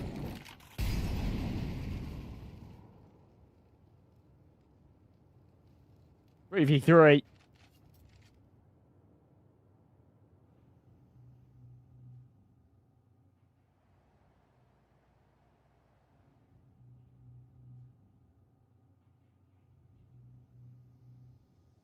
A minute on this clock. Really slow stuff from Cybershock. All timing on the peak. Might line up both. There it is. Rouse making up for his teammates' shortcomings in the last round. And Lovicus called upon to try and clutch this up. He's had a bad series, and I don't fancy his chances at this. But to be fair, I didn't fancy Taneki's chances in the last either. And he gave us something a little bit special. Lovicus. Wow. It's well-controlled spray, but it's not going to matter. Rouse will try. And finally, 9 will finish it off. And in an effective eco round with a hero rifle as well of all places, it's Rouse with the 4K to do so. Just builds himself back up from the bottom of the scoreboard up until somewhere in the middle. And yeah, not bad. Not bad at all. Well, second from bottom. Still better than bottom. Another great performance out of Taneki. It's a shame that they're not able to win the series off of his prevalence because he's put in like 100 ADR in both maps. Real shame. Real shame.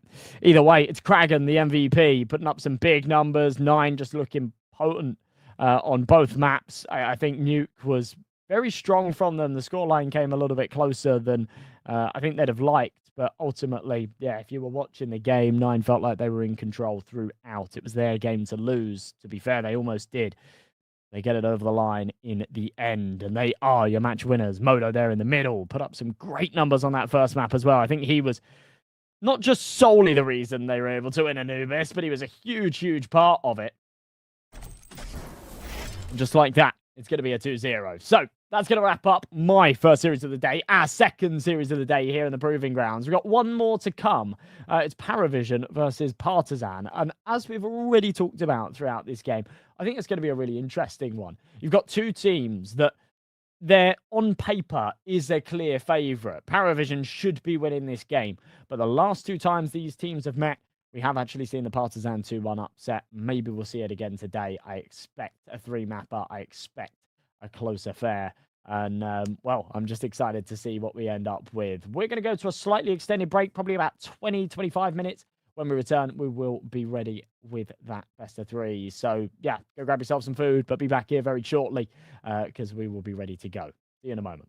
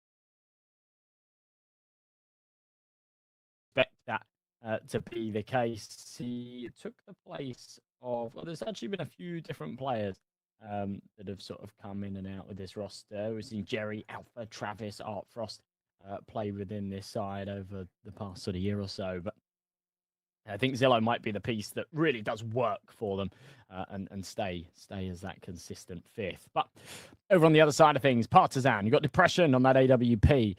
He came in a little while ago, but they haven't done a media day with him yet, so he's still on that Iron Nation jersey. Collins, Kindo, Dragon, and Vladin. A strong team with some strong disciplines.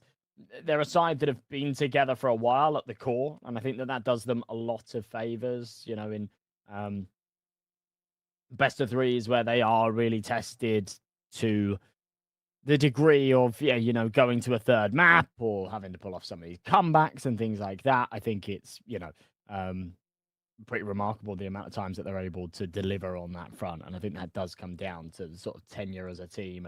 And yeah, this core playing together, if not within this roster, but actually sort of various different teams over the years and whatnot as well. So core's been together for 11 months. But as I say, Collins, Dragon, and Kindo, feels like that little trio has been going for a lot longer.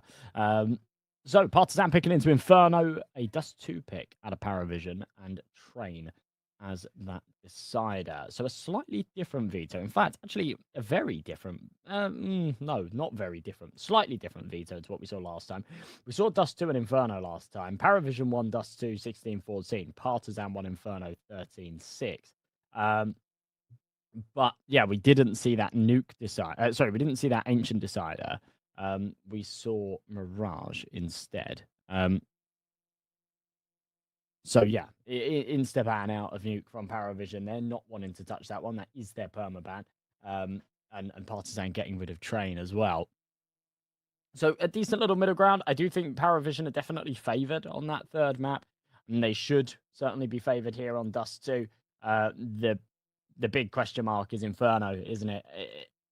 I anticipate that Partizan will win Inferno. I think that we are going to 3 maps, and the path that I see taking us to 3 maps is actually Partizan winning map 1 and then Paravision sort of either reverse sweeping it or bringing it to a third by winning Dust 2. But to me, I think it's quite important the fashion in which they win Inferno, whether or not that's super one-sided or whether or not they have to sort of go the distance and it sort of takes a bit out of them to win it. If they just stomp it, if we see like a 13-5 or something, they might be able to carry that momentum, that confidence into Dust 2. As I say, last time we saw these two teams play Dust 2, it went 16-14, it went OT, and yeah, absolutely could have been winnable there for Partizan for sure. So yeah, I do think that this first Inferno map is quite important. And Paravision have kind of got the luxury of being able to watch back that demo. It was actually one of the last times that they played Inferno as well. That was the Partizan one, so it's sort of fresh in their mind. 2 days later, they beat Nexus on it, 13-3. That was in the Galaxy Battle Grand Finals. They ended up losing the best of 5 3-2. But yeah, it was a really convincing win against Nexus there on Inferno, which was quite impressive given the fact that they've had their struggles with it. But I think for Partizan, that last Inferno map, they come away from it with a 13-6 victory, and they say it's perfect. We don't need to fix anything. There's maybe not even a demo that we're going to bother watching. Everything went well there, so we're good on Inferno. We're good on Inferno against this team. For Paravision, that was definitely one to watch back. That was definitely one to kind of understand how and why they lost, and to try and sort of respond in kind. So I think that we'll see a very different setup from Paravision and just on a round-by-round basis, a very different game out of them to what we saw last time, purely on the basis that what we saw last time didn't work. So if they want this to work, they're going to need to innovate. They're going to need to make some changes. And yeah, maybe we will see those changes make all the difference. But hopefully we will be ready to get underway soon. All the players are in the server as far as I'm aware. It is just about getting things underway and everybody getting readied up and ready to go. In terms of pieces to look out for, James been putting up some crazy ratings recently. The weight off of his shoulders of IGLing. means that, yeah, he can focus on fragging a little bit more. That has taken a slight hit to Kickert's performances, but that's okay. He's still very capable of having good games. And as I say, Jane rocking a 1.2 rating at the moment. Still his usual self, still going for a lot of these saves. And yeah, basically the entire setup is often revolving around his AW.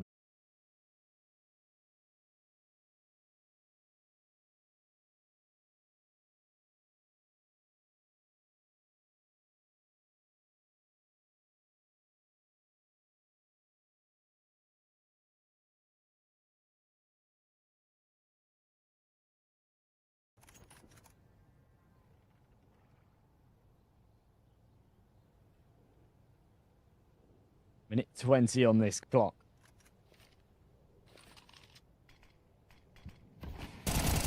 There's the first contact. Zillow to pop the head of Collins. Call in for the reinforcements. The FAMAS swings out from long. James needs to be careful.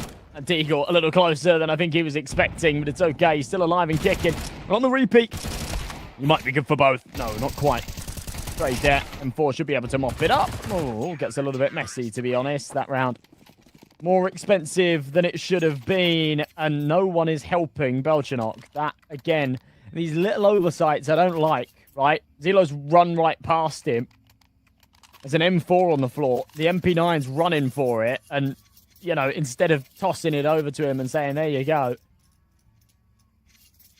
they make that little mistake. Everyone's sort of in their own little bubble, focused, and he doesn't get away with the rifle, so it is just going to be the MP9 here. It shouldn't be too much of a contingency, but it might be. If we see him take the early gunfight and he loses it as a result of being on that MP9, it loses him the round, it'd be a bad butterfly effect, wouldn't it?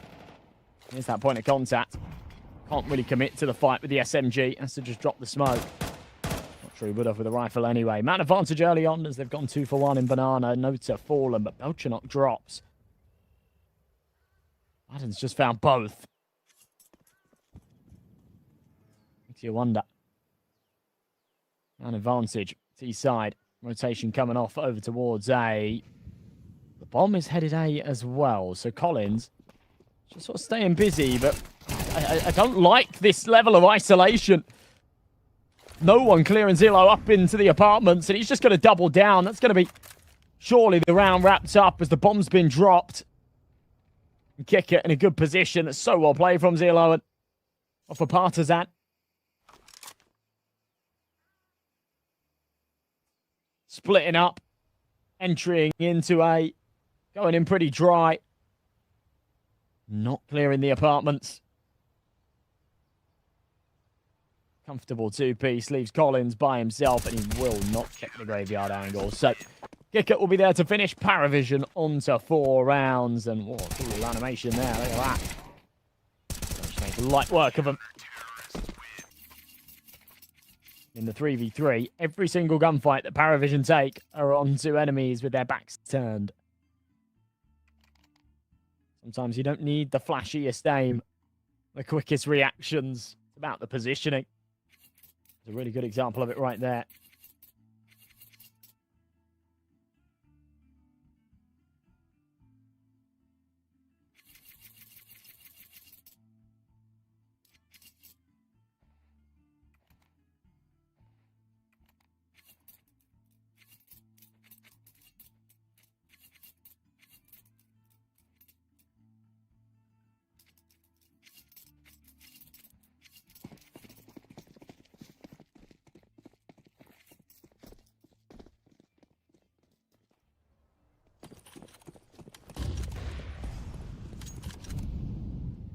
Dragon.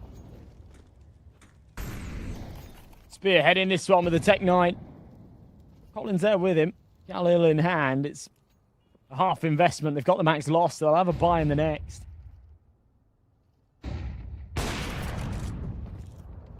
Shot. Follows up with a miss as well. Relies on the rifles to now clean things up. Far from tidy, but they make it happen. Zero ends up with one more.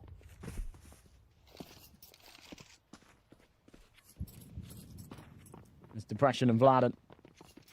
Made the right call, actually. They're just bombing it over towards B. They should be able to get a plant out of this. Isn't too bad at all. Bomb has been planted.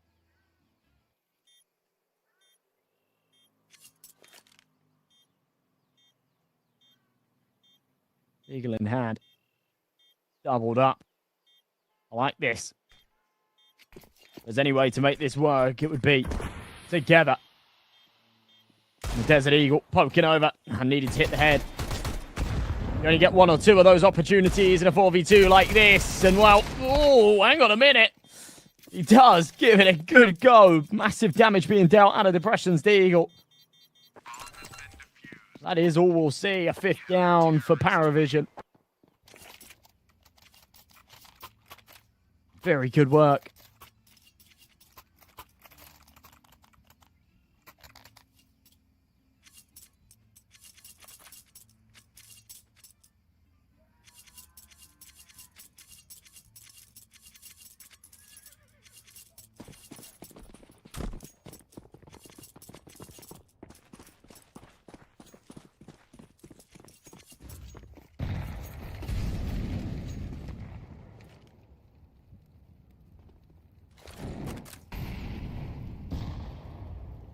Five 0.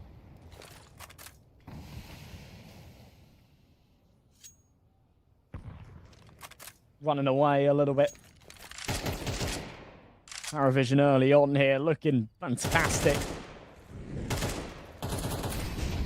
Spams come through. Partizan have realised they've been given banana for free, but they've expended a lot of util and a lot of time in the process of working that out. Reflash. Oh, that is so sick. They've won the kill onto Collins. Nota doesn't swing wide enough. It's a bit of a mistake. The perfect smoke, the perfect flash that isolated Collins. It should have been a free kill. I was already singing the praises for their ability to retake that top banana control, but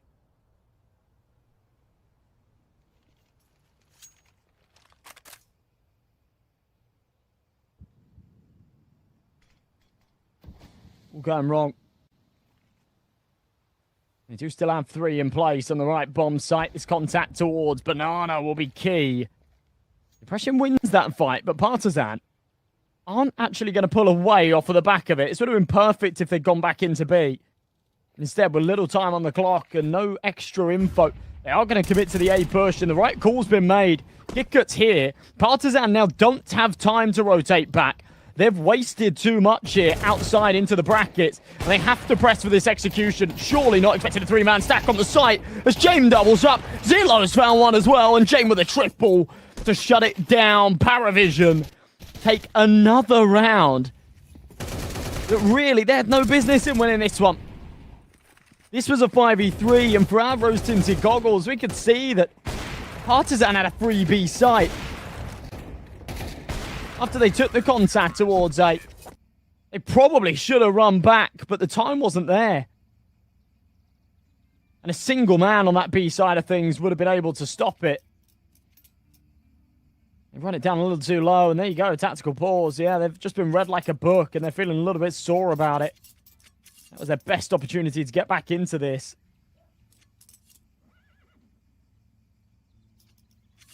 Why do I think Paravision brought in Zillow over Travis? Because Zillow's much better.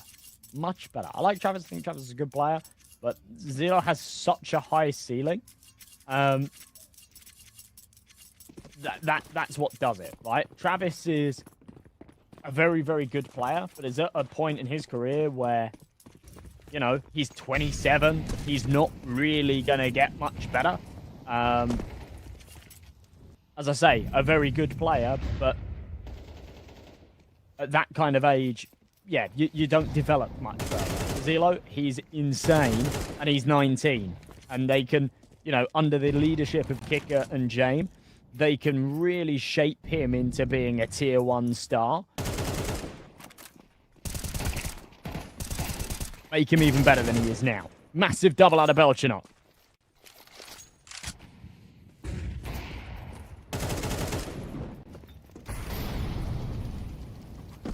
Volley down onto the site. Kindo tucked in the corner.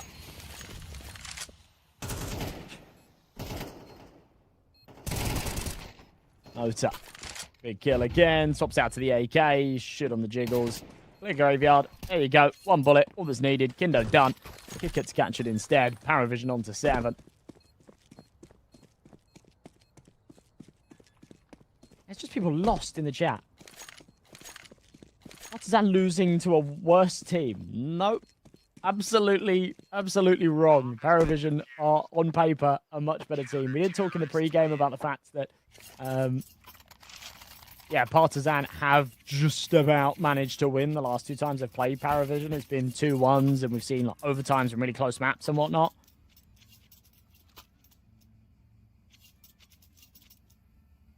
Yeah, Paravision are the better team, 100%. And with Zelo in the team as well, I think that amplifies, maybe not tenfold, but, you know, it does a lot for them.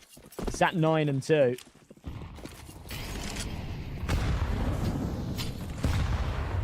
Great early damage. Look at the util damage again. Partizan.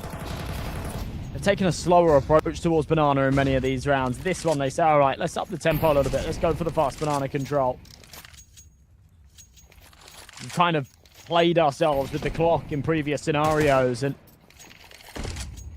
by the time we take the Banana control, there's like 40 seconds left, and we don't have too many options, so...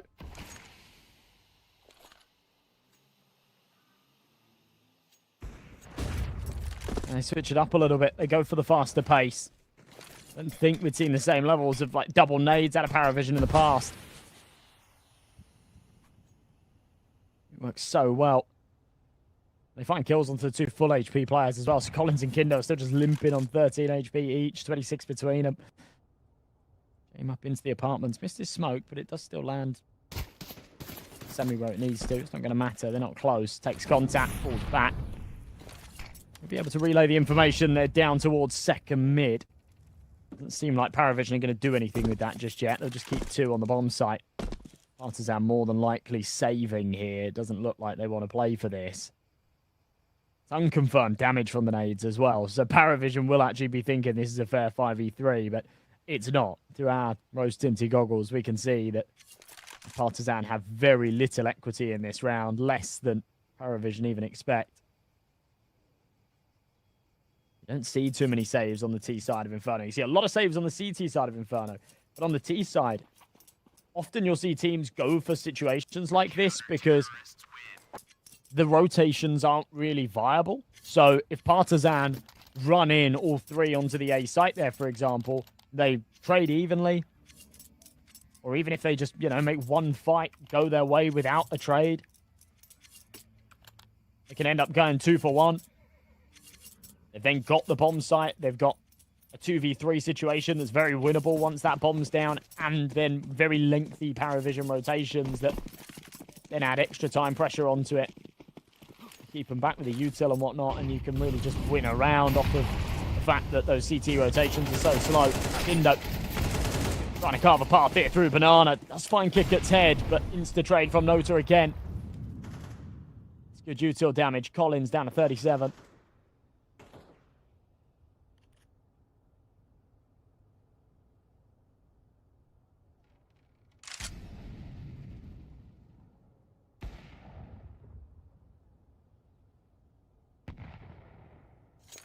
I'm still left towards the T ramp. You got 3 here in Banana, so it does appear that Partizan want to try and end up on this B site.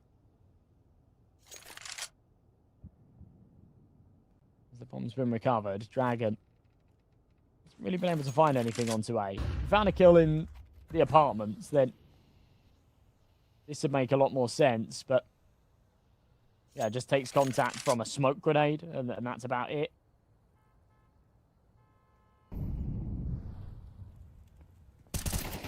Confirmation there's one on A somewhere. It's not really inventing the wheel. It doesn't do much, but the round as a whole, as Nota's going to poke his head up, takes out Depression. Regroup together, Collins and Vlad. 2v4, going to try and make this work. Bomb being planted. Nota spamming through.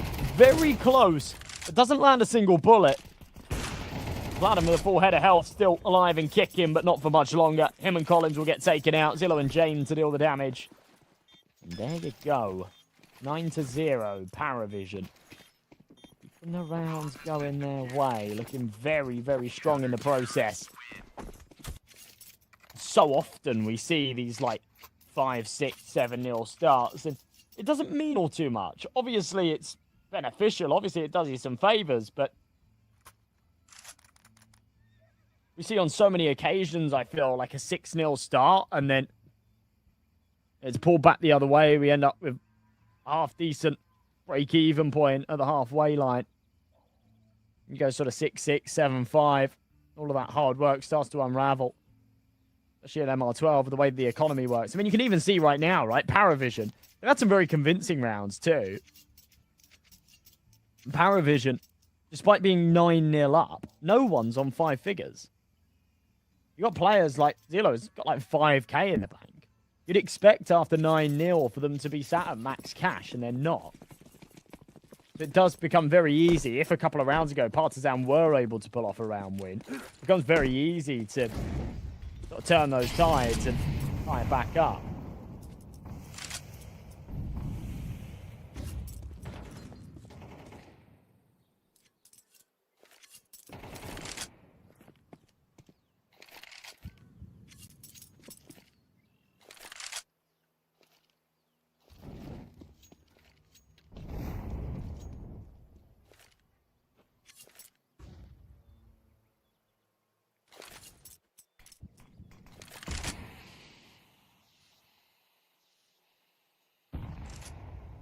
Top banana. Partizan have been given the room. In previous rounds, they've been bombarded by an airstrike of nades. This time, they've been given that space. Not the CTU till deployed early, but we've still got 3 HEs in play. Zillow and Belchanot still willed them. One nade from the T side going to be used to blow open this smoke. They'll start to work their way forward. 1 for 1. Nota goes. James trades one back, but sees the head poking over. He's just got to stay alive here. He continues to jiggle, gives Dragon the opportunity to take a second. Full belt to util and a kit on Zillow for the retake. This feels very doable here for Paravision once again. Partizan have found a little more success in the form of the bomb plant, but Flash comes over. Vladden's position known. HE put to good use. And still, loads of utility to work with. Time to work with as well. Zillow works his way over. Be able to clear the back of the site. Take a bit of time with this. What a reaction shot. That is so quick. Only 1 bullet needed anywhere onto Dragon to finish him. Paravision will find 10.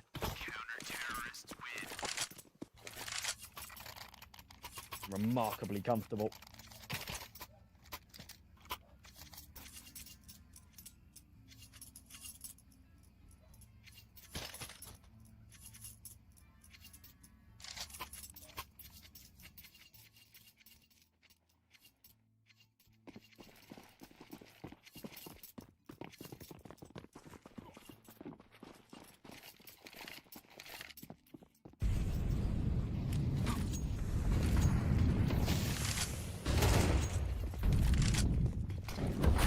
In the tempo again, Partizan just feel like at this point you kind of got nothing to lose. It's just let's throw whatever we can at this and see if it sticks, because this is already a terrible half. But if we can take 2 rounds, then maybe there's some kind of salvation to be found. The fast pace into the A site doesn't work either.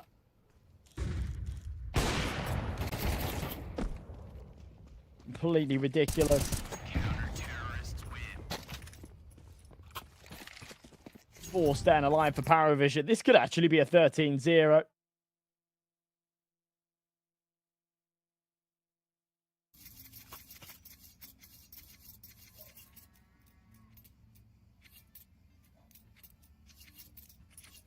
Not the result I was expecting to see at all. This has been wild. Absolutely wild.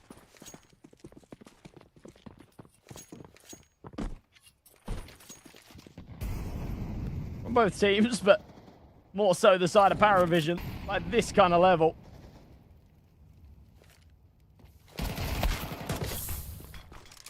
Big pick out of Vladden. James looking to try and return the favour. 5-7 up close. Scrappy fight, but pulls away. Gets that AWP back out. And up close, shotgun mode. It still delivers. Scope still used. Has to be a lot quicker with it.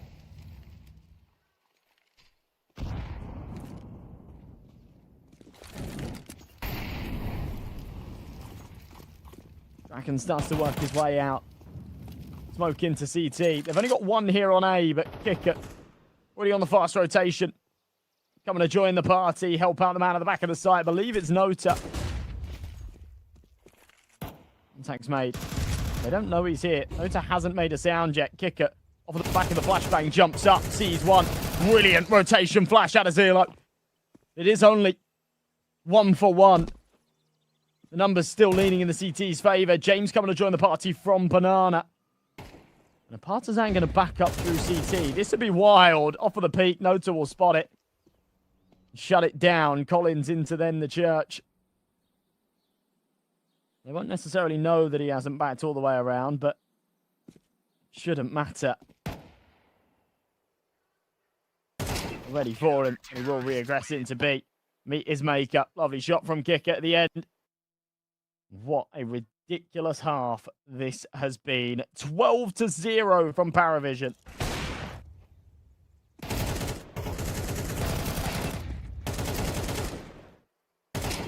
It's completely ridiculous.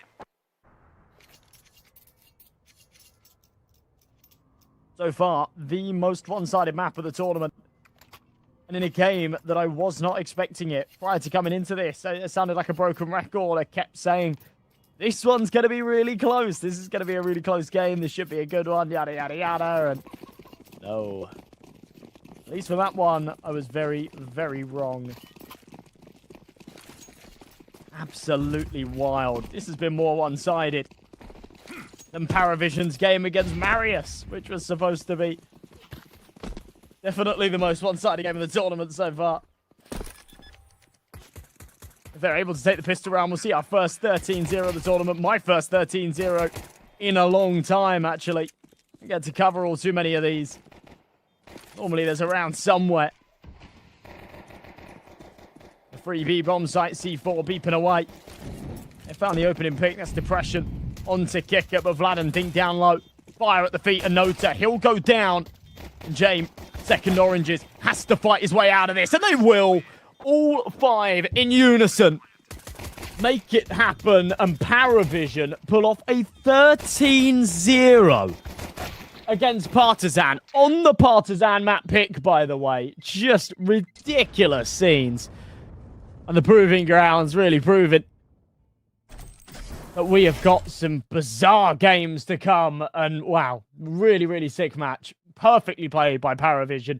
Partizan looking a little bit lost in certain situations, but Paravision were playing such an incredible game of CS. Their rotations were on point, their shots were on point, and I pointed it out a couple of times as well. Their utility was unbelievable. Unbelievable. And, well, I think that's really what wins it for them at the end of the day. Just this combination of everything going their way.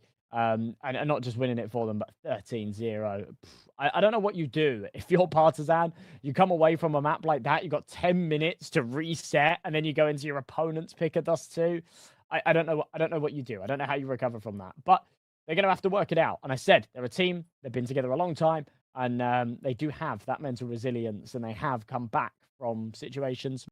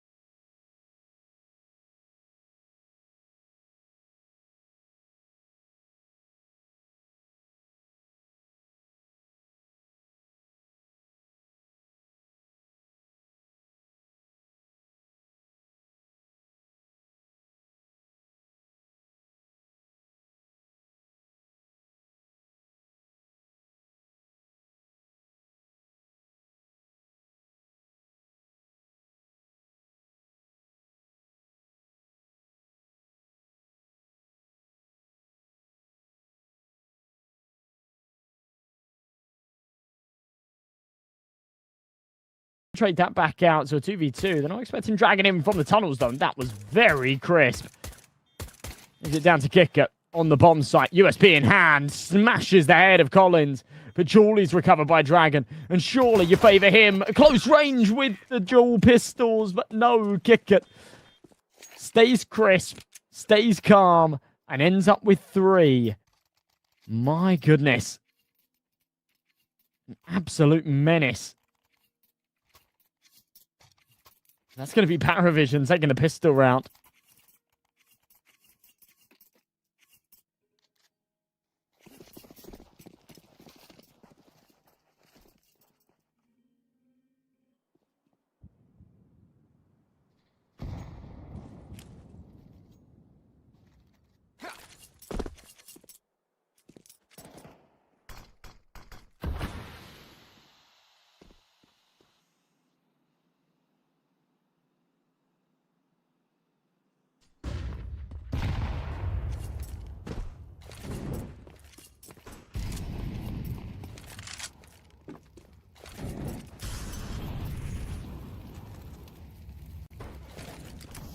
Collins up close, 5-7. Overwhelmed as Kicker wipes him out with a Mac 10. Paravision still barreling forwards.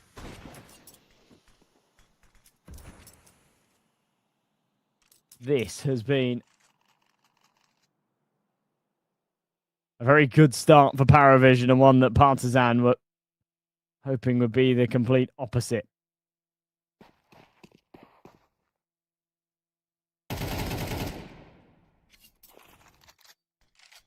Praying they get off to a good start here on Dust 2 and could put Inferno behind them. But right now, it is about to be, as long as I can close this one out, 15 rounds in a row for Paravision. Yeah, they've made the right call to just double back into B, so that's exactly what they'll do. 5-7, Kindo. Let's catch one, but it seems like this round is already lost. They've given up all hope.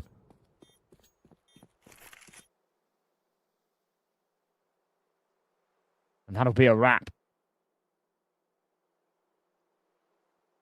Depression, scout in hand.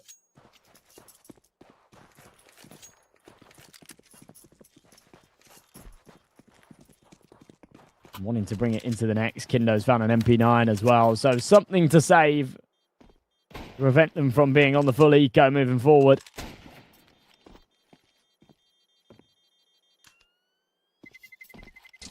Terrorists win.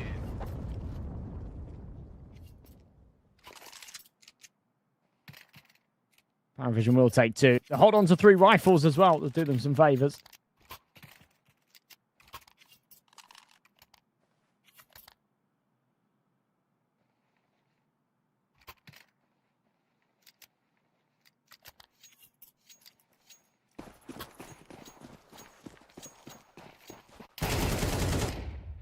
We'll see. A little bit of a replay of some of the kills coming in that last round. It was a round that didn't come without damage from Partizan, but not a whole lot more than that.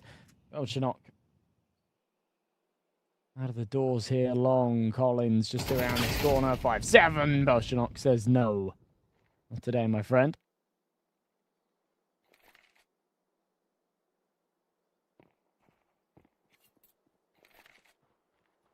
Jiggling in the meantime. Kindo around this corner. Belchinok goes forward. Does clear it. Big headshot. Needs another. There it is.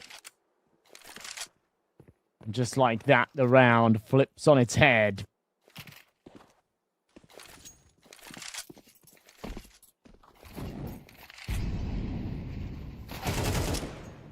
Paravision making light work of this.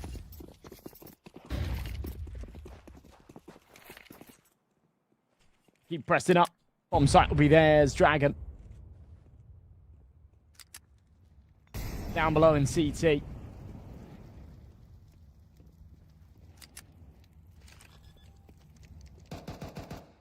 A 1v5, but he'll have the info that a couple of them are tagged, and he'll want to try and do the damage.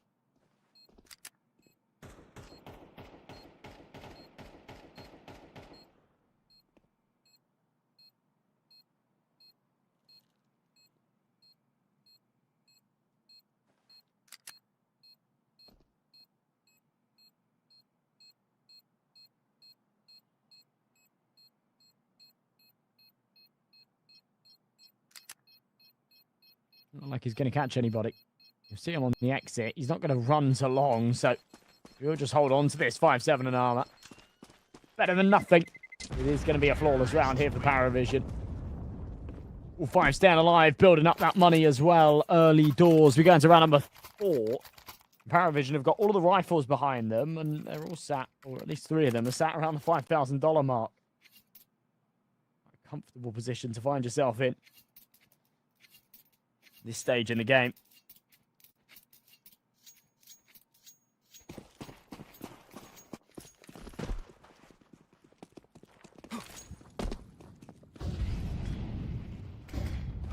He's rain over. Smoke into the long doors. Spams away. No one to be on the receiving end of it. HE into lower tunnels instead. Collins. What's right back?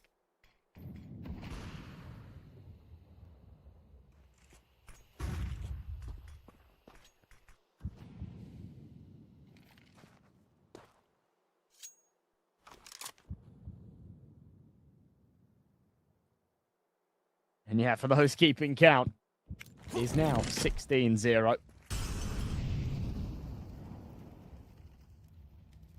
Partizan are yet to feel a taste of success, yet to see what it feels like to win a round here in this series.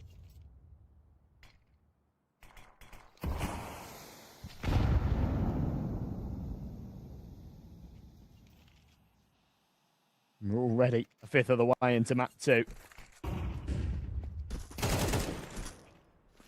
Big entry. That's Nota. Catching out Dragon, trying to play through the smoke. If they now go mid-B, and it's pretty perfect, they'll re-smoke it. Collins sees that there's nobody home. Kindo from behind takes one, and the trade isn't available. He just dials it back after that. I feel like Paravision are taking a little too long here. They've got the perfect position. Perfect opportunity to just isolate the anchor onto B. Collins jumping over the smoke. Does catch one. North down from short. Depression with another. Vladin by himself on the site. Depression catches the cross. And yeah, Paravision had a really, really good window of opportunity there. And they had the initial CT smoke in place to just run it down, and they didn't. They waited a little too long. They ended up getting flanked from long. That then added further complications and allowed the rotations to come in. It was all just very bad and a bit too slow.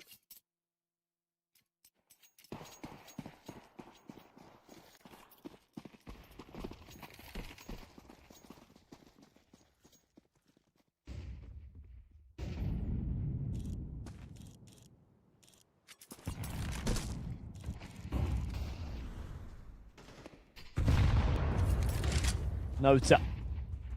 Down in lower tunnels.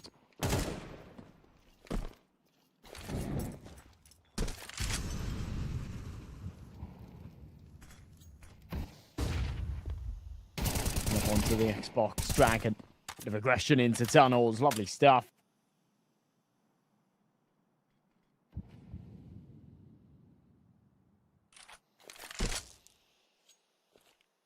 Gives them the man advantage. And at a key time as well. Look at his position. Push it all the way through the B tunnels. In a few moments, he'll find himself in a T spawn. This is what caught Paravision off guard last time. They were playing a little too slow, and they ended up being punished by the long flank. Dragons just ended up with another. Kind of ridiculous, given up the fact that he is pushed all the way to the T-spawn, but for Paravision, it's at the expense of another kill. James finds one back at least.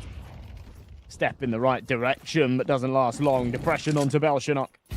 James falling, leaves it down to Kicker. 1v4, 20 seconds left. He knows that this one's a bit of a lost cause. Doesn't really matter if he dies or survives. Just try not to die after time, I think, is really the mission. And his little safe haven in the elbow of short is where he'll reside. And just pop heads that come his way, but pokes himself over. Collins will take him out. At least that is before the clock goes down to 0. So he will still get a little bit of loss bonus.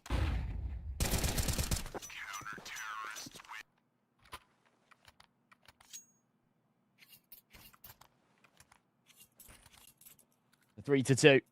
And the money actually worse than I thought it was. Paravision very heavily investing into that round last, so...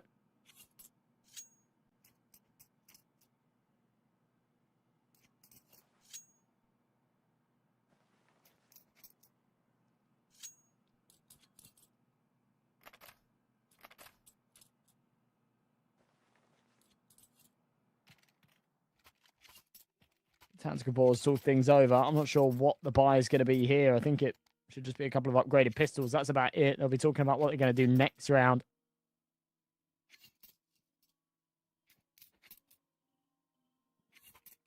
Once they've got those guns out, that'll be the priority.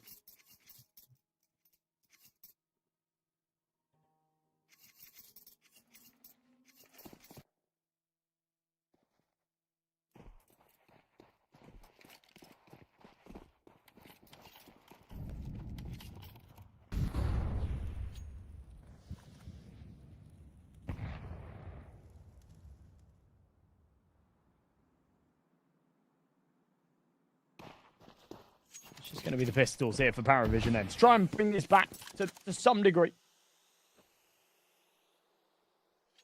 In their favour. Partizan are looking to tie up this scoreline. Definitely been better from them on Dust 2 early doors. No doubt about that.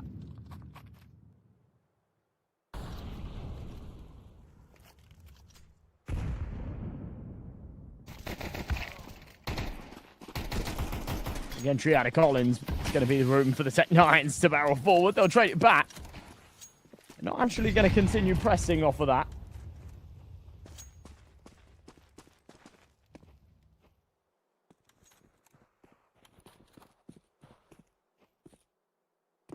Reroute up short instead. Nota drops down, knows that the AWP's going to be on the angle, and now he can get up in his face, but jumping around the corner.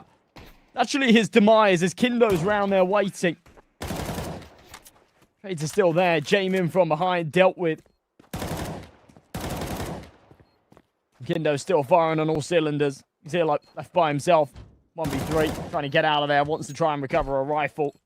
He does get to one.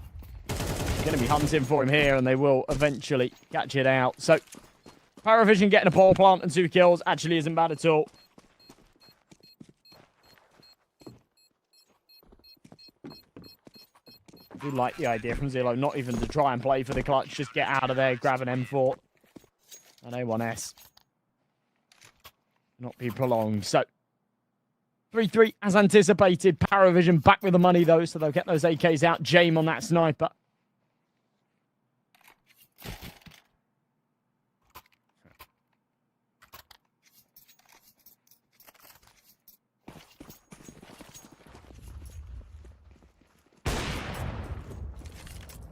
What a shot out of Jame. Beautiful start to the round. As Vladin sent packing instantly.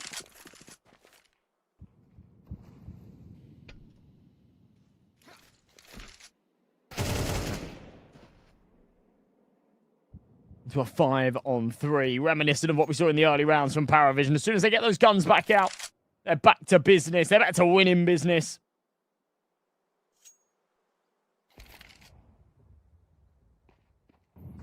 It's been very slow stuff.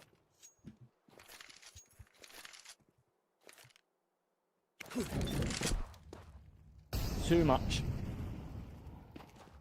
Get excited about. This might be a big round here. Jumping across. Sees one. Velchinov. To be aware that there's another here. There you go. The sound cue's been made. So they'll have the information that there's at least 2 towards the doors. There's actually a third. As the smokes rain over, they'll walk on to A. James miles away with the bomb. I think the idea was to try and hit B, but they found themselves on a free bomb site.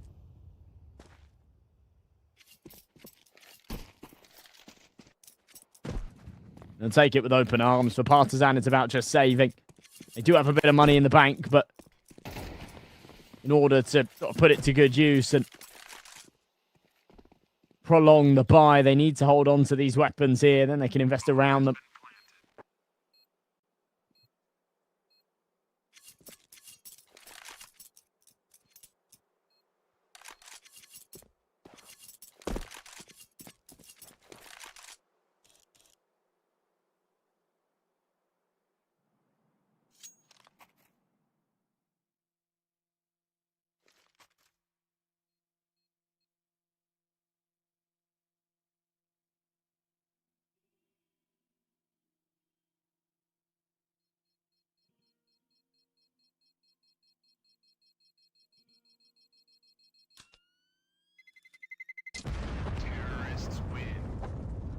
So 4th on the board for Paravision, keeping 4 alive as well. I like the fact they don't go hunting there. I'm realizing they need to build up their own economy before worrying about their opponents. So just playing their own game, confident that even with Partizan on the rifles, they can win these rounds as they did just there. But they need guns themselves, and putting themselves at any kind of hindrance in that department would then cause them problems, as it has for the 3 prior, right? So here we go again.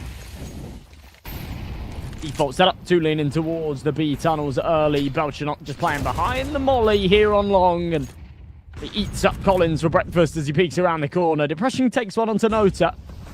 Dragon could be in a bit of trouble in the next couple of seconds. The lower tunnels player, it's Zelo. He's not looking the right way, and he will then turn as Dragon takes out his teammate. That is a mess. 2 or 3 degrees to the right, and he would have caught a freebie kill. Instead, it's a 1-for-1. Nonetheless, the numbers still leaning in Paravision's favour. Orc posted on long. Big peek out of short, but Zelo goes down with only damage. As Depression takes one more, Belchanok left with a 1v2. Make that just the single now. The AWP has dropped and Vladin limping. 19 HP. He's got a kit. He's got no util, and he's stuck behind a smoke. Belchanok should have a decent idea of this, but has to go back and grab the bomb in the meantime. While he's into long, sound cues will be heard by Vladin, but there's not a lot he can do about it. He's still just tucked down in CT. Give Belchanok a lot of time to clear out these corners, to make sure that nobody's home on the A site. Wishes that he had a bit of util to deploy as well. Hey, Chi would go a long way right about now. He's still wondering what is going on. How is it so quiet? Vladin's head pokes over. Wow, very fast shot from Vladin to actually connect onto the body. It is still just going to be Paravision inching ahead with 21 points of health to spare. A Belchanok clutch is what gets it over the line.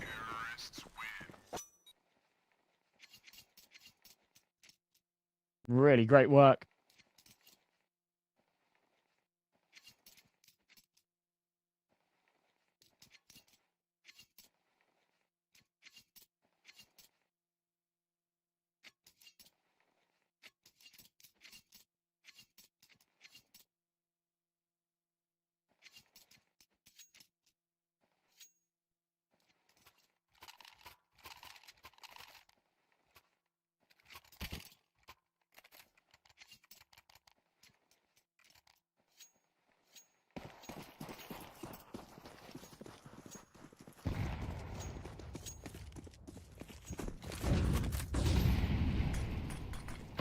Dragon getting quite aggressive here towards long.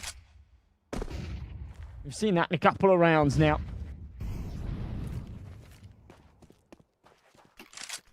Really pressing quite hard for that space.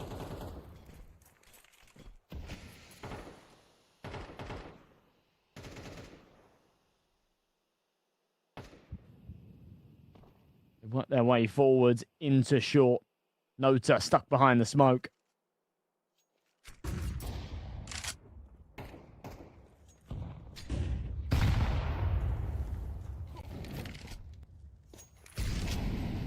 Mollying close, but no one's there.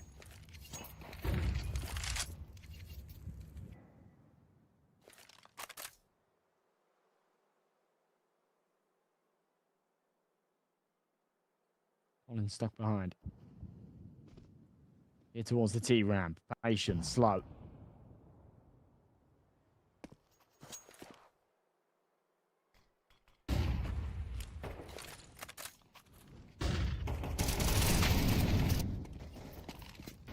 Brilliant entries out of Zelo and Belchanok, and that should be another round that's just done and dusted off of the back of a really, really slow setup from Paravision, and then eventually they pounce.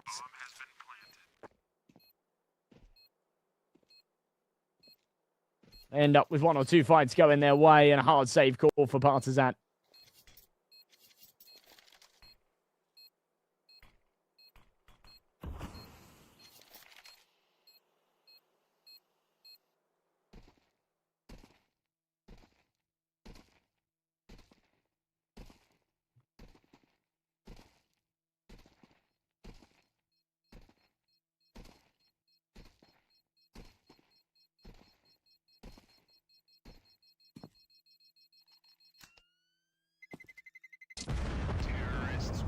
no hunts again. Not a lot to hunt, to be honest. You know, Violent saving an MP9. Depression's on a scout.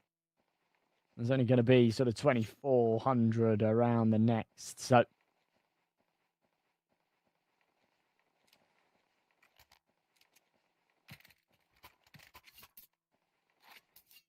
an interesting point. Sharing in the chat, yeah, Partizan consistently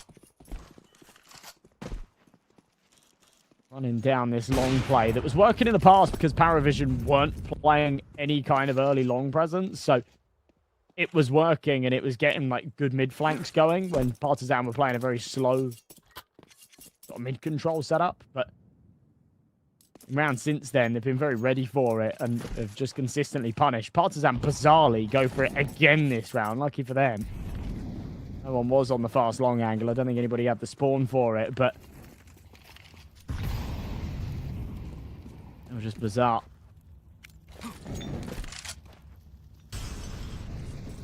Continue with the play that hasn't been working. Collins down below.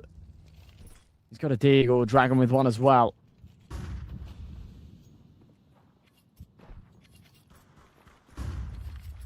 Far from a perfect buy, but one that could suffice.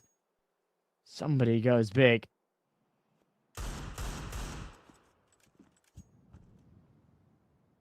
Madden in the corner. Smoke in front of him. Zillow on the other side. There's another cloud to split these two up.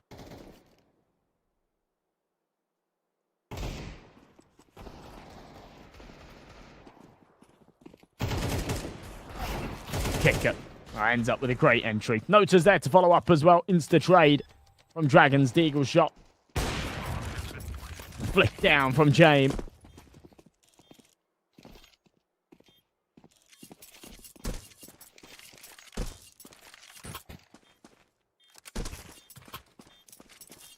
Seals the deal there as Partizan was just back off again. Depression once again saving this scout. This is coming to 3 rounds on the bounce now and not been able to do anything. Insistent on keeping it alive.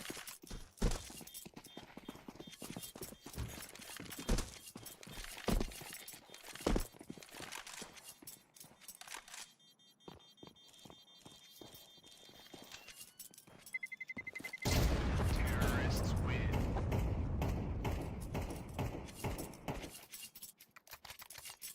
Seven to 3. Partizan starting to struggle once again. We're seeing signs of what we saw on Inferno. Paravision just being the dominant force, running circles around them. T-side has been called to near perfection. We saw a little hiccup in the middle. Well, they lost a round because they played a little too slow. They found the entry. They had a smoke in CT. They needed to just wrap B.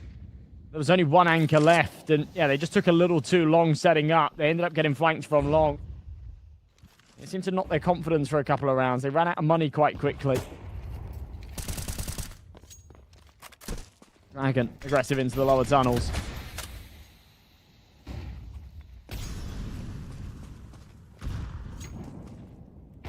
And 4 will pepper a couple of shots. Depression does end up with first blood drawn. Kick it down. A 5v4. Belching up.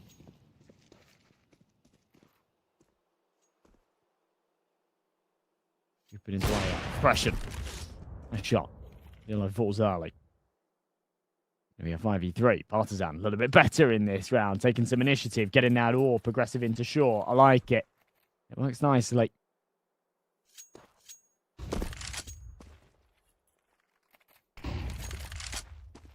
Bang into the doors. Belgian up. Oh, God, what?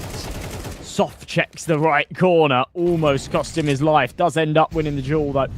Morley onto the corner. Depression forced back. That all has to get out of dodge.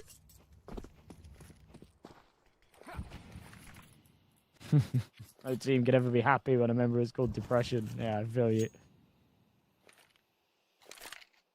Makes me depressed just saying it. Dindo in the corner. Oh, lines up 2 on the spray down. Something about that A4 just makes you want to go for spams more. Extra bullets go a long way. The power behind it. Nice little reaction onto Long as well after the shot was whiffed. It's a much better round from Partizan. Works very nicely for them, keeping 4 alive as well.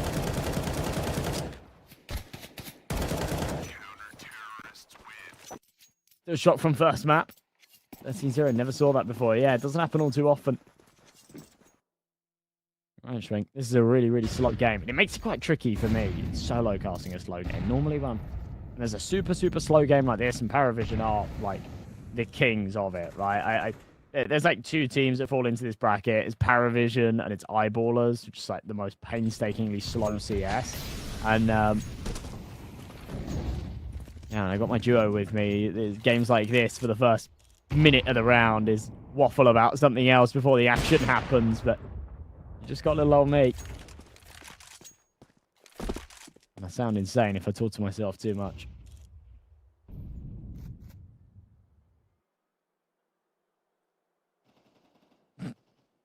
Star player dragon, only 2 kills, map 1. How is that even possible? Playing with your toes? Question mark. Maybe he was. Maybe he was playing with his toes. That'd be impressive, getting 2 kills. Must have been playing with his hands.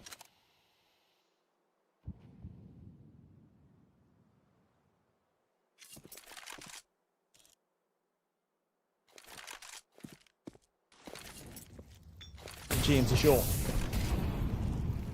Good chunk of damage off of it. Molly's going to sort of force him onto a bit of an awkward angle, but still alive and kicking. He can just tuck back in the ramp a little bit more. James Orp needs to find an entry out along here. It doesn't. He's playing way too slow. Eventually, he comes out with his knife in hand. Yeah, big mistake. It is going to be a 7-5 half. Partizan lock in for the final couple and give us much, much better rounds, to be honest. A couple of key pieces going missing there for Paravision. Jamin's Hilo, the 2 stars, the 2 hardest hitters that are supposed to be putting up the big numbers are down at the bottom of the scoreboard, 3 and 7. You got Belchenok in the meantime with 13 frags and, you know, leading the charge on the server with the kill counts. He's been a major reason, a major part of their successes. Invaluable piece of the puzzle, but puzzle's still not complete. And after a 13-0 victory on their opponent's map pick, their own appears to have its struggles. 7-5 at the halfway point, not bad, but definitely could have been more. Once they were 7-3, I think they were teeing themselves up for 8 or 9. Doesn't end up being the case.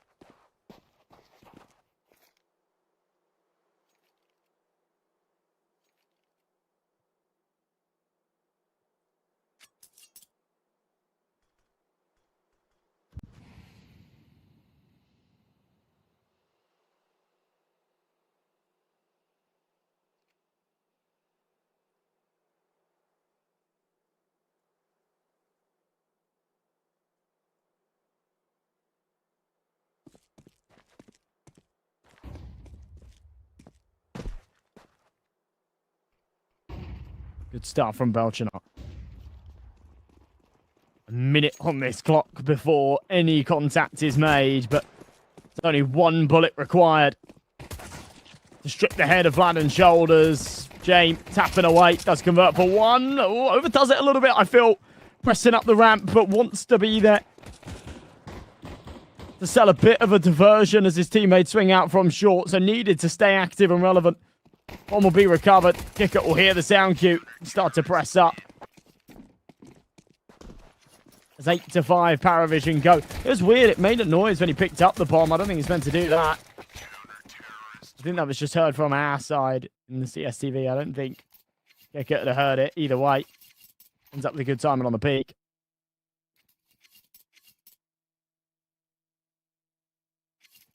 Depression needs to humble James. I mean, he's kind of doing that right now because James having a bad map, but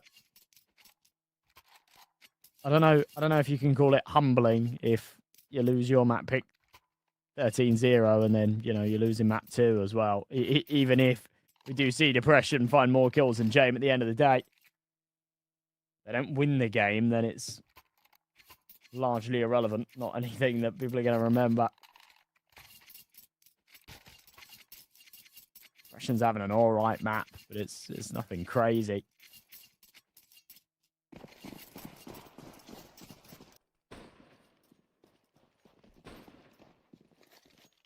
Well, those key AWP kills came in towards the tail end of that first half, though, and they were really important.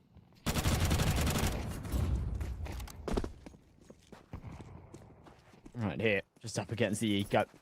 Zillow having a bit of a field day. Out on long, finds himself 2, now 3. Gekka will clean up for 2 more. A single casualty there in the second round. No trouble at all. Only a FAMAS lost. And MP9 will be dropped over. A rifle reinvested. And replays of what commenced on the pistol round. And the start of this one here. Zillow just lining him up. Nice and easy for him. I believe he was actually traded there by Kindo. With a Glock of all things as well. Just an insta-dink and then follow-ups with the body shots. There was one that was tacked down low through the smoke spams. One bullet would have finished him off, but somehow silhouette drawn around him. The shot's not connecting.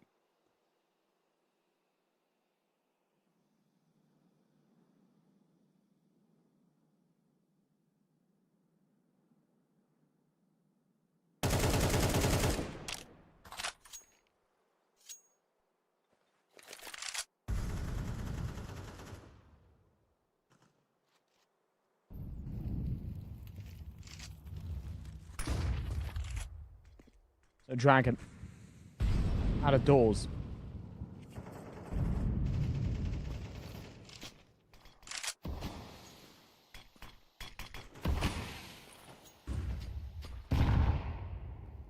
Nade onto Balshanok.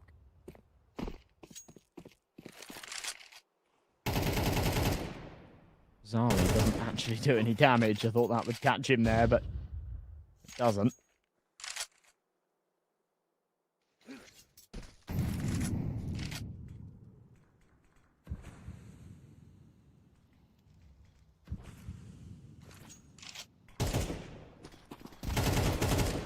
Goes into CT. Big entry out of Collins. Trade back. The info now relayed, but the solo defender on the B side is Nota. And the flash is too good. Paravision around that. They're not really too eager to give up, but they might just have to. James got a scout. It's those premium rifles that have been lost in the opening fights. It's the FAMAS and M4. Momentarily missing. James does recover 1. The round that they have to pull the plug on.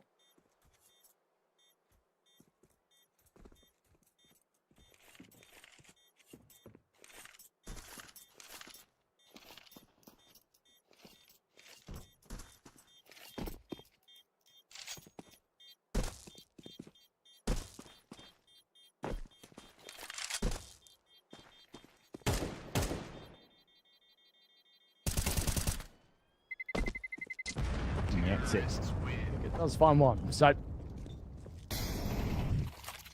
not too bad. A good recovery from Partizan.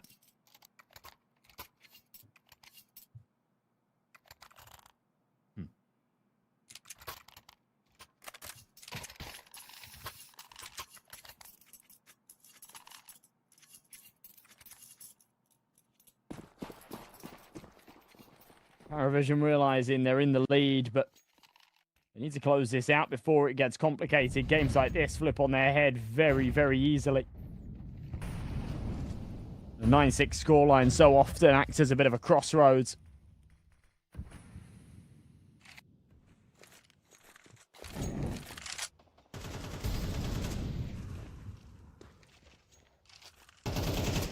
Absolutely anything can happen.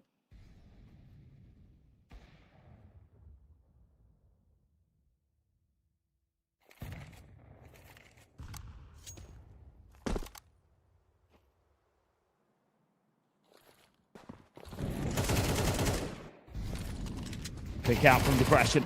Gekka able there to get one into CT. Nota 1 for 1 on the bomb site, but you can't just keep going 1 for 1 on the B side. It's so difficult to retake. It's not really good enough. And not to put the blame on Nota there, but he needs support. When he doesn't get it, it feels like the round is just lost before it even really gets started. Jame on his AWP, but reliant on someone giving him the opportunity. And he will get given it, to be fair. Jiggle. I'm sure we won't see another peek off the back of that. Oh, Dragon. Lovely shot to get rid of that sniper. Transfers onto the second. Can't quite find the kill, but it's enough for Kicker to just grab that AWP and escape.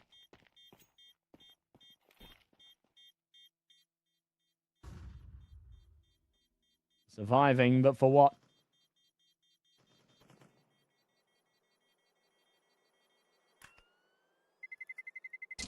Terrorists win.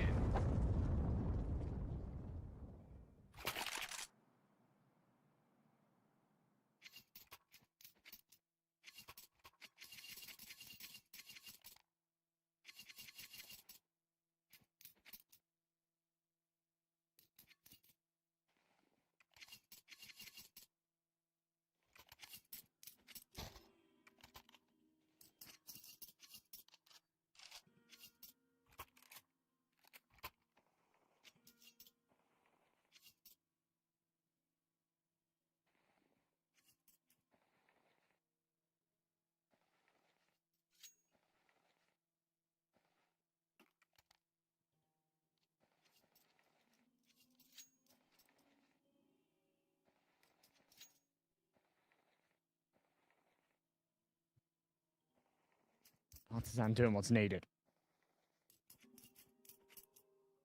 9-7. Keeping this one tight. Last time we saw Dust 2, it did go to OT, I believe. The absolute distance. Paravision were just about able to pull ahead, but the more important thing is Partizan then won the other 2 maps in the series. Not a possibility here. If Paravision win Dust 2, it's game over. It's Jame, the anchor on the bomb site this time round with that AWP. Wanted to be potent with it, but it's this B site that's been the major vulnerability for the Paravision CT side so far. I'm really surprised that on a buy like this, where, you know, it's effectively an eco, they don't stack it. They just put Jame by himself, and he gets completely overwhelmed, and that's the round. Nota and Kick It get out of there, but they got nothing to save. Kicker's got Kevlar and Helmet with a USP. Nota's quite literally saving nothing. He just doesn't want to feed the opponents. Feed their confidence, feed their bank accounts.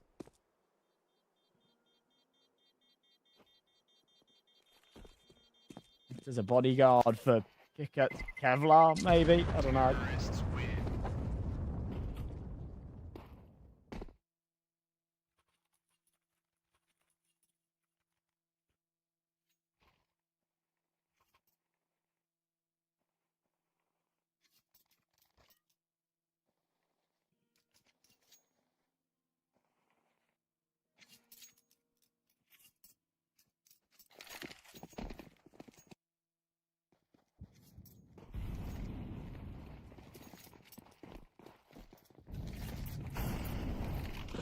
9-8. Paravision.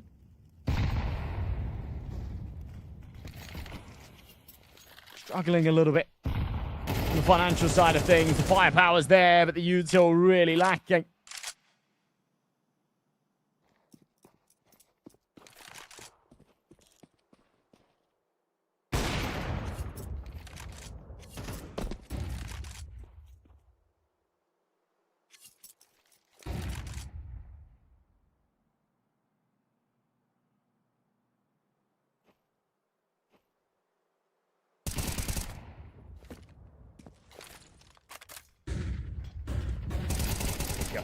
Holding down the line on this B site. He's ended up with a second. The re-established smoke there in the tunnels.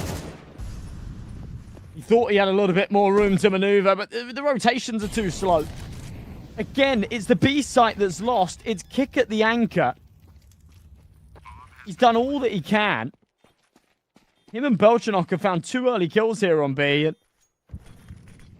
no one else is ready. I'm trying to find an angle. They spam him through the wood.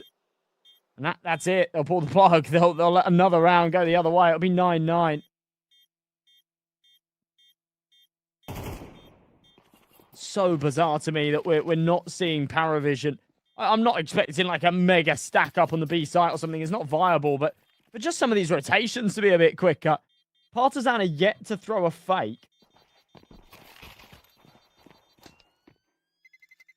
As soon as that util rains over onto the B site, they've committed every single time. Yet Paravision are still just stagnant, sort of sat on the A site, sat in CT.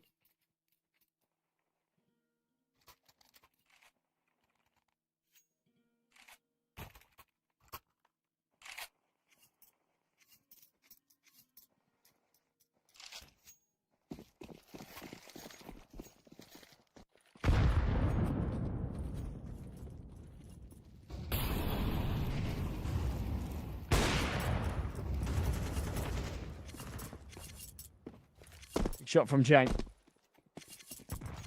Backing down early. Finally, a little bit of early success out of Paravision that hasn't gone traded or at the expense of a huge piece of map control. I mean, short given up, but that's sort of inherently the T's turf anyway.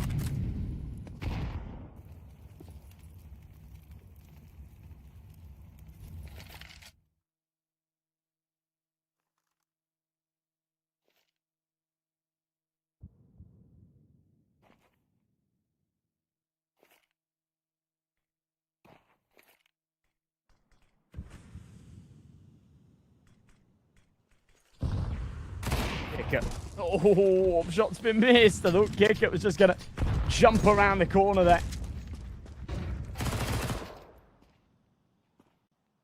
Overwhelm the sniper, but he doesn't. Ends up with Kindo instead. Depression. Scoped in, walking around.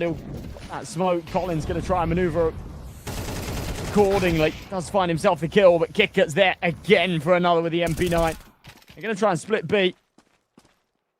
You're not lying in wait.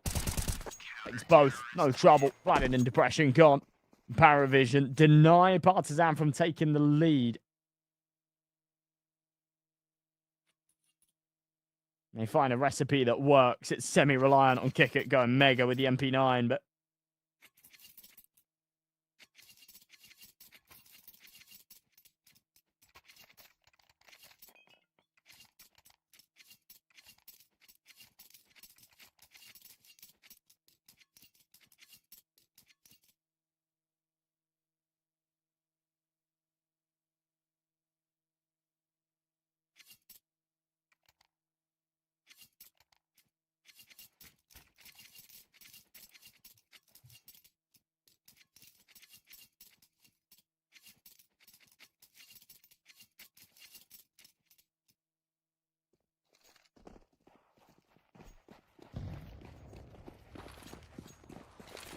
to 9 then. Bang into long. Kindo. Super quick on the entries. Dragon ends up saving him as well. He's partially blind, but takes a second.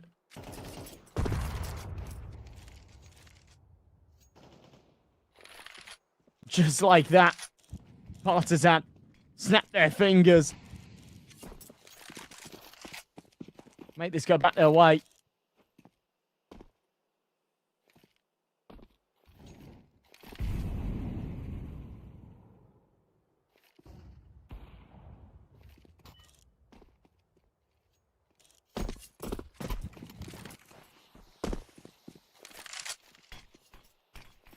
Free A site for Partizan, a free round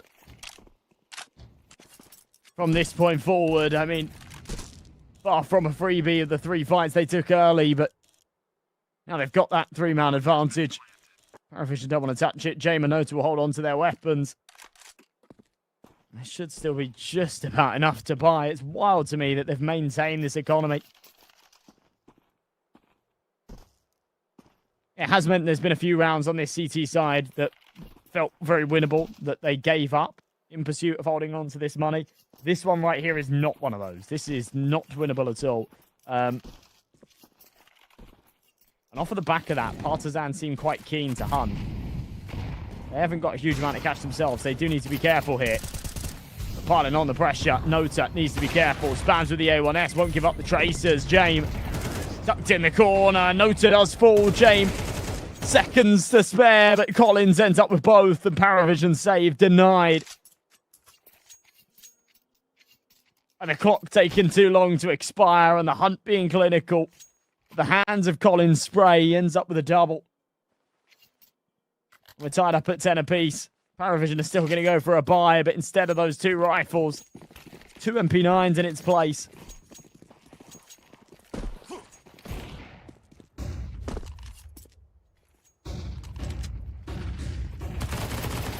Zillow flashed into long, takes the contact, but the MP9 just can't do the damage. That's the back right up. It's been a slow game from him. It's uncharacteristic for him, to be honest. He's still finding his place here within the Paravision side, and Kicker has been making up for some of the absent stars. Zillow and James, who are supposed to be the hardest hitters, are down at the bottom of the scoreboard with 7 kills. Kicker is 22 and 12. Belchanok's having a great performance as well. And Kicker's just kept a lid on things here with 2 massive frags out along. Through the smoke, gets Kindo down low as well. Jamin on the flank. Oh, look at this. I thought he was going to walk all the way up, but it's so smart not to. Dragon holding for this flank.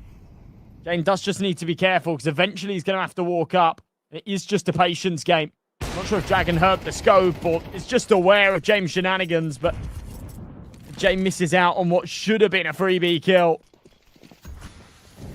A really good read. Great awareness out of Dragon. 3v3. Walking up onto the site then. MP9 from range, and Dragon just walks through the smoke. Nota tunnel visioned on the idea of popping his head up to deny that plant. Ends up caught with his pants at his ankles. Dragon now back on to focusing towards long. James just sat posted on the angle. Will eventually get given the kill. His patience pays off, but so slow. Belchanok just doesn't seem to bring anything to that. So James just going to go save the AWP again. And it is rounds like this that really pain me. I hate criticizing James because he is a great player. But there are certain rounds where he's just so wildly irrelevant.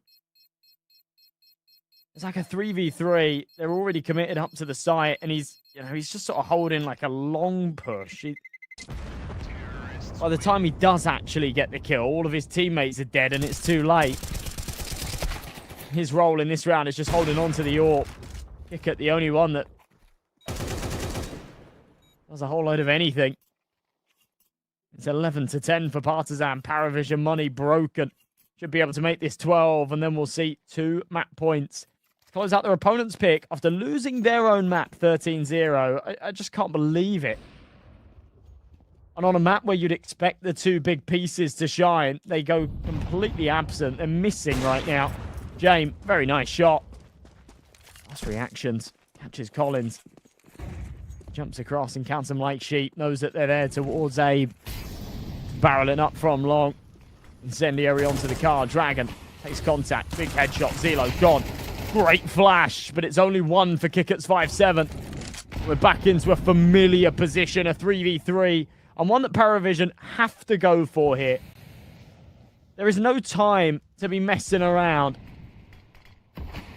It's a slower rotation from mid, but Partizan yet to commit to the plant. Paravision do have a bit of room to maneuver. James on the angle, playing around the edges of this smoke. No one's going to face it from car, not just yet. They're already on the T-ramp. He takes the contact, sees the head, jumps across, does escape with his life. It's a Desert Eagle here in elevator that needs to go big, peek out, straight into the AWP. A massive adjustment as Depression takes both. James coming in from long. Oh, can't hit the flick. That's that. Yeah, run away. I'll hold on to the AWP again. You can cut him a bit of slack for this one. He's missed his shot, but his positioning wasn't too bad. Still ends up dying at the end of it. I'm surprised that he peeked into mid instead of just running back to the T-spawn. It's one of those games where Paravision, I feel, have prioritized the economy far too heavily. It's cost them a lot of rounds that, you know, felt winnable. Not easy rounds, but rounds that kind of felt winnable. Some of these retakes, I know it's trickier on B when, you know, we've seen some of these 3v3s and you think, you know, not an easy task, but now they find themselves in a bit of a hole that they've got to climb themselves out of. Great early pick from Jay. This is what we need from him. A bit of initiative, a bit of activation. Him trying to find those early picks in too many rounds. He's been passive. Found himself last alive trying to save, but he can't do that here. There's no saving for the next round. If Partizan take 13, it's game over. So he gets up in their faces, lands the opening shot, takes out Depression and hits the attack through the wall. One of the doors onto Kindo. Completely empty B site. James following up with another, though. That's Collins gone. B site open for business. They need to be careful. But the shot's connecting. Belshanock ends up with another. And a 4v2. One that he won't overstep the mark. He'll let them have the plant, maybe, or maybe not. Maybe he does just full W once his teammates are in position. He knows that they can push out and trade, and that's exactly what will happen. The 12 to 11, Paravision, stay afloat. They win a round when they absolutely need to, but still, it's overtime or bust here for them. It comes off of the back of James. Taking some initiative, looking for those early fights. That second kill he finds is pretty disgusting. Can't believe he reacts the way he does there, and as quick as he does. Bullet to the head would have shut that one down. Maybe change the outcome of that round.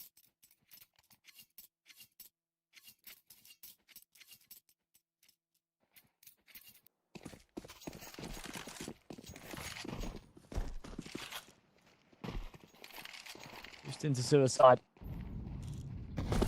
He's taking a bit of room here in mid. This may have been heard. Oh, God, Nota. What is that? What is that? At a time like this as well. I mean, great trade. So we'll unpack it in just a few moments because we are back into a 3-on-3 and now a 3-on-2. Such a ridiculous mistake made by Nota and room given by Depression to go through the mid doors. It should be a comfortable enough trade. No, Belshanock whiffs it. And that's it. That's the round. Oh, that is unforgivable. Nota walks through doors. He's tunnel visioned into lower tunnels. Completely ignores the fact there's 3 there. Depression gets a freebie onto James. And the failure to trade by Belshanock is ridiculous. That is such a bad map.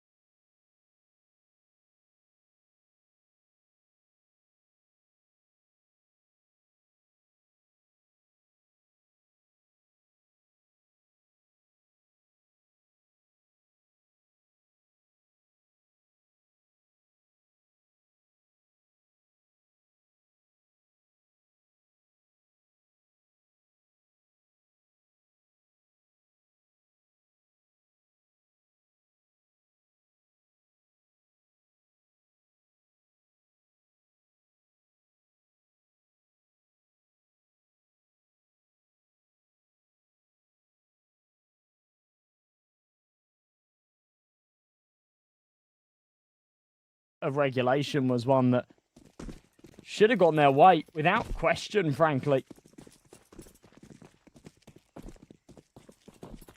They end up fumbling it in a spectacular fashion.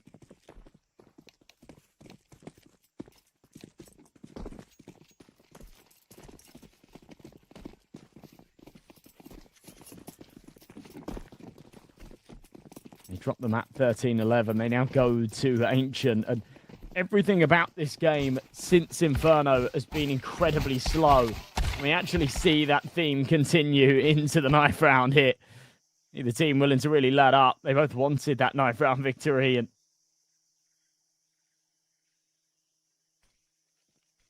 it ends up going the way of Partizan.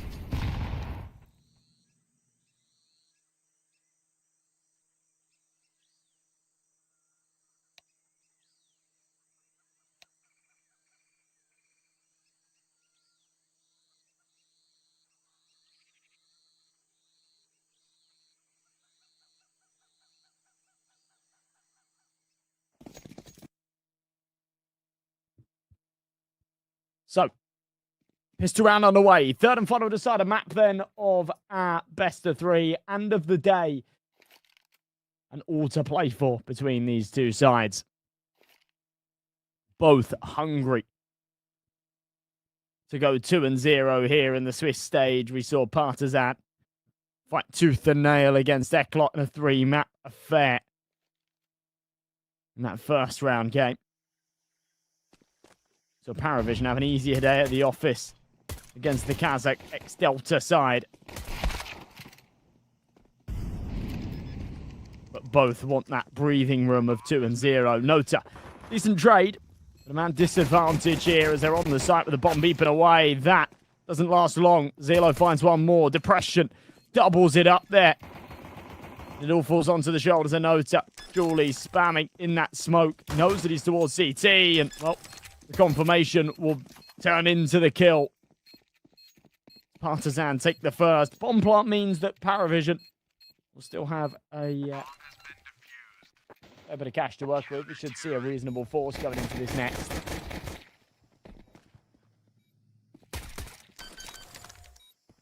Very crisp. I mean, look at this. Depression's headshots there in main were pretty perfect. See those Julies at the end just seal the deal without too much trouble.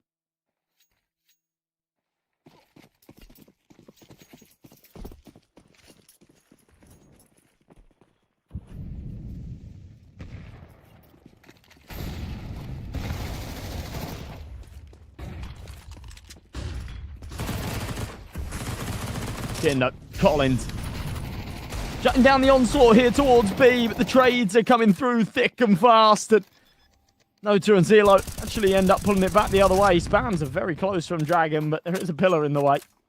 The bullets won't penetrate.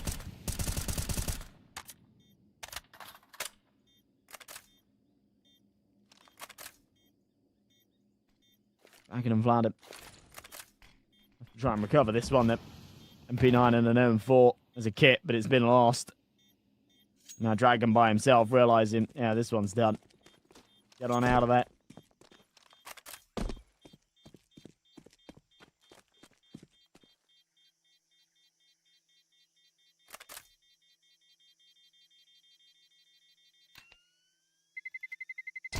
Terrorists win.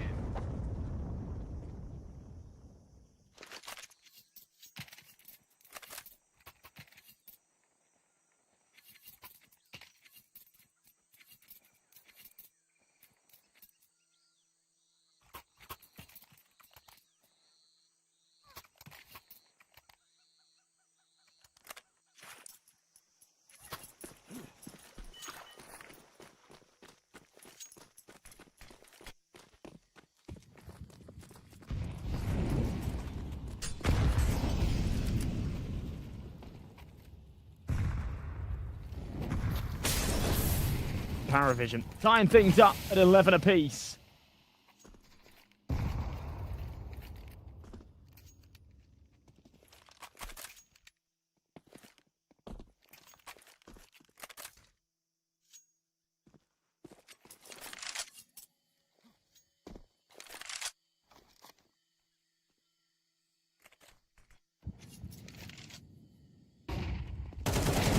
flashbang him. Belchanok, big kill. A bad round to lose in that last for Partizan, to be honest. It started off so well for them, too.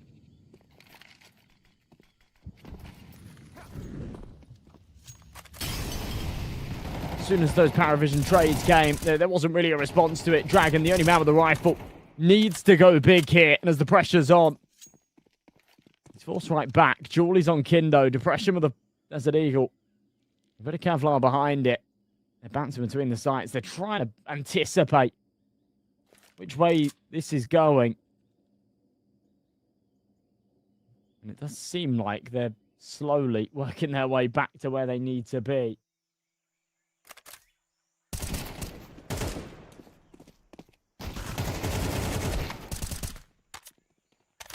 On the trade back, but numbers still whittling.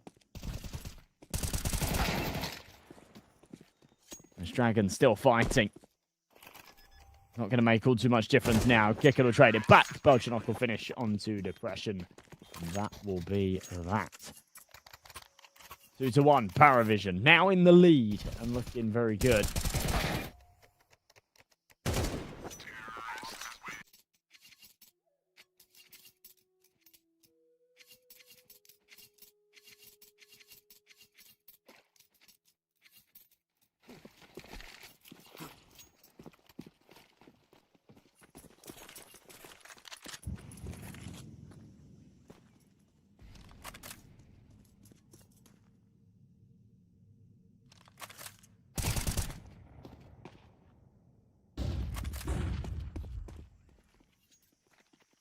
Stuff from Dragon again.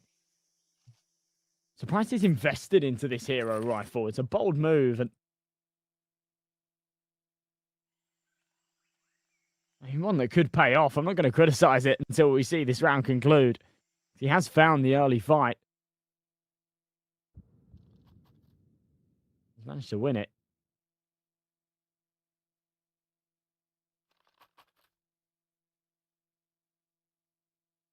Or press in through Donut. London and Dragon have gone all the way around main. Yeah, this timing is just painful. Had they stayed in main as well, they'd actually have a pretty good position to deal with this. I mean, it is going to be smoke. Paravision are like, well, doesn't really make much sense. We've been given this for free, so maybe they are in main. Won't be the case. By the time they wrap around through elbow, though, it'll be anticipated because at this point, they could have just come from the B rotation and down from shelf. After the opening fight going their way, it doesn't seem like Dragon's hero M4 is going to be able to do all too much. Nota, AK in hand. Be able to just mow him down. Very little to work with here for the CT side. And I don't know why Dragon just peeks in at the end there. There's been some really questionable moments in this game, and like that's another one right there, where Dragon's gone for a hero rifle buy. I mean, to be fair, a couple have died to the bombs. That's quite an expensive round for the T's, but Dragon's gone for a hero rifle buy there. The round is already lost. Yeah, his teammates are dead. There's no time for the bomb reviews. I'm normally not a big fan of hero rifle buys when no one else has got Kevlar, because then you are fully reliant on you making the big play. Whereas when you've got a couple of players with Kevlar and pistols as well, you can sort of say, well, if they die, it gets passed along the bus and it can still have impact. But that aside, you know, it happens often enough to go for those hero rifle buys. But it's the fact that late in the round when it's already lost, he has the opportunity to just pull away, hold on to it. That then means that Collins or Depression won't be down to an MP9 in this round. And instead, it ends up being the case that he peeks out for a trade that was inevitably going to lead to his death. The rifle's then lost. And yeah, they're on a much weaker buy here. He's the first to drop here in the 5th. It wouldn't have just meant that Depression and Collins, or one of the two, would have had a rifle instead of an MP9. I think they probably both could have got the rifles out if Dragon had held on to the Kevlar and the weapon.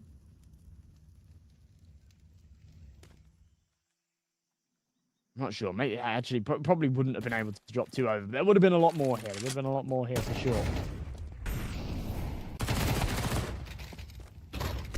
Depression. The killer out of the MP9. Kindo follows up, and despite my waffling, they might still make this happen. If it does catch out the pincer.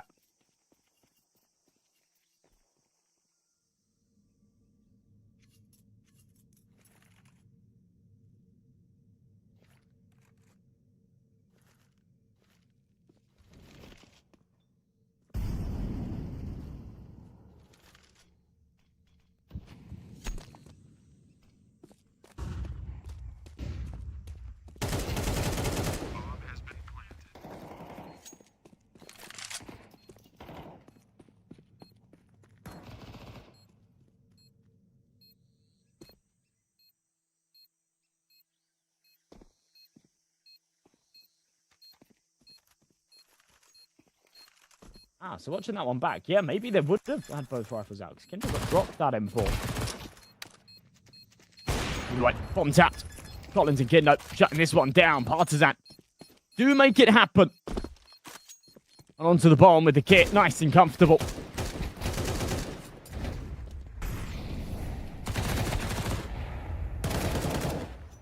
It was this moment here that made this very, very plausible. Once that A site was lost, the retake pretty perfect. Collins just isolating those two fights. I like the initiative for the wraparound from Nota, but if his teammate can't survive, then that's where the problems really start to multiply.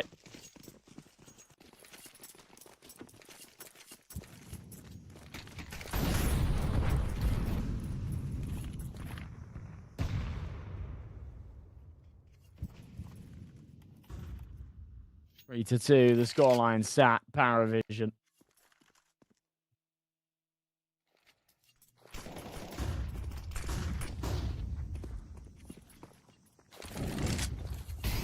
Head, but only narrowly. Feeling a little bit sore. They weren't able to win that last, but rinse and repeat into the A site.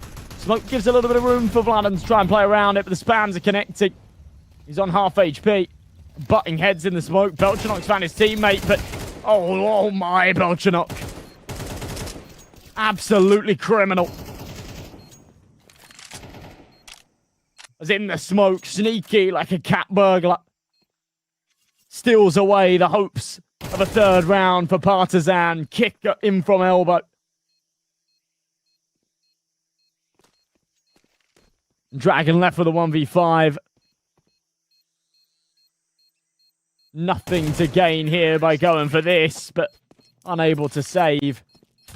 He's trapped in the red room. Both angles having to be watched, and he's only got one head. Well, not anymore.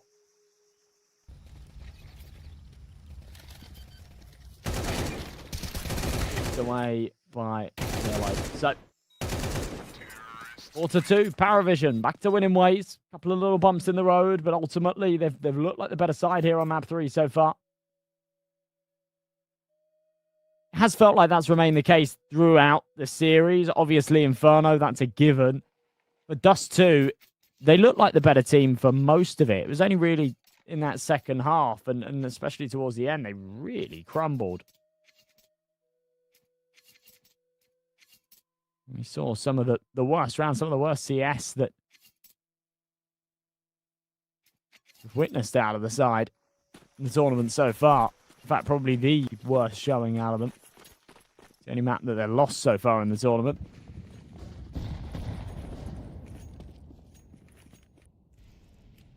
Same definitely can't be said for Partizan. A lot of grit and determination shown there in that second portion of Dust 2. All that back to bring us to a third. Stay relevant in this series. Full eco hit for round number 7. So, need to give this one up. Looking for some kind of damage. Won't go down without a fight, but maybe they will. Dragon does take one. Desert Eagle, 47 HP. They know where he is. The spams are coming through. The cavalry arriving. They are dead set on avenging their fallen teammate and finishing him off. And there it is. It's James with the final blow. Has to be said, and I know he finds a few eco frags here to pad that a little bit further, but Belchanok has had one hell of a start to this map so far. He's 11-2. He's been playing monster CS. A couple of big moments. Cast my mind back to that A bomb site. He went through the smoke. Found both. The initial plan was just to hunt for the kill onto Vladimir. Once he found it, knew that off of that contact, smoke pusher coming from CT, and he was ready for it. Clinical with the headshots as well. HG into elbow. Should finish, but not before Belshadok takes him out. The Dragon and Vladin will lose their lives, but trade in the process. 2v2 boils back down to Zillow. Should have a free fight. Oh, gets a little bit messy. That's okay. He still wins it. It's Kindo left by himself. Say bomb site once again, the one that goes under siege. It's fairly common here for Ancient to play a very loose setup towards the A side of things and prioritize some of those retakes.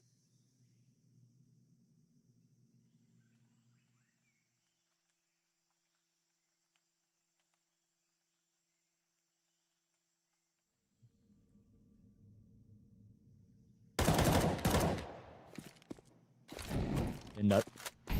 Let's identify the bomb. I'm not quite sure. Oh no, they might actually lose this round. 30 seconds.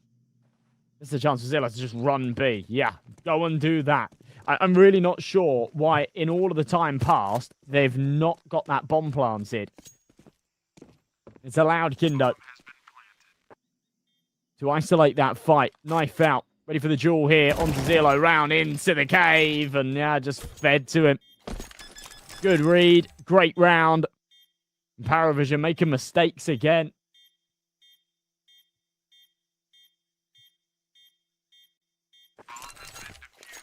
A bad one to lose. Bad fashion to do so.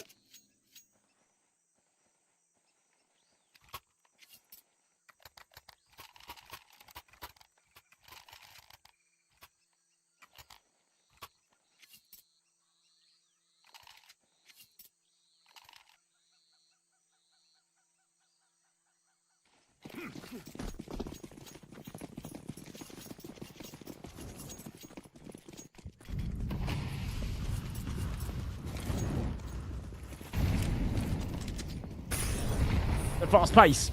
Collins. And P9 in hand. It's a very expensive round in the last, even though they won it.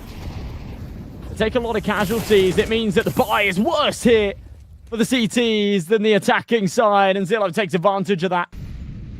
The aggression into the B slope, met with 2 swift headshots. I think he is maybe just as surprised that they land as fast and comfortable as they do.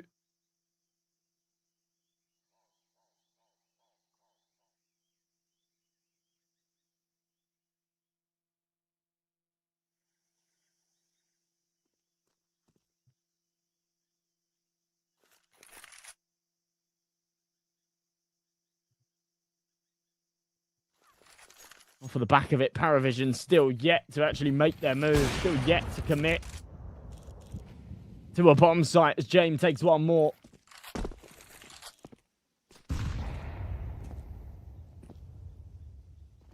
He comes over the top. Depression playing around a very weird smoke. Seems to be misplaced. Gives him a little bit of a room and a little bit of a sight line. Yeah, it was up top.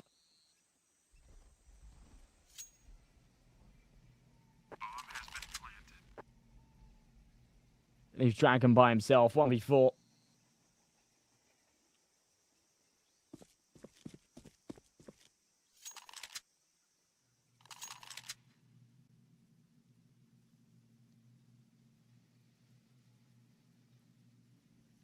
The 6 goes down. Another bizarre.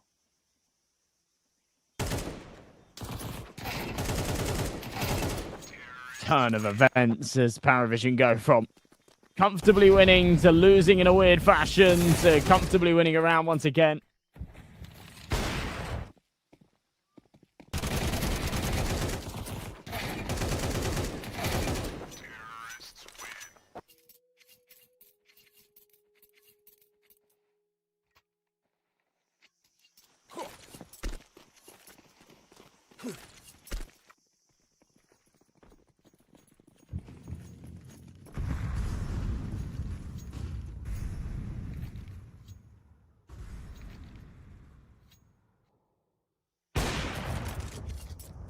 Should be freebies here against the Eco.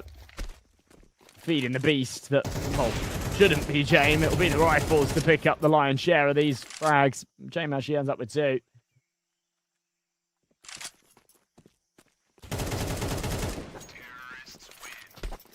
Belchernot closes it out. All 5 staying alive. Very comfortable stuff here for Paravision now.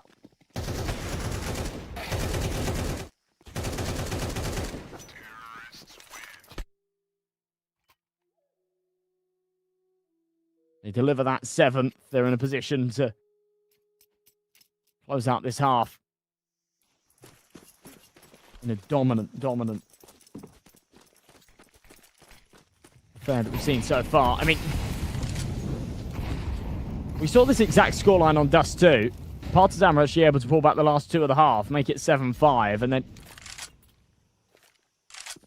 quickly started to close it back up. So, proceed with caution, but Dragon getting aggressive into main isn't the answer. Belchernot ready for him. Denies it at the door. It's a really good start from Dragon. He found 4 kills in the first couple of rounds, but since then he's been quite quiet. As has almost everybody here on Partizan. Kindo's had some great moments. Saw a clutch out of him. That was to put their 3rd round down, but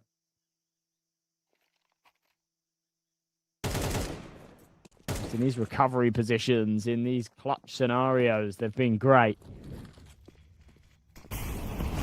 Consistency and actually just holding on to the sites in the first place has been a bit of a recurring problem.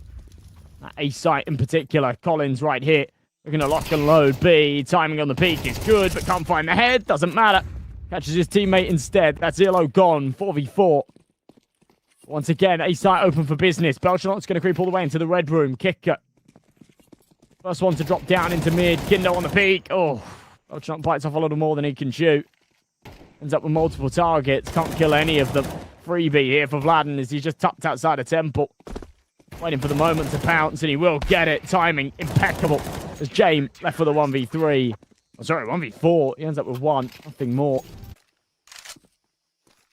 7-4. The scoreline will go after such a great start again. You know, you get that man advantage.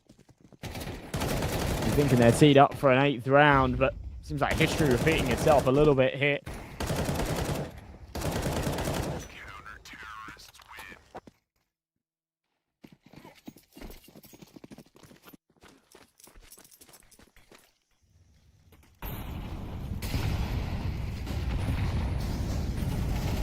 HE into middle. Belchernot. Lovely headshot. That's Dragon down.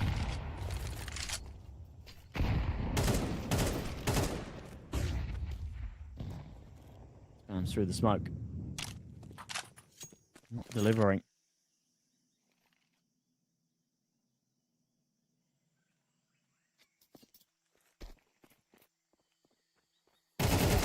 S round the corner. Kicker. Big kill. Vladen follows up with one of his own. Kick it in the meantime. Walked all the way up onto B. HE not connecting. Nobody close to the corner. Here on short, it'll be depression smoked in. Man advantage. Doesn't last long here for Paravision. They feed the belly of the beast, but well, the same mistake will be made elsewhere. James very ready for the flank. We boil back down to a 2v2. Depression still hitting shots, but as he gets closer to this site, this AWP becomes more of a problem than a solution. As he taps the bomb. Oh my God, Collins. That is perfect. A snake in the grass that snaps at the ankles. And Paravision least expect it. Kicker alleviates the pressure of the bomb diffuser. But look at this. As soon as he pulls the trigger, he doesn't realize that Collins has already walked past him through the smoke. Catches his teammate, reacts to the left-hand flick. And a 5th on the board for Partizan. A carbon copy of what we saw on Dust 2. Maybe a chance for them to pull it back the distance. Second half pistol round, very important for both teams. But frankly, Partizan keeping up a bit of momentum here would be massive.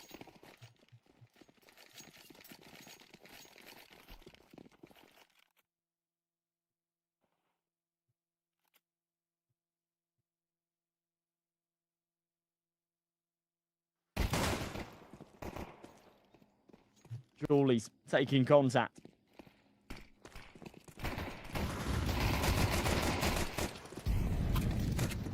Able to make it work. Kindo returns the favor with a Glock headshot. A free B bomb site now opened up.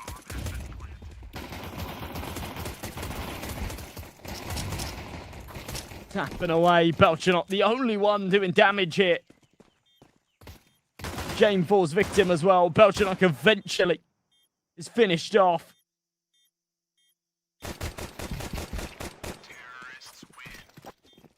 Dragon's Glock will chime on through for the last. Partizan on to 6. 7 surely imminent.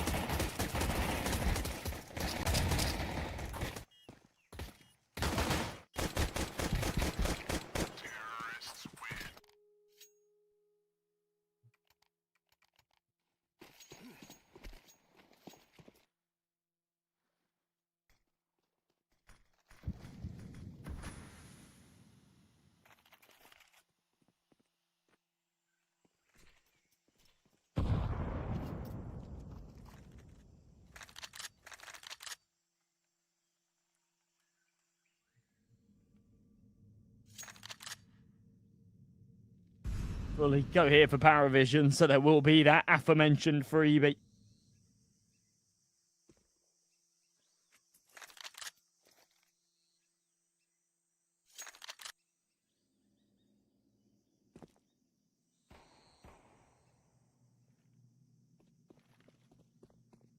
James. Behind the wall. That dragon walked straight past. There's another one coming his way as well. Will he peek out for the kill onto this one? Probably not. Getting comfortable in his corner.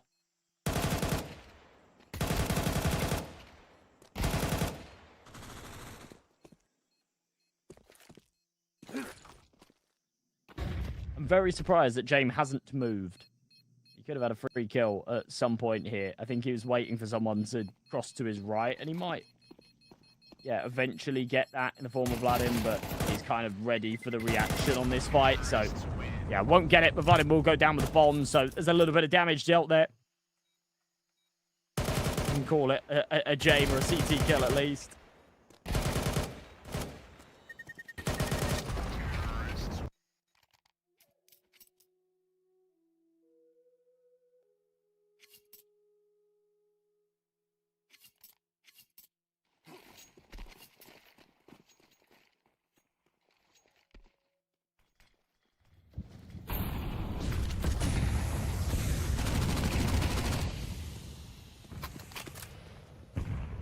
Early pick out of Dragon. Swaps out to the M4 and ends up with another headshot as well. Love this little change of pace.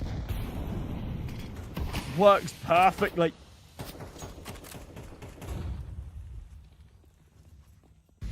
So quickly, a 2-man advantage.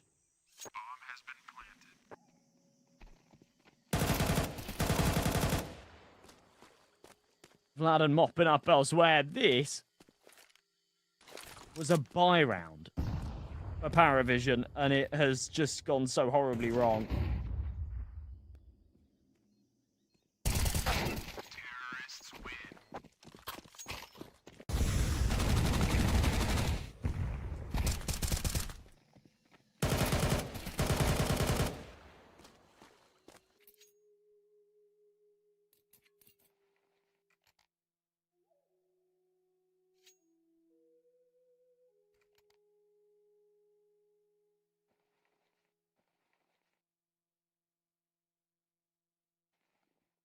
Tactical pause out of Paravision. Things aren't going wrong. They've lost quite a few in a row now. 4, 5. 5 in a row. 5 in a row. 7-3.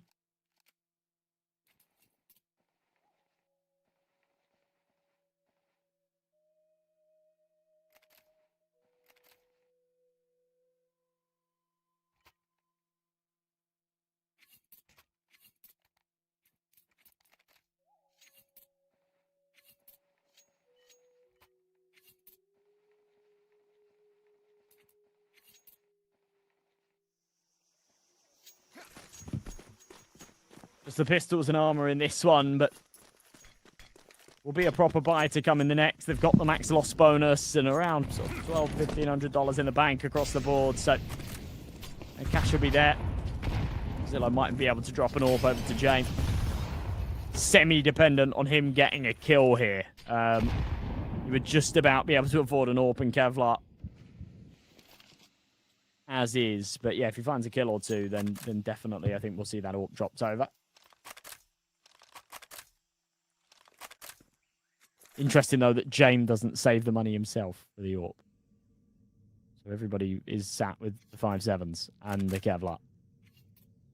Dragon walking his way forward. This is a good response out of Paravision, knowing that Partizan like to take the space here in Donut. Dragon deploys the smoke. James hasn't been hard cleared, and, well, Dragon will walk straight into the crossfire. It's a mega stack onto A that's worked nicely, but off of that contact, Partizan is just going to go elsewhere. Needs this M4 to go big. James does. Delivers for another. I'm starting to see why maybe the James force was very important. They got a two-man advantage off the back of it. Kick it in the corner. Ooh, preemptive on the spams. Thought that might cost him. Ends up with a kill regardless. Partizan reroute into A. Paravision have sort of over-rotated off a little bit, so it does look like we'll need a retake, but 5v2, you still fancy their chances, and James is actually routing back through Temple. Loses his life, but gets the info just that little bit earlier, so the rotations can start to come in before Partizan take the post plants. Looking to Donut. Belchanot walking through main. Vladin. Oh, timing awkward. Doesn't die, though. Belchanok only fires one bullet into the chest. He's just trying to be a little bit of a nuisance here. Allow his teammates to take place on site. Depression. Here in Donut. He's going to be overwhelmed. Yeah, just running it down with a 5.7. It's Nota. The kicker doesn't have a kit. And if the denial comes through, then that's the round wrapped up. And there you go, Vladin. Lands the head almost instantly. Nota gets out of there with an AK. All things considered, it's not a terrible round from Paravision, given the fact they just had 5.7s and armor. But considering it was a 5v2, that's disastrous. And you can't help but feel that Belchanok has well and truly whiffed it there. In from main, that should have been a bit of a freebie kill. When he fires the shot, instead of committing to the duel, he dials back. He sort of tries to play his life. And I don't hate it, but he really needed to win that duel, and he doesn't. Incendiary goes down. He isn't coming from a mile away in A main. Keeps him at bay for a few seconds. Partizan keen to just smoke it and keep pressing forward against the Paravision buy. The numbers very quickly go their way. The round in favour of the T's once again. Dragon follows up. Nota dropping. Trying to deny this plant. Belchanok is there for the kill, but not quick enough. Nazillo and James. For the 4v2, James already made the decision to back off. He's got an AWP and 4 HP. There's not a lot of justification for him to play in for this. On that basis, Zillow doesn't want a 1v4, so he'll live to fight another day as well. No one hunting all too hard for him just yet. We do see Kindo exploring a little bit out of A main, but I don't think he'll find himself on the B site anytime soon. He's not in this round.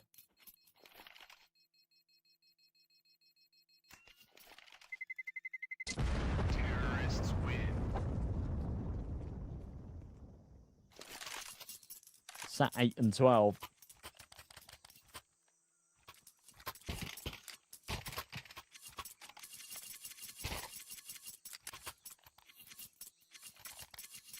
Constantly able to wield that sniper, but perhaps not do all too much with it. And that round locked out before he could even have an impact right here. The buy comes out around the two save weapons, but Paravision needs some success because Partizan have been doing it all. It's been 7 in a row from them. It's been the Partizan show. quite some time now, as they're the first to hit double digits. They want to extend that further. They do lose Kindo early.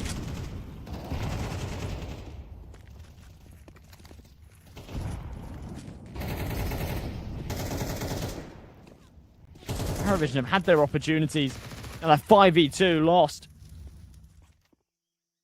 Should have been done and dusted every day of the week. They win that round 9 out of 10 times, but today's that 10th.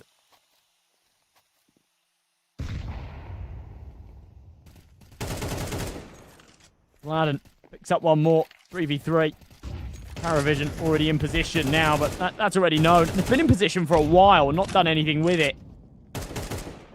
Could have had that element of surprise if they popped onto Paravision a little bit earlier. They've gone for a very fast rotation, but yeah, now taking their sweet time with it. Paravision in a position where, well, they know that the rotation...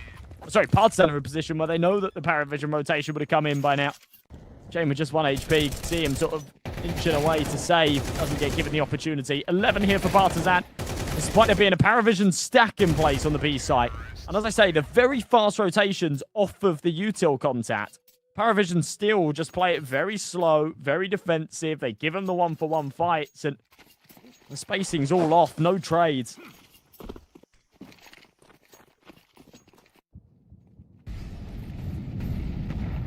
(11-7). Partizan 2 away from the finish line. This would be a pretty incredible reverse sweep, to be perfectly honest. It's Vladen to try and steer them there. After losing your map pick, I don't think I've ever seen that before, actually. I've been doing this for a long time. 7 years as a commentator, and I can't remember a game where we've seen a team lose their map pick 13-0 and then reverse sweep the series. It may have happened before, but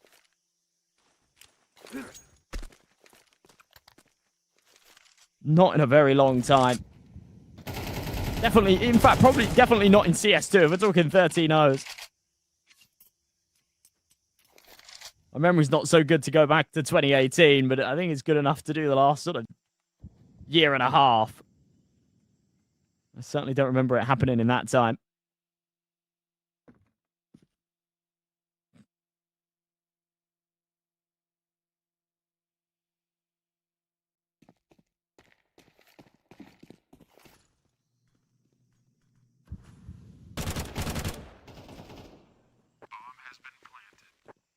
You like in chat, make me chuckle. Parmesan cheese. I love Parmesan cheese.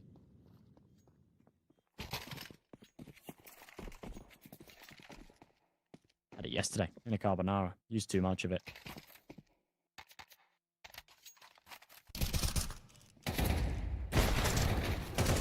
Maybe 12 here for Partizan. 5 chances to close this one out as Kicker and Nota want to prioritize the weapons. This feels like another round. I'll be honest, I know that there's no kit, and maybe it is the right call to just back off and save here, but it's sort of reminiscent of some of the rounds that we saw on Dust 2, where towards the end, when Partizan were pulling closer and closer to the finish line, we still saw Paravision. In scenarios like that, where it's a 2v3, you've got one player low on the T side, it feels pretty winnable to play for the retake and have a go at it. They don't do so. They prioritize the weapons. It makes a little bit more sense here than it did in some of the scenarios on Dust 2. Have a strong buy going into what could be the last round, but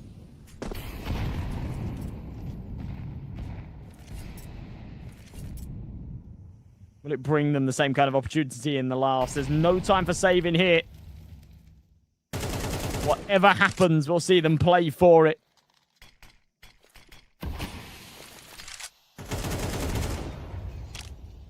Chi into cave. A little bit of early damage on Tazir. Had a really slow game. Ever since the 13-0 on Inferno, he had a stinker on Dust 2. He's having a stinker here on Ancient.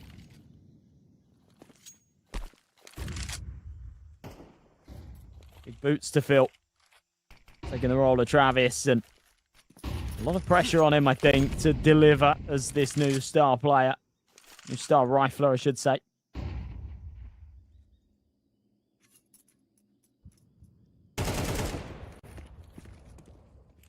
ability to do that has come into question here in this series, that's for sure. Collins takes contact with the AWP early, does do damage onto James, can't finish him off. As the crunch comes into B, Kindo wipes out Zillow in the corner. Belchanok seemingly wanted to clear Dragon, timing a little bit awkward. He does still win the fight, but Collins triples it down in CT, and that is surely where the line is drawn in the sand. Kindo steals it away at the end, but it's a Collins three-piece that gets that one done. And such a wildly bizarre best of three. Partizan reverse sweep after losing their own pick of Inferno 13-0. I thought this was going to be a quick day at the office from Paravision. Once they won that first, they got smoked on Inferno last time around. I said, okay, they'll probably have done their homework on it. Seemed like Partizan had done their homework on Dust 2 as well. They responded with a strong map, a strong second half. After being 7-3 down, we saw the same right here, 7-3 down. And they pull it all the way back, 10 in a row. And pure dominance. Vladin up there, MVP, 17 kills, 9 assists. And your match winners are Partizan. Another team going 2-0. Your third team going 2-0. They'll be joining 9 and Astramm up at the top of the bracket. But yeah, really, really solid stuff. Oof. We've seen Cybershock, Fireflux, and now Paravision go 1-on-1. Such a competitive Swiss stage, and so difficult to determine who is going to make it through. But definitely going 2-0 does you a lot of favors. They'll be absolutely teed up to work their way out of this Swiss stage into the playoffs. As we get there, there's going to be some very good playoffs invitees as well. Big OG, NIP, Fnatic, 500, some big household names that, should absolutely deliver some interesting CS as and when we get there. But that is going to wrap things up for today, folks. Tomorrow, we've got some more awesome Counter-Strike action. We've got Gunfire versus Marius, Nexus taking on Fisher College, and Iberian Soul butting heads with Sashi. So we actually kind of do both ends of the bracket. We have 2 lower games and then 1 more upper game, that final upper game that needs to be concluded. So that should be exciting. Tune in for that. Make sure, same time, same place tomorrow, 9 a.m. all the way through until around about 6 p.m., which is where we round things off. But yeah, that's going to be all from me. Thank you, everybody, so much for watching. It's been a fantastic day of CS.